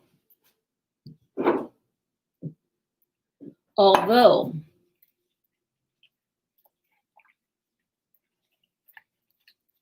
that tamarind added enough acid. I could feel it on my tongue a little bit.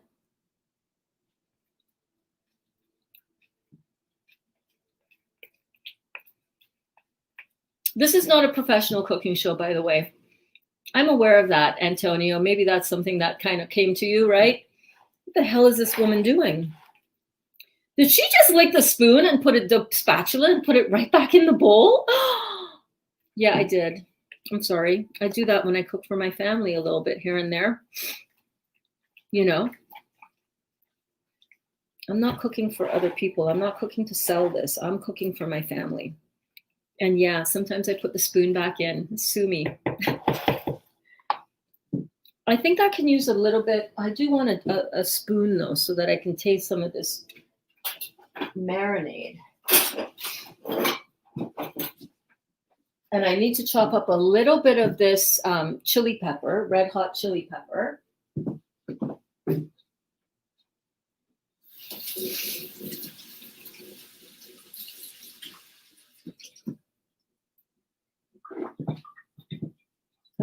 Has my honey softened up at all?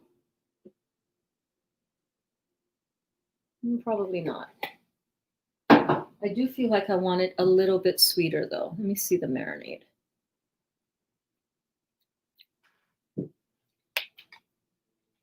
A little bit more ginger, just a little bit. Where's my thingy? Just a little bit more ginger. How are you guys doing? Are you having fun in my kitchen? Oh my God, I am so honored that you decided to come over today and spend this time with me. Thank you. Thank you for letting me cook for you. I hope you like it. It's looking good. So I do want to put some of that red hot chili pepper in here because, you know, Thai has to have a bit of a heat to it too, right?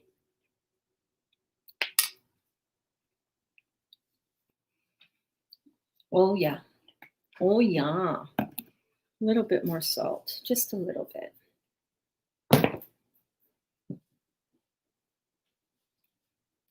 What else was in my original recipe? Let's run down that. Oh, cilantro, hands down.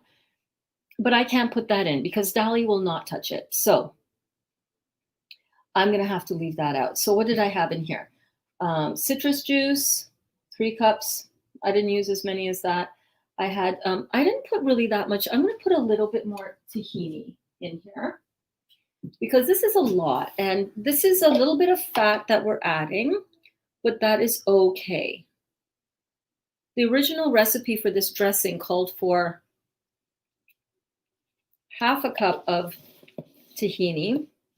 And that was brought, I kind of made that recipe up, the one I'm looking at. And I'll post, you know what I'll do? I'll post this card.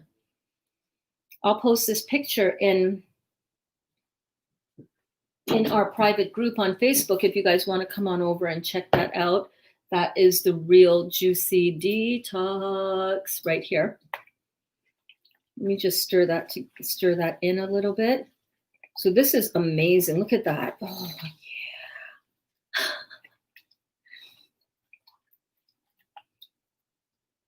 yeah. So that is like the sauce and the topping all mixed into one. You see that?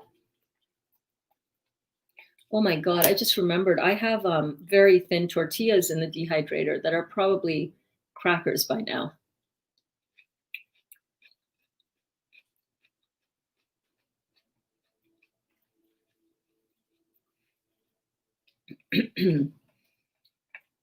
Oh yeah. That's getting pretty close to perfect, my friends. So now I'm just going to slice. I've got a red hot chili pepper here. And I'm going to just carefully, without getting too much of my fingers into it, because I know that that's just going to be a real problem later on if I rub my eye with my finger. Ooh. Ooh. That's not going to be good at all. Hey, you guys, I wanted to remind you that I go live 3 times a day. And the morning, these cooking classes are so much fun. It's a little bit of a different vibe.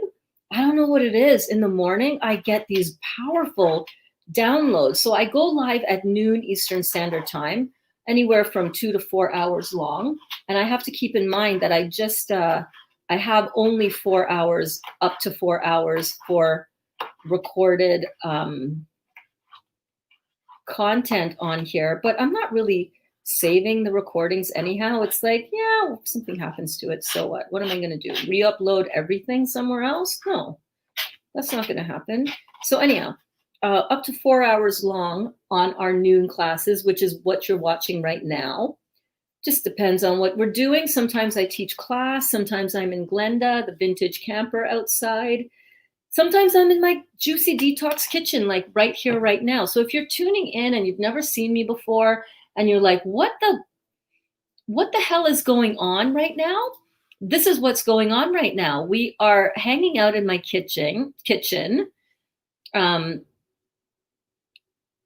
Alana says, I can feel a difference in my body when I don't get enough juice though. Yeah, get more juice in. Your body is speaking to you always.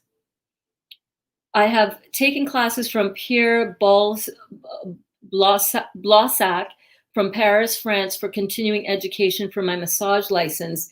They are light and wonderful. Oh my gosh, I would love to have a lymphatic massage. Ginger and your caca cilantro cinnamon. Yes, cinnamon in Thai. I'm not sure. Ginger, lime, ginger, coriander. I know the coriander. He won't eat it. I actually just threw out the coriander that I had here because it was starting to churn. I'm going to get some fresh tonight after class. Yes, Antonio. Is she following a recipe? No, of course not. I'm making the recipe up as I go. I am referencing my original recipe that I had done of my spicy Thai dressing this past summer. Where is it? And I am just making a pizza topping to go on top of our buckwheat pizza crust. Antonio, I so hope that you're still here, because if you are, you're in for a treat, baby. You are in for a treat. I'm tasting as I go. I'm liking what I'm tasting. I want to put a little bit more sesame in here. I think I've got the right amount of ginger. Perfect amount of garlic. At first, before everything else went in, I was like, oh my God, I think I'm overdoing it with the garlic. Oh my God, no, burns. The chestnuts, the roasted chestnuts. I'm going to show you guys one of my top secret. Oh, is that enough red hot chili pepper? Hang on a minute. Let me try to catch a piece of that. Can I? I don't think so.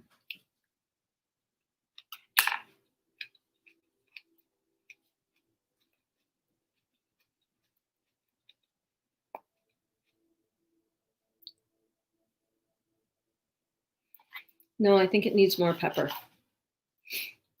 So no, Antonio, sometimes I follow a recipe and sometimes I make it up as I go. And I think I doubt, Antonio, I doubt you're still on here, because you're probably like, this chick isn't even answering me. I hope not. I hope you're still here. Tell me you're here, dude.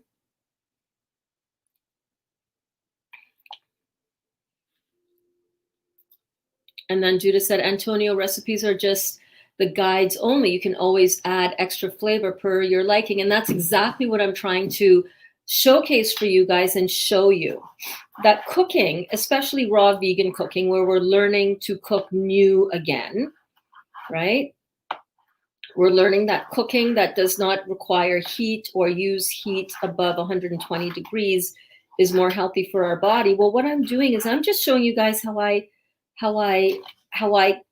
create my recipes. I'm making a Thai pizza. It's Valentina, one of my young kids my 14-year-olds that I coach. I want to talk to you about finding some good recipes. Girl, get in the class. Valentina, you should see this girl. She is a beauty. She's a beauty. Working with this family and their 5 children, ranging in ages from 6 months to 18 years, as well as the parents. And it is so much fun. Let me send her a voice message while we're here. Hey, beautiful girl. How are you? How is your day 1 going?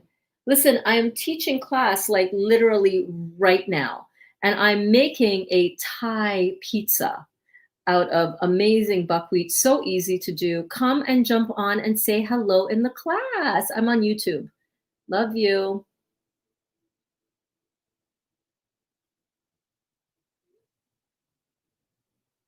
Let me pop back into my Facebook to make sure that this feed is going well. Okay, there we go. So I've added some more red hot chili pepper. And remember, if you wanted to make this same exact mixture, look at it. This looks like something that you can definitely load up into a taco. Look at this. So these are the taco shells that I made yesterday, using pretty much the same recipe that we use today. Okay? Raw, vegan, beautiful. It's kind of spiced like a curry.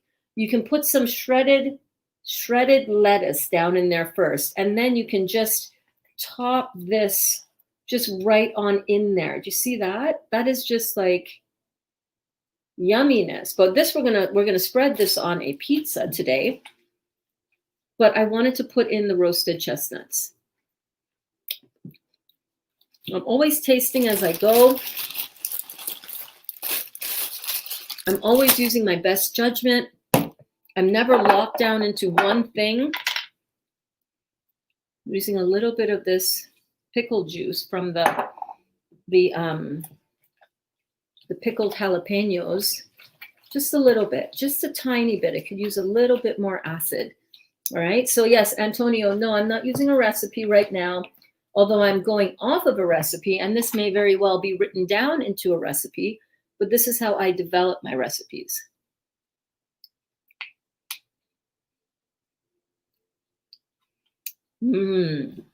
Very good. A little bit more sesame oil. A little bit more salt. And a little bit more ginger.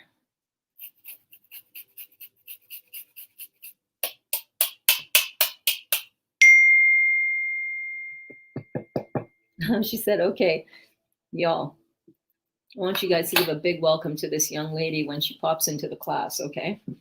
She's amazing, 14 years old, goddess. She's flying by the seat of her pants, adding, smelling, tasting, exploring her taste buds like the chef that she is. Yes, girl, yeah. Is all your family still in Trinidad? A lot of my family migrated to Canada and the United States in the early 70s, late 60s, early 70s. So a lot of them are up here. Some are still down in Trinidad, though. Yeah. We definitely have a lot of family down in Trinidad. Roasted chestnuts, 1 second.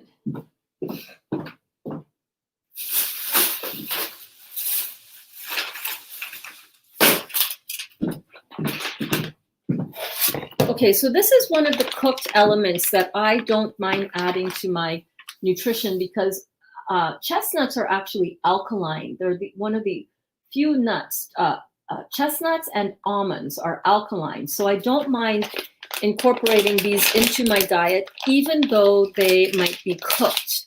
the almonds that I use that I'm going to be making in tomorrow's recipe of the power balls, the protein power balls.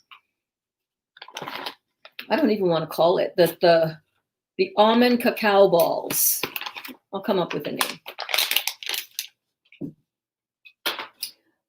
The almonds that I use in that are raw, so they are alive. But this is what the chestnuts look like. And they're not water chestnuts, but they're the, chestnuts roasting. Yeah, those kind of chestnuts. And they're really good. They have almost a sweet and meaty at the same time, lightly nutty, chestnutty. They're like chestnuts because they are. Okay, so I'm just going to roughly chop these.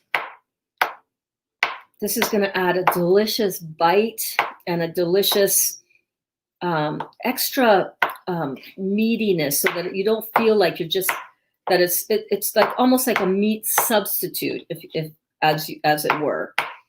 I'm just going to roughly chop these up,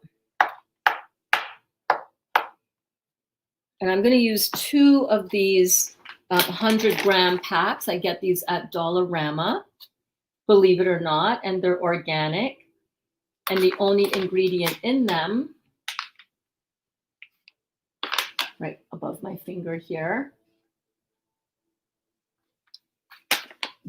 is organic chestnuts. That's the ingredient. That's it. Dollarama, $1.25. First time I explored this, and I ordered them on Amazon, I paid $2 a bag. These I find locally, they're $1.25. You're out, you want something to munch on, you're like craving something, fill in the blank, whatever it is. If you have a pack of these on hand, or if you can find a spot that sells these and you pull over and you get yourself one of these, it is really, it's been a snack saver in our house for a while. This is what one looks like in half. You can also buy these in store right now because they're coming into season with the later part of the fall. And if you get this and add it to your diet, you're basically, yes, it is cooked. Yes, whenever we cook anything, it kind of bonds the chemistry. Yeah, absolutely. But, hey, babe, you're home early.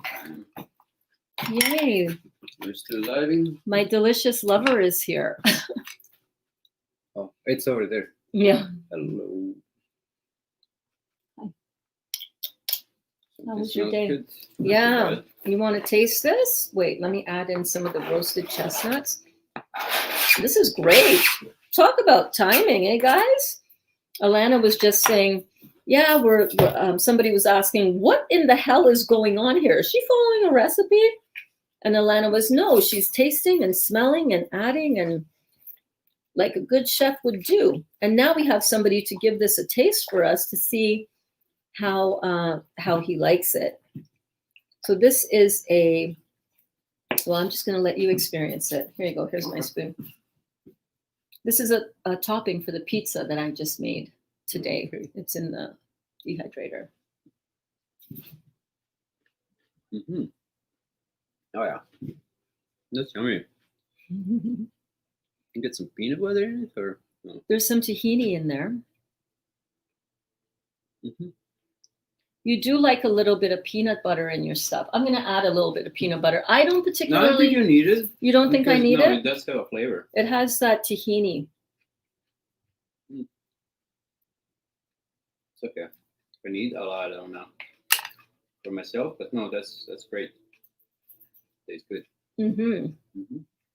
Did you have any with the roasted chestnut? No, I don't know. Let me. Here, I just got it on the spoon for you. But I'm not that crazy fan of these. Oh, you don't like the tomatoes? The cherry tomatoes. Yeah. No? I'm not a big fan of those. Okay, what about I got a lot of everything. Okay. Mm-hmm. I can use some more chestnuts in there, I think, for the ratio of chestnuts. I'm not, because there was so much in the thing. in the bowl. It reminds me of some Chinese food we ate. It's Can't remember what was it, but it's Thai. what could be, yeah. Yeah.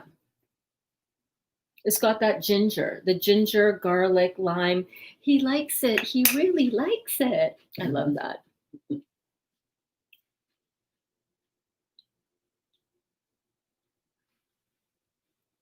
Valentina is here. Everybody, welcome Valentina. Valentina. Okay, I'm gonna go talk to Mama. You're gonna go talk to your mom? Okay, babe. Say hi for me. I will.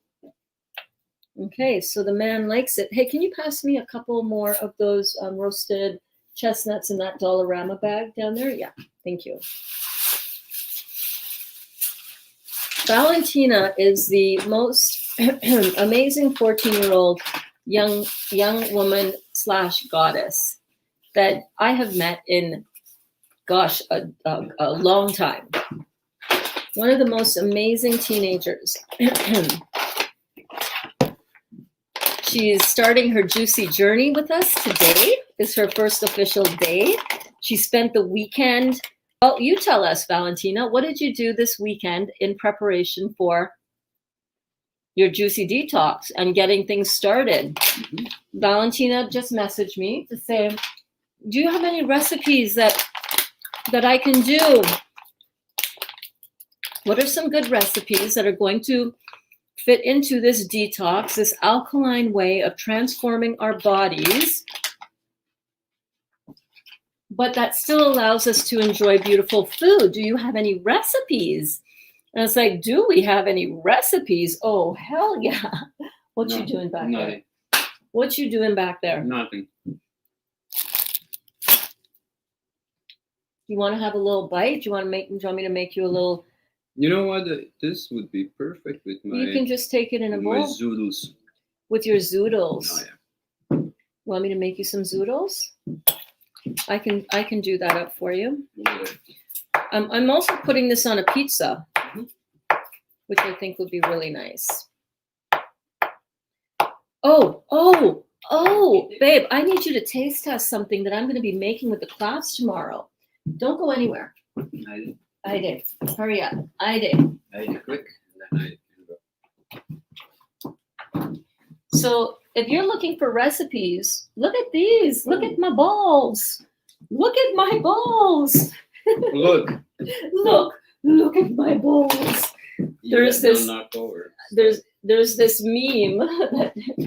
Oh, look at my balls. Look at my balls. Look at these, you guys. Let me try. So these are almond cacao, raw, vegan. Mhm.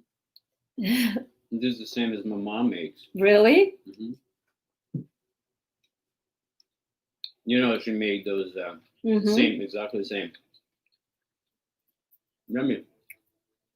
Mm-hmm. Coconut, chocolate, almond, apricot, fig, coconut, raw, vegan. This I'm making tomorrow, Valentina. Kuglice. We call it a kuglice. Say it louder in Croatian. Kuglice. Kuglice. Kuglice. Kugla is the big round ball. Kugla. You go bowling with kugla. Mm-hmm. But those are the little ones. So this is what we're making in class tomorrow. Mm-hmm. I'll make sure I come home early. This is what I made today. I made this today to test it out. This I have to dust. Yeah, the cocoa, it's a bit strong on the outside, a little bit too much, but yes, that's what we're making. And today we're making, it's in the recipe, because you know what? A lot of times when people find me and find this channel and they come on over, they are, you know, we're hanging out in the kitchen. We're just hanging out in the kitchen. We're enjoying each other. We're passing the time in our morning shows. Oh my God. If you guys are not on the morning bounce with Bouncing with Burns, I strongly encourage you to either check it out on the replay, because I'm getting some powerful as all get out downloads for you guys on those morning sessions. They are so good. So this is a buckwheat pizza dough, and Valentina, the ingredients and the instructions are in, and how I did it is all in this video. But Carlene says, I can see that in a lettuce wrap. Hello, Dottie. I can see that in a lettuce wrap. Alana says, welcome, Valentina. Carlene says, hi, Valentina, welcome. LOL, Dali is loving it. Yeah, it's really good when he's like loving it. Yeah, Burns Bedard, get that stuff out of the dehydrator. I know. I'm thinking like, oh, that stuff is probably crackers now, and not, I'm going to do exactly that. But first, I want to mix this up. So what I've got here, and you can season this, Valentina, you know how you girls love eating that Tex-Mex kind of tacos and all of that on tortillas, all of that. Well, the dough that I made for today's pizza, I also roll them out to look like tortillas and to be tortillas. I've made some taco shells from the same dough. This was from yesterday's recipe with a little bit of curry seasoning in there, but you can definitely put a little bit of, Mexican seasoning in the dough or not. This smells delicious, would totally work with these. I also made yesterday, same dough recipe from today, babe. I made these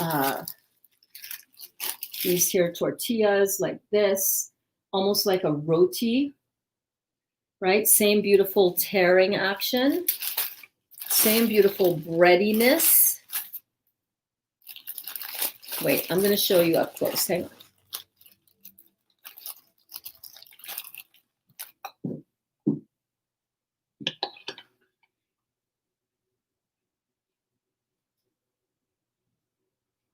Look at that. All raw vegan, right? So let's just give this a little try right now.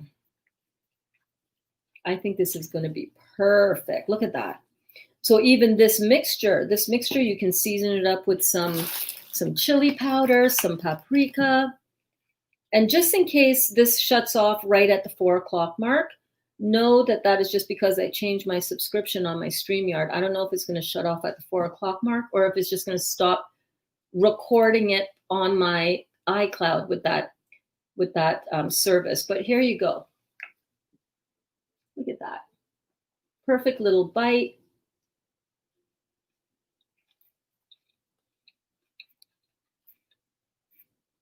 Mm-hmm.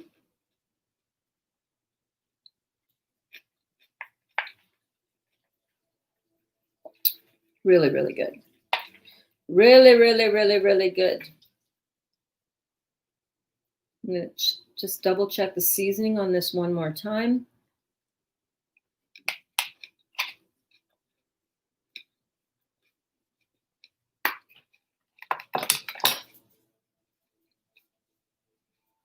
That is so perfect. I cannot even tell you. The perfect amount of sweet and tangy, the perfect amount of, it's just got that perfect mouthfeel, perfect amount of ginger and garlic, nice amount of citrus. It just, all the flavors work together so beautifully. Sesame oil, the tahini.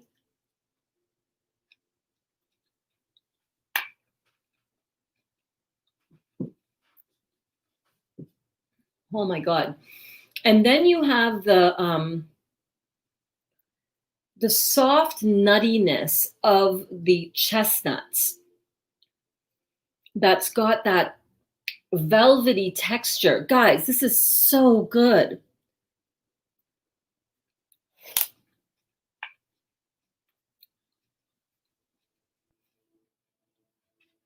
That is really good. That's going to be great on a topping for pizza with maybe a little peanut sauce drizzled over the top. with some raw cashews, maybe a little pumpkin seed, and maybe a little bit of, long ribbons of cucumber and some sliced avocado. Oh my God. So good. I'm watching this countdown. 5, 4, 3, 2, 1. Okay, so it's still going on my thing. Okay, good. My live stream did not stop at the 4 o'clock mark. All good. Okay, good. We're almost done, but maybe not, because, it is 4 o'clock in the afternoon, and I do need to get protocols written up and ordering done for clients. So this is really delicious. If you guys have a chance to make this, I strongly, highly encourage you to do so. I'm going to just have one more taste. Now it's just like, this is a salad that you can totally eat just like this. This could be, you could put this in the dehydrator, get it a bit warmed up, allow some of that liquid for the water to drain out so that the marinade kind of thickens and almost forms like a glaze. Ooh, the lucuma powder. Yes, we should put some lucuma powder in here, because that sort of adds a little bit of a thickening action on dressings. Mm-hmm.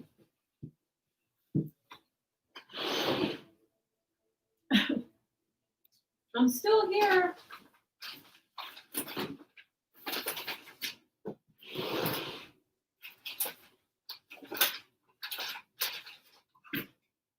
Where is it? Where is it?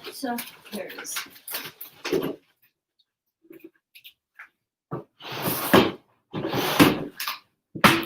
So yeah, I'm so glad that you guys are here. My nose is running, excuse me. That's some shit that you will not see on like a high-end cooking show, let me tell you, okay? Chef wipes her nose live on camera. Oh well. So this is lucuma powder. It's just a fruit sugar that is just made from dehydrating the lucuma fruit. It adds a little bit of sweetness. Oh, but you can see how instantly that just thickened up that gravy. Can you see that? I don't know if you can quite see that as much as I can on my side. But it adds a bit of sweetness because it's a fruit. And it has this thickening up action. Oh, yeah. Let's try that one more time.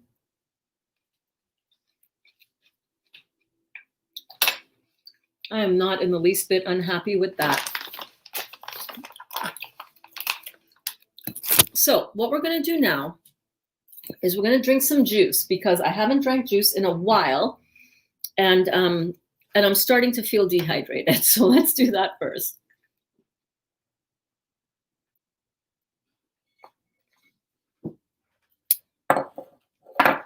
And let's start another one.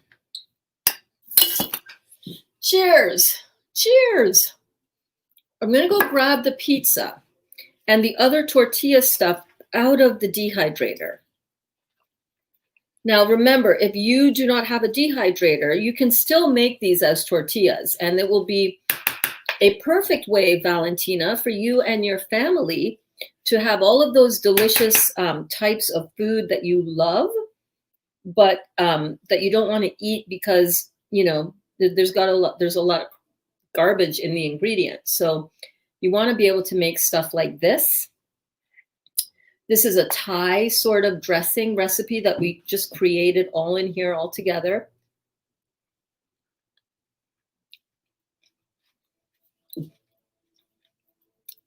Listen, a little bit of cilantro in this, and I defy you to find this in any raw vegan restaurant this good.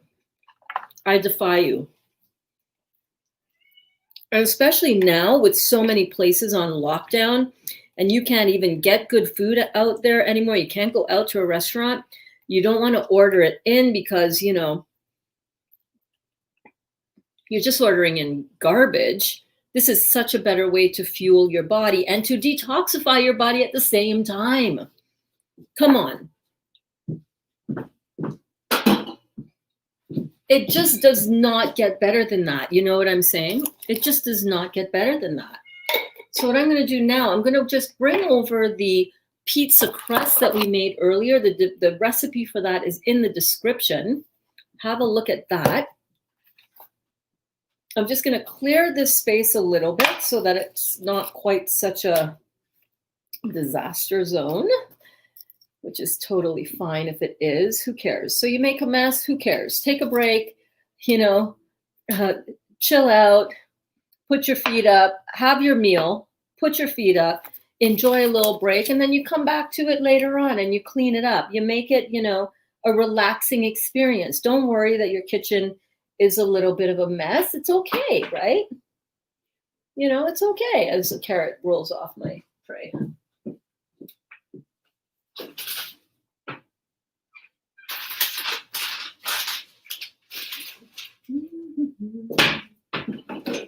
I'll be right back.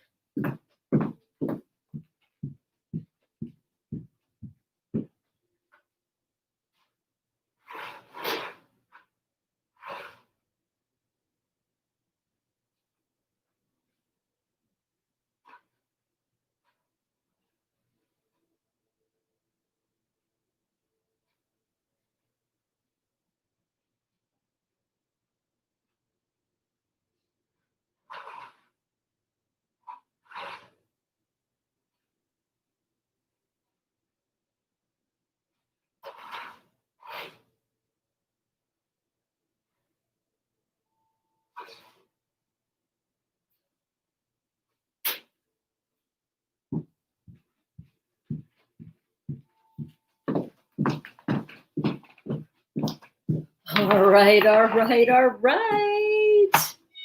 Yes, Dot, what is it?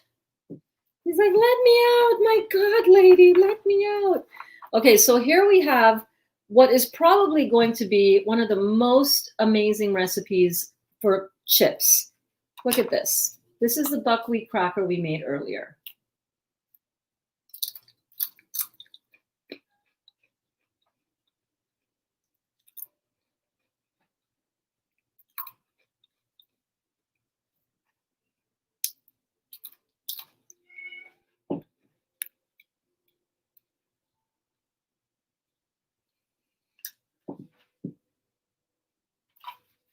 That is so good.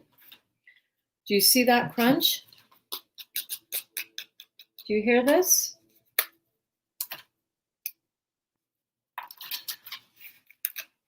So, Alana, while I knew full well that those tortillas were long since gone into the land of the chip texture, I was okay with that because one of the most amazing things that you can do with the recipe that we explored today, that we made here on the Real Juicy Detox, the cooking show, is we took one recipe and we made pizza dough and we made crackers.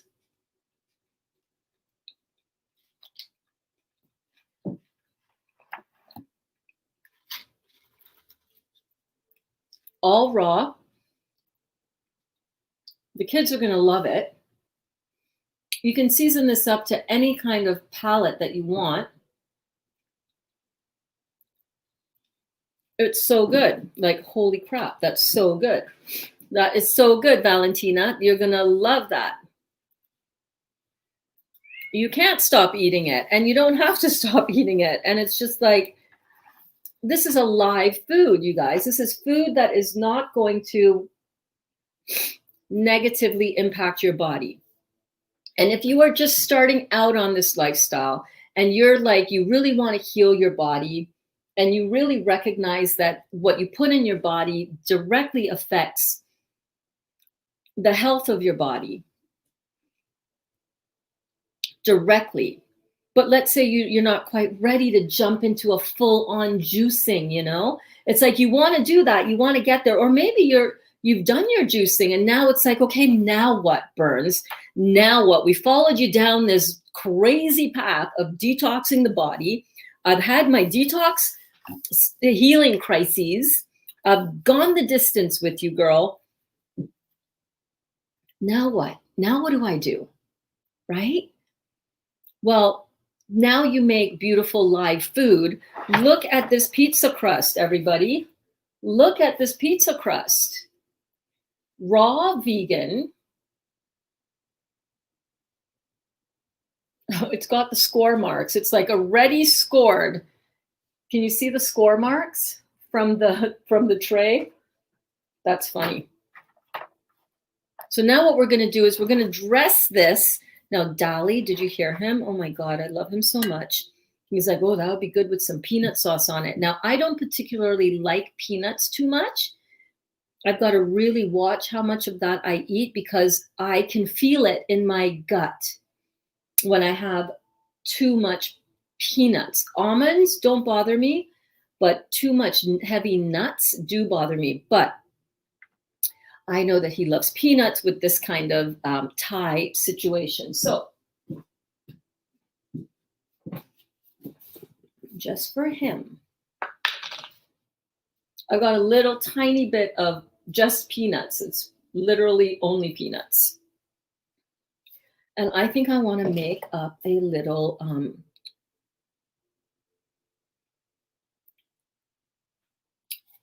thing, a thingy thing, a sauce for the bottom, and then put this on top.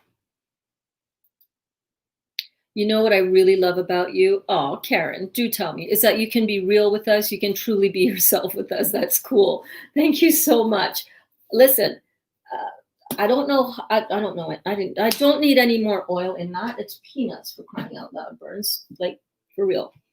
I do not need any more fat in there. But you know what I do want to put in there is some of this orange juice. I don't know how to be anybody else, Karen. That's the great thing.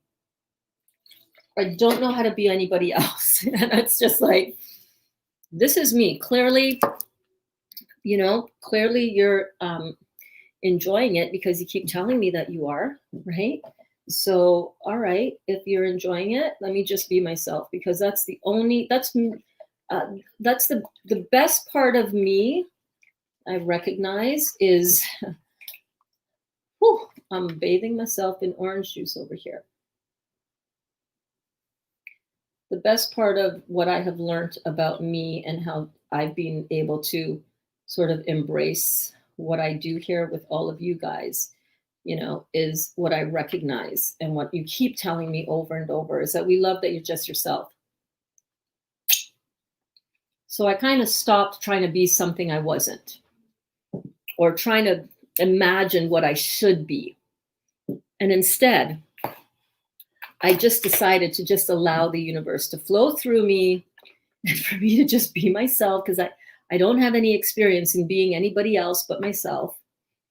And this was the advice that I gave my daughter today as she went out. They went out to do some photo shoots for her, I don't know, for the fall fashion time of year. You know what I'm saying? They got their cute little outfits on and out they went.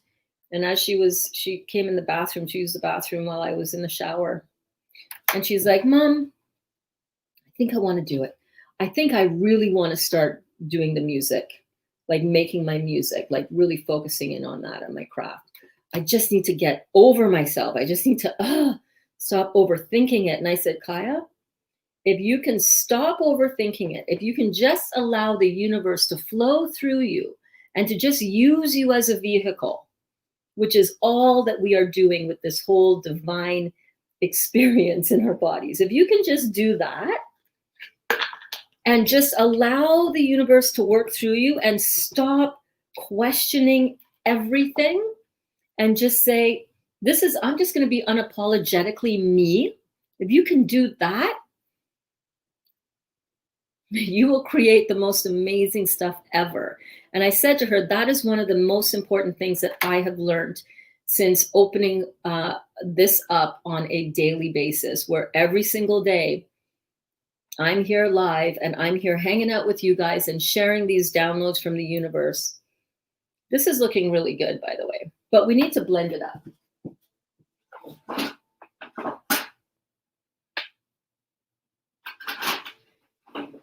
We need to blend this bitch up. Okay, so, you know, where would I have put the top part of this?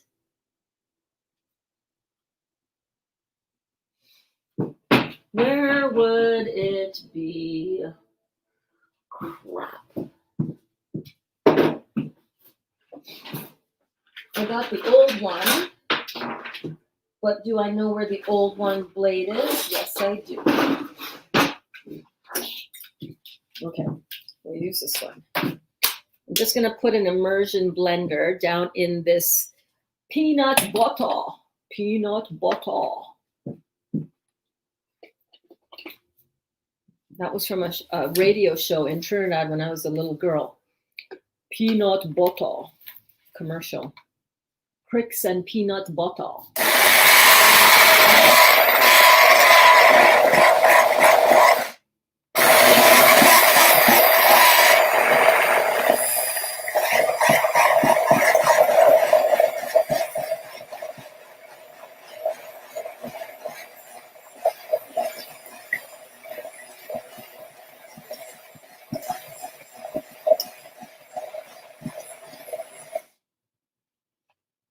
Yeah, I know. He just loves a good peanut, the addition of peanut in this whole Thai thing. And he was tasting the tahini in there. You're right. Louise said, Burns, I thought Dali asked, was there peanut butter in it? Not put more in. I felt he tasted it off the tahini. Yep, totally he did. But I know he'll go looking for the peanut butter when I start cooking with this Thai stuff if I don't put it in as well. And I'm not going to put it in. That smells amazing, by the way. Whew. Oh my God, my kidneys. I'm feeling my kidneys today. Filtration. Hello. Hello.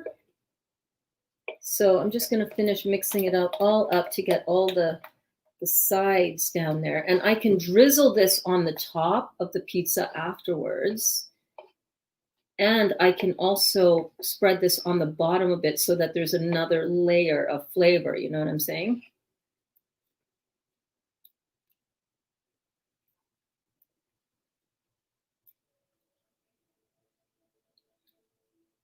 I feel like I just have to put some garlic in that because I put the ginger in. You know what I mean?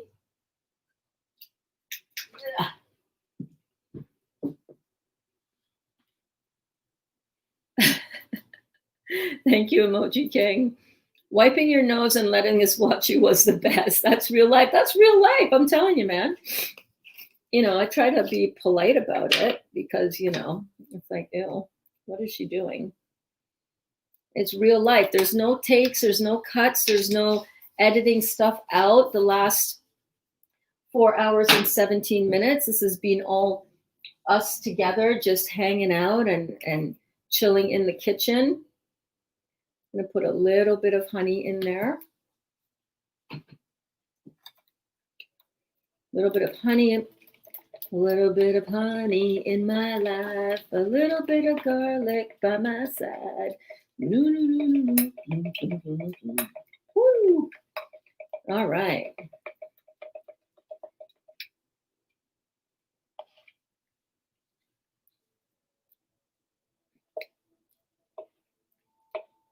Shouldn't have put the honey. Shit. Have I made it too sweet? Oh, you know what I'm going to put in here? Some Frank's Red Hot. Yes, I am. He loves that.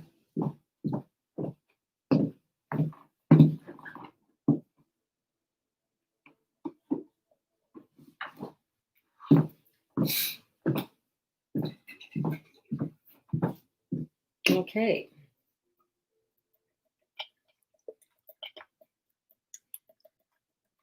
So I'm just putting in a big glunk of this Frank's Red Hot. I know he loves the Frank's Red Hot sauce. So let's try this out now. I'm going to mix it up. We're going to spread it on the base of this pizza.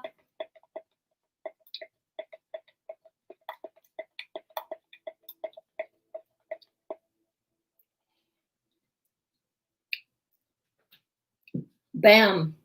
Bam. Okay, so let's just get some of this down here on the base. Oh God, that is so good. So good. So all I'm doing,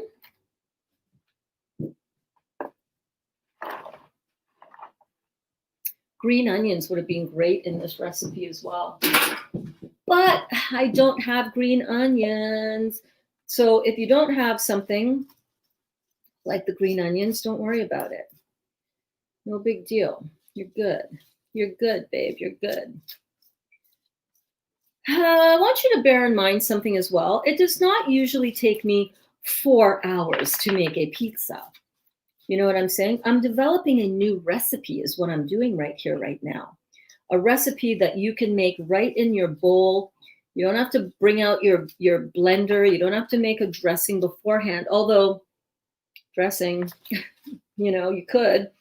Maybe that would have been an easier way to go. I don't know. Who knows? We'll never know. We'll never care because we had fun while we were hanging out. My point being that all you need is about 4 or 5 favorite recipes. This dough is just one recipe. And then you have a bunch of different topping recipes, like the barbecue pizza we made, the pineapple pepper barbecue pizza.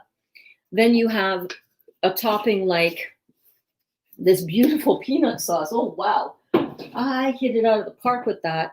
And then you get a Thai dressing situation, vegetable medley going on here. You just come up with these different combinations. It takes a little while when you're making it up, like how we've been doing here together, hanging out. And by the way, huge shout out to all of you. I see you. I see you. I know you're here. I know you've been watching. I know you've been hanging out. What else you got to do? A lot of people are just, you don't have anything else to do right now because, you know, lockdown and shit. But at least you're hanging out. You're doing something constructive. You're learning. You're exploring. Hopefully, I'm keeping you entertained enough as you're watching. You're bouncing with me. Freaking right, Karen. Freaking right. I'm bouncing while watching you. Yes, girl, bounce it out. Emoji King says you can use the hand blender to make mango pudding. Oh, all kinds of stuff. Mango pudding from the blender. Will you throw up the recipe emoji? I think you just chop up a bunch of mangoes and blend it up. Bam, mango pudding, right? Awesome. Emoji King says, Louise, yep. Yeah, bounce away while you're watching. Some people are cooking. Some people are juicing. Then you might feel like, oh, I need to go have a nap. You might go lie down. And listen, I know some of my favorite people when I watch their lives, I'm telling you, it's like the best thing ever. I'm going to get a slotted spoon because I don't want to put too much of this beautiful juiciness onto the pizza because I've got enough of that juiciness going on with the peanut sauce. So let me get a spoon.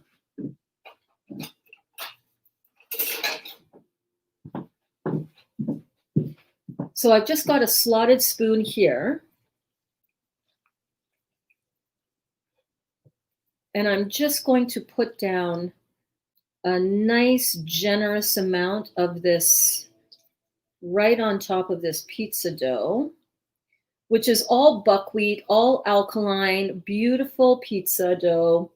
You can use it in a like crispy, right? The longer you leave it in, flatten it out thinner. This could actually go back in for more time. But, you know, you can add some Trinidadian green seasoning, a little curry.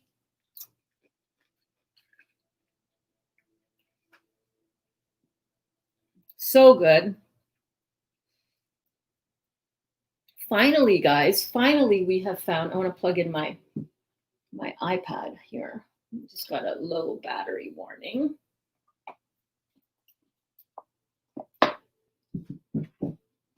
Right? And I'd love that you guys are here all class long. Just hanging out, you know. Couldn't go live yesterday. Technical difficulties because of the storm that was rolling through. But here we are today, right? Enjoying it. My delicious lover came home. Louise, by the way, I hope your delicious lover got some value out of that advice to reduce that the dairy. You know, cut out the dairy. It's what's causing all the congestion and all the snoring. And my delicious lover, that is literally how I'm going to refer to Dali. I would always refer to him as my man, but he's just way more than just a man. He's a delicious lover. Yes. Yes, indeed. He does not like the cherry tomatoes quite as much, although I think they're delicious. I think he's crazy. He might be delicious, but sometimes no, I'm kidding you. Everybody's entitled to and allowed their own preferences of what they like. And if you don't like something, don't put it on. Don't put it in. I'm taking off almost all the cherry tomatoes. I'm going to leave some on for me because I do enjoy how those dehydrate down beautifully. Now you can see how much of that juiciness is there. A lot of that juice is going to dehydrate and evaporate off of the pizza while leaving behind this beautiful glaze on these veggies. Oh, it's going to be so good. When this comes out, of the dehydrator, you can also put some avocado, fresh avocado on top. You can put some more of this fresh undehydrated topping. Oh my God. Oh my God, you guys. This is so good. Emoji King says, put the fruit of a mango in a mason jar, blend it, chill it in the freezer for your consistency, however long you like. Put a stick in it. You'll have a popsicle. And I like to add a couple raspberries. That sounds delicious. Peanut butter sauce, just a couple dessert spoons with a couple spoons of honey and a spoon of hot sauce. Yeah, pretty much. There was like this much in the bottom of the peanut butter jar. You can use more or less. Honey. I put some orange juice in there as well, and just blend it up. I will write that out. I'll write it out for the recipe. Louise, Emoji King says, Louise, you can get creative with the mango pudding, add banana. Oh yeah, baby. Loving how you love my delicious lover expression. Yep, keeps the important things real for me. Yeah, baby. Keeping all that delicious. Hello, let's hear it for all the gods and goddesses out there, keeping the relationship juicy, delicious, luscious for each other. That is such an important part of our relationships, that intimacy, and if you're not in a relationship and you don't have the opportunity to have that with somebody else, I encourage you to give that to yourselves. Yes. And I'm not just talking about, what you might think I'm talking about. I'm talking about have delicious relationships with yourself. Have a delicious relationship with yourself where you dance with yourself and you appreciate yourself and you feed yourself all the good food and you give yourself all of the compliments that you want to hear somebody else. I'm getting full body goosebumps right now. Who is this for? Who is this for? It's for you. I know it's for somebody because I'm getting full body goosebumps. When I speak and I get that full body goosebumps thing going on, it's like, oh yeah, that's for you. 100%. Now this you can also just eat just like that. You want to put some of this. This is all raw vegetables, guys. Come on.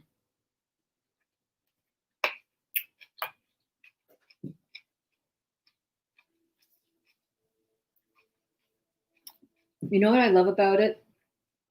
Zero bitterness. You know my thing with bitter. So good. Who is this for? You need to be in a positive relationship with yourself. Before you can expect to receive that from somebody else, you have to be able to give it to yourself.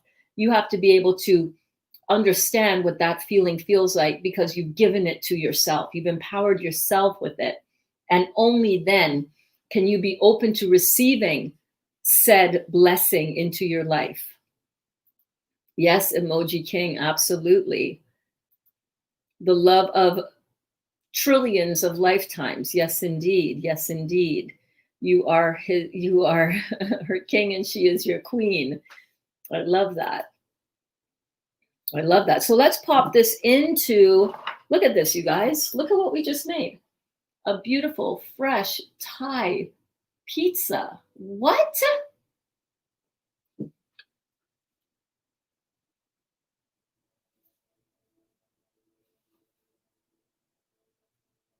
On a perfectly alkaline, not fake, not no cauliflower pizza. This is like a legit, beautiful pizza that's going to taste and behave like a real flour dough pizza made out of buckwheat, made out of a fruit seed. Are you kidding me? Recipe details in the description. Check it out. I'm going to pop this into the dehydrator and then I'll be right back. I'll be right back. Hold on.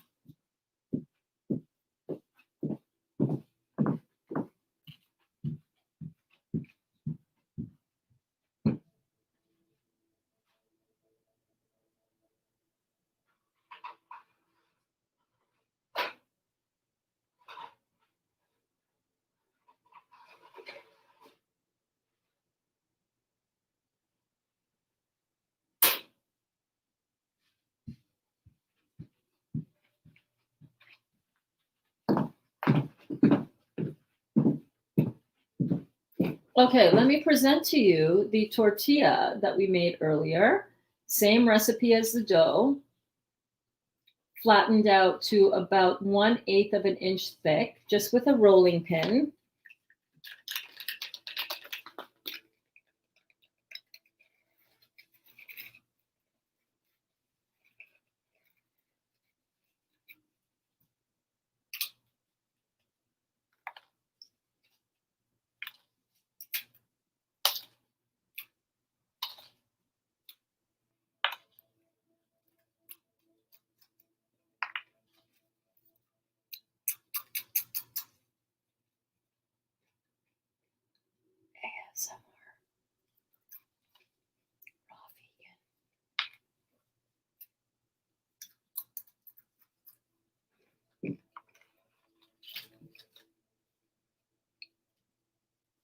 No bitterness.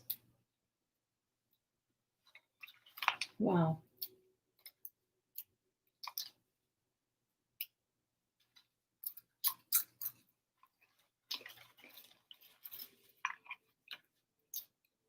That's the recipe we made today. Tomorrow, in tomorrow's class, come prepared, you guys. If you can, I'm going to post the ingredients and the recipe. I'm going to post the recipe for these, and we're going to make them tomorrow in class. If you want to bake along with me, these are all raw, vegan, beautiful, beautiful almond, coconut, cacao, apricots, and figs, and medjool dates. It's just so good. You just so easy to make. So easy to make, and I cannot wait to share this with you guys tomorrow. So I will see you guys later tonight, believe it or not. It's 4:33 in my neck of the woods. I'm going to spend some time with Dali, and tonight we are going to be back. Like, look at these. They're just, oh my God. You can even do a tempered chocolate over top, and these would be like a hard shell on the outside. Are you kidding me? I mean, the possibilities are endless. So don't go into this thinking that, well, what am I going to eat when I'm after the detox? Like, if you're not starting to get the picture yet, I don't know what else to say. Buckwheat pizza, beautiful protein, delicious protein, not even protein. I don't even want to call it protein bars because it's way more than that. These are power balls. That's what we're going to call these the Real Juicy Detox power balls, because they are.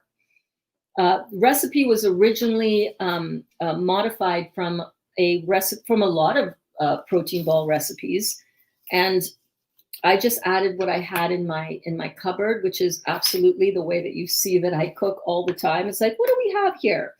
What could we put in? Don't have that? Okay, what else could we substitute with that? So I'm going to show you how I made these.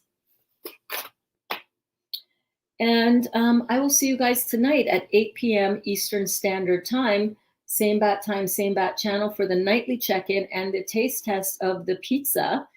8 p.m. Eastern Standard Time, so in like 3.5 hours. How long were the tacos and tortillas in? The same amount of time? I can't remember. I can't remember, but these have been in since we put them in at maybe 1:30. I can't remember. It just kind of, you just have to kind of go by, you just have to keep checking them and see. It really, really depends. I don't know. I don't know. Pizza in dehydrator for how long with the raw Thai topping? That could be an hour. That could be 2 hours. You could even leave it in for 3 hours. It might get a little bit too dried out. I like my pizza to be a little juicy.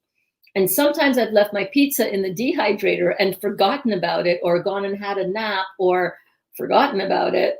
And I go back and I'm like, oh yeah, right. Like I'll be in Glenda and I'm not smelling it. It smells really delicious, even though you're not cooking it, right? I'll come back in the house and I'll be like, oh shoot, yeah.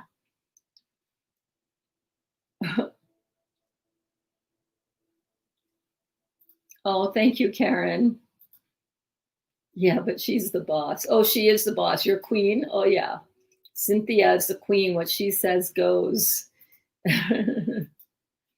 Emoji King, you're awesome.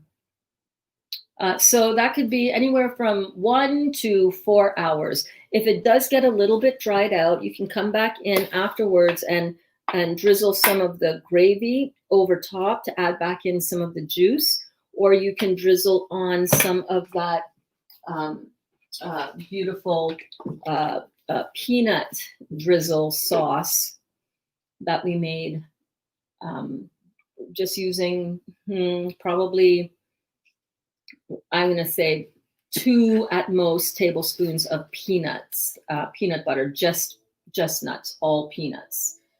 Let's see. For tomorrow, yeah, so for tomorrow, I will put the recipe in the Real Juicy Detox on the Facebook group. And maybe I'll put a comment here on the YouTube channel as well. Okay, because I do want to encourage you guys to watch this on the YouTube. So I will put a comment here in the comments for what to bring to class tomorrow. If you want to do this alongside of us, I think that would be an awesome idea. Can you make healthy pet treats and pet food? Absolutely. Absolutely you can. Hey, Diva Naima. Oh my God. Thank you so much for popping in. I'm so excited. I haven't seen you in class say anything before. You're welcome. Thank you. I tried the pizza, loving it. So did my boyfriend. Are you serious? When did you make the pizza? The one from like a couple of days ago? It's pretty much almost the same recipe. Oh my God. Or did you do this Thai pizza? Because, you know, in the space of time that we've been together, going on 5 hours, you could have made 5 pizzas. I love you. I'm so glad that you've enjoyed today and that you tried the pizza. If you post it on social media, can you hashtag the Real Juicy Detox? I'm really, really excited that you made this. I love this exploration of food and I love sharing it with you guys. And I really love it when you guys do the recipes and try them out and they're successful for you as well. That makes me feel so happy because I've experimented with a lot of different recipes and I hate it when a recipe just doesn't work. I'm like, damn it, like those cauliflower, and I'm so sorry. I am so sorry. Please forgive me. If you made that cauliflower, I should put a note on there. This did not come out good.